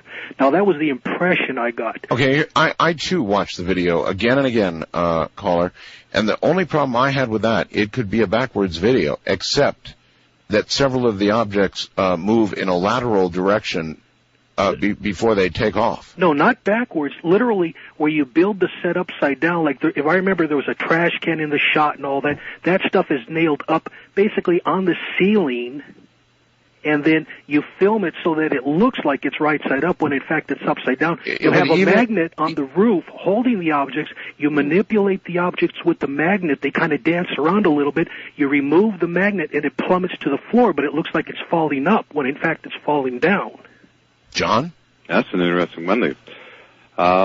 What came to my mind was an old movie by Fred Astaire where he was tap dancing on the walls of a building. Is that what you mean?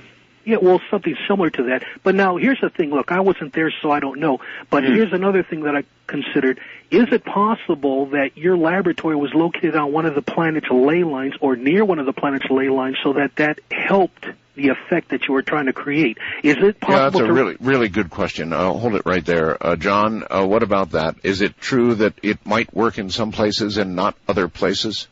No, it seemed to work in all different locations. There's about 5 different locations where the laboratory was in the greater Vancouver area. And there was no difference. It worked, period. Yeah, it worked. A lot of people are curious about these magnetic ley lines and think things like this are more likely at those points. But maybe this is an effect that just can be done. All right, hold on, John. We'll be right back from the high desert. I'm Art Bell.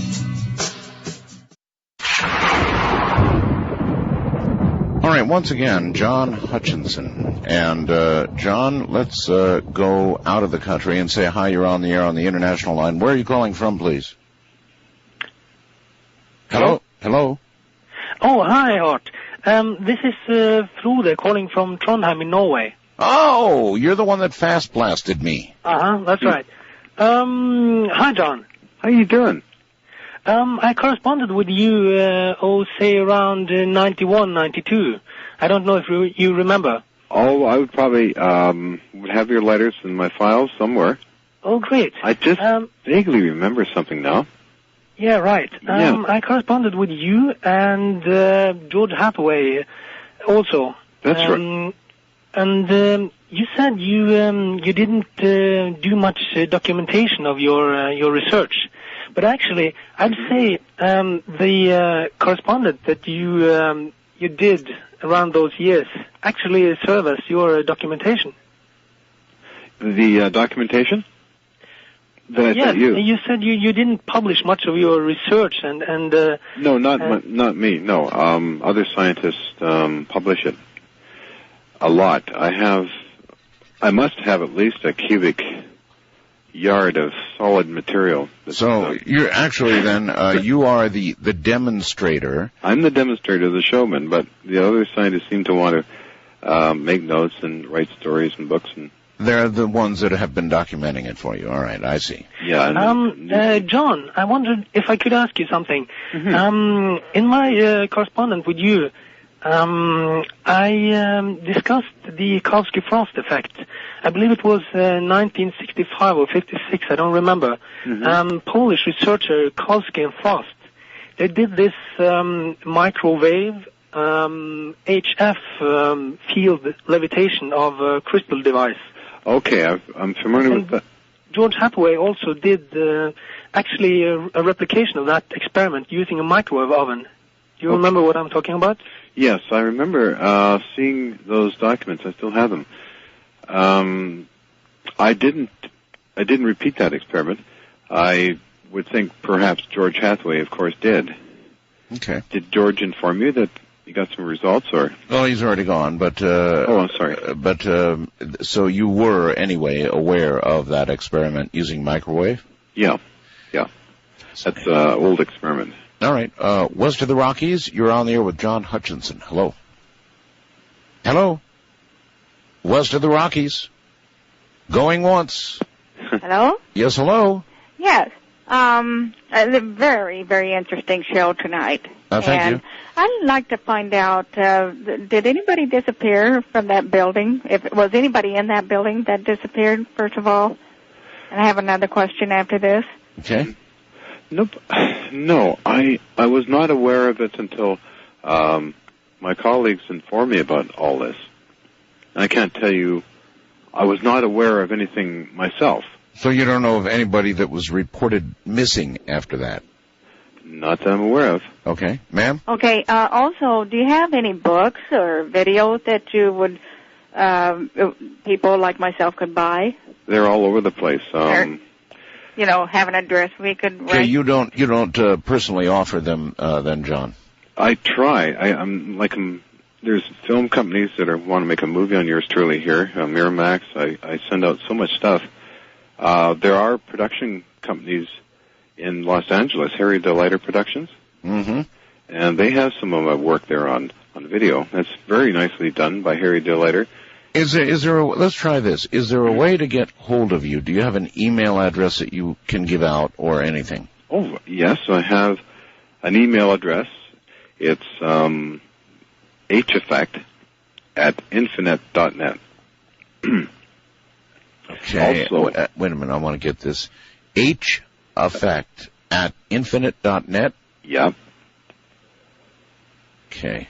And also, on the Internet, if you look under Yahoo search or Google search, right, under Hutchison Effect, there's many websites there that show my work and tell what's the latest things that are going on. All right, so a lot of people can do easy research and get hold of you directly, even if they wish. Oh, sure. All right.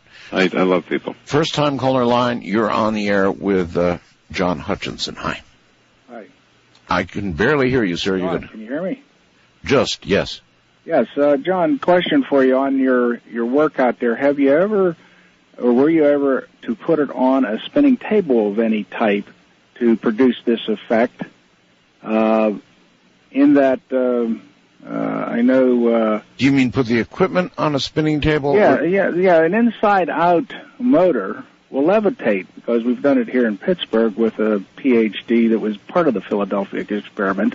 He should be able to do the same thing, in that the Tesla effect of the coils, in the Philadelphia experiment they use 4, he's only using 3. But the concept there of the coils and the frequency of DC, yes, you should be able, if you can get a table to get up to 2,000 revolutions by its power, it'll probably take over and levitate for you. It's called an inside-out motor, and then, of course, other cooling to control it. But you should try it if you haven't tried it. Well, I'm always open to interesting suggestions. The other is any wood. Did you embed any wood in these different? I saw some of the pictures here. Have you embedded any wood in this fluid state of the metal and that? Has any wood got into it? Yeah, there's one on the website there that there's a block of metal, a block of wood in there, and other samples have wood embedded in them that were cut open. Okay, well, that means then that a bug or a frog or me could be embedded in that metal, so you reproduce the Philadelphia experiment. That's what I think, too. Right? Well, I guess so.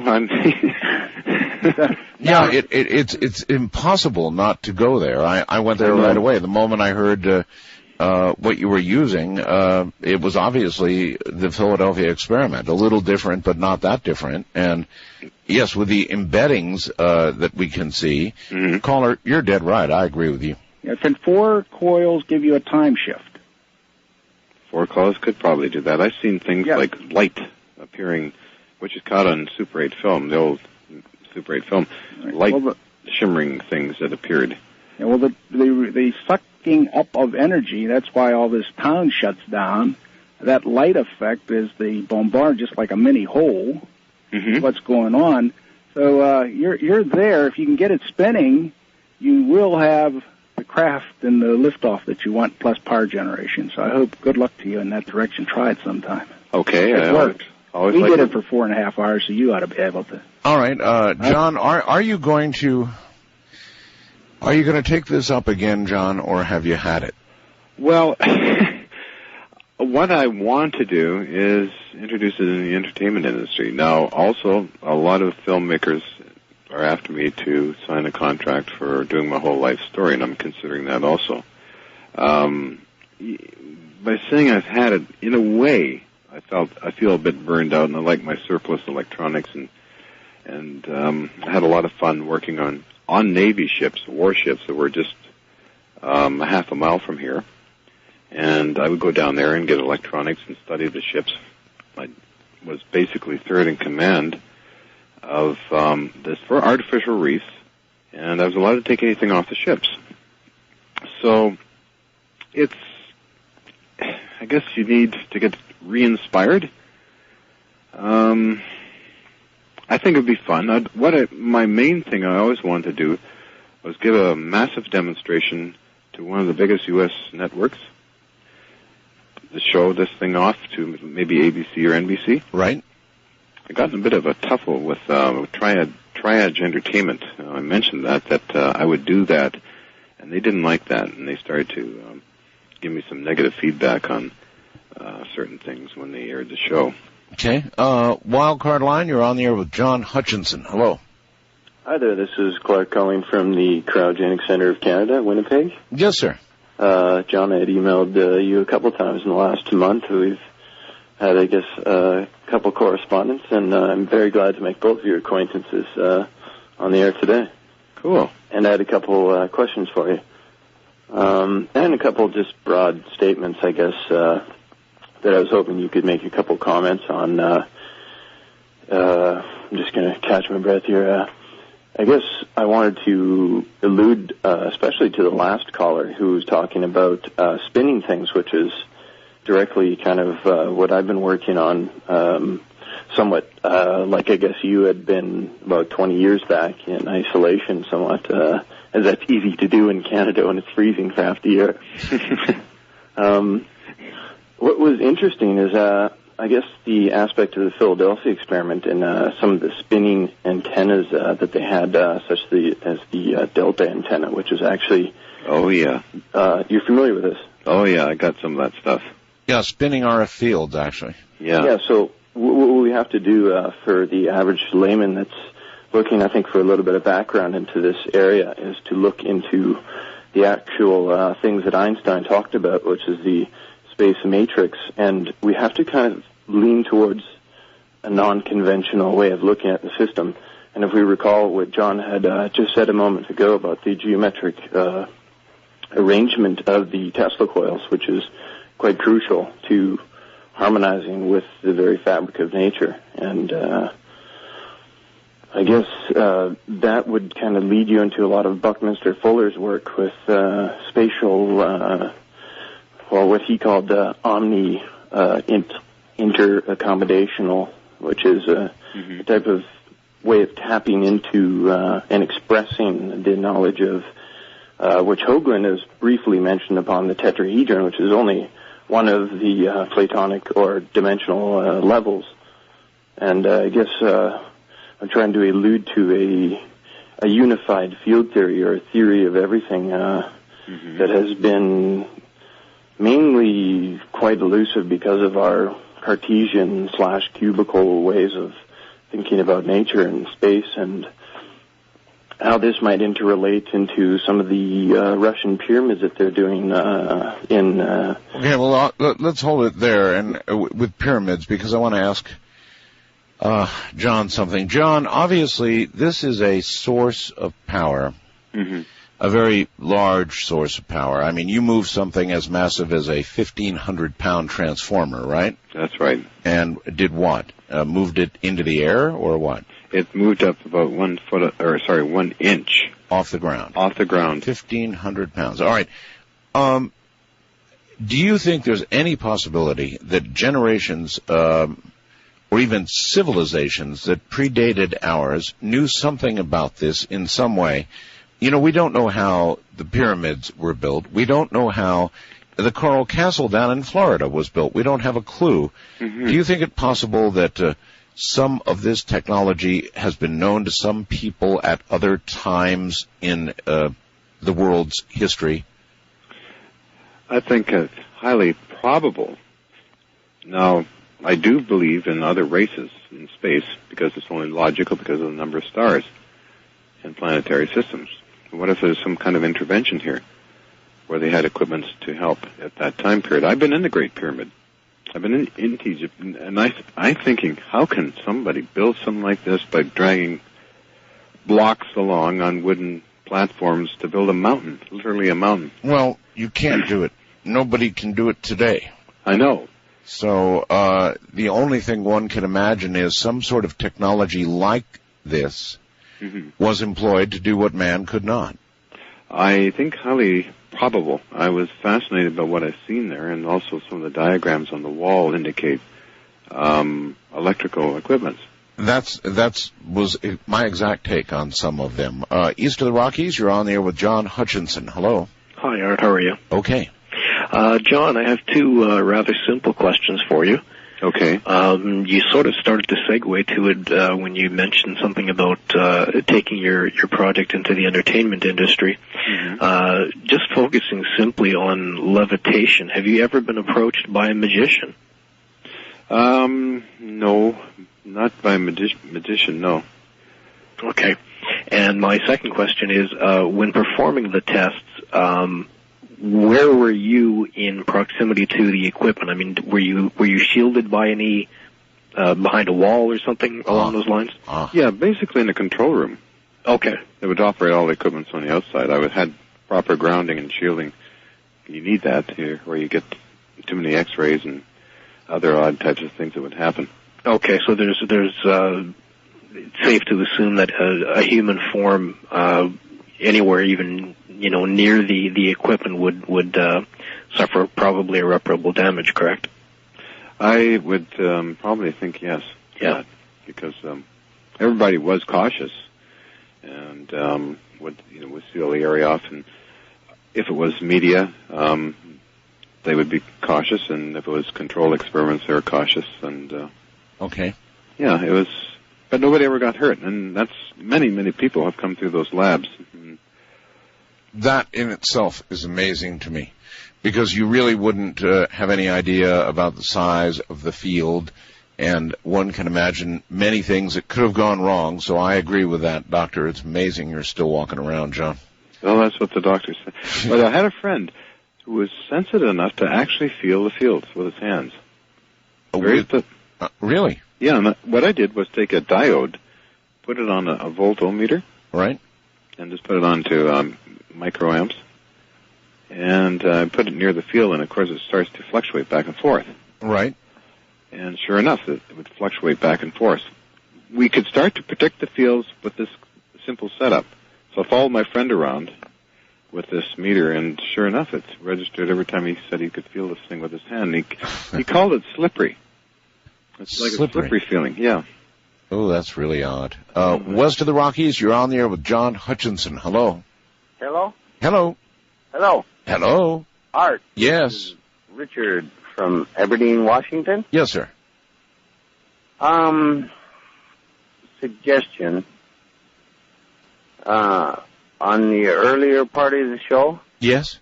You had a tape recording.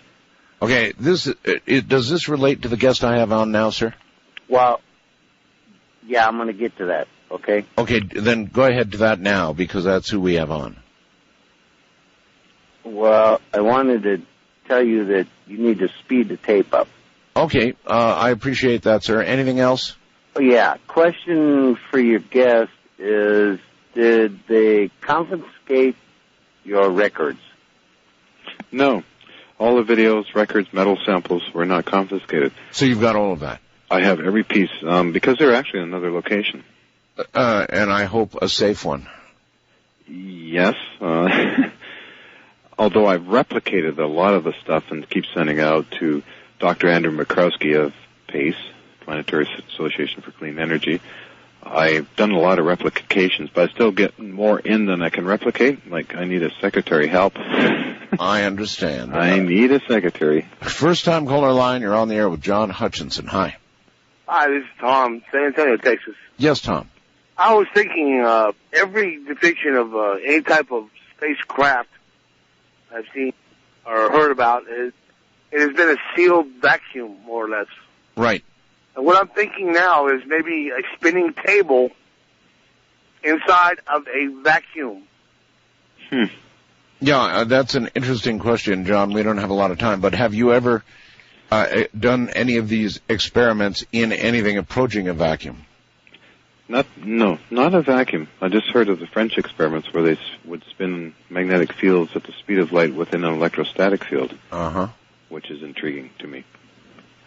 Well, I mean, what you're doing or did do is way out there. I wish you luck. If anybody in the media wants to contact you, since that's the way you seem to want to go right now, it would be the letter H, and then effect at infinite.net.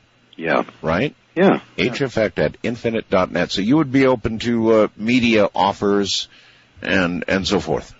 Oh yeah, I was slated for Dan Aykroyd's new show there, but it got somebody pulled the whole show off, and nobody understands why. That's right. Nobody understands why. A friend of mine, David Sarita, he was a guest on your show, I believe. He certainly was. He's a real nice guy. Very, very nice guy. Yes, and I had Dan Aykroyd on the air as well. Very good people. They may be retooling that show, and so it may yet come on. I sure hope so. Okay. Well, listen, my friend, for tonight, I thank you for the incredible video and photographs. John, thank you, and good luck to you. Well, I thank you, Art, for having me on your wonderful show. I always like it. Take care, and good night. Good night. Thank you. From the high desert, I'm Art Bell. Ta-ta.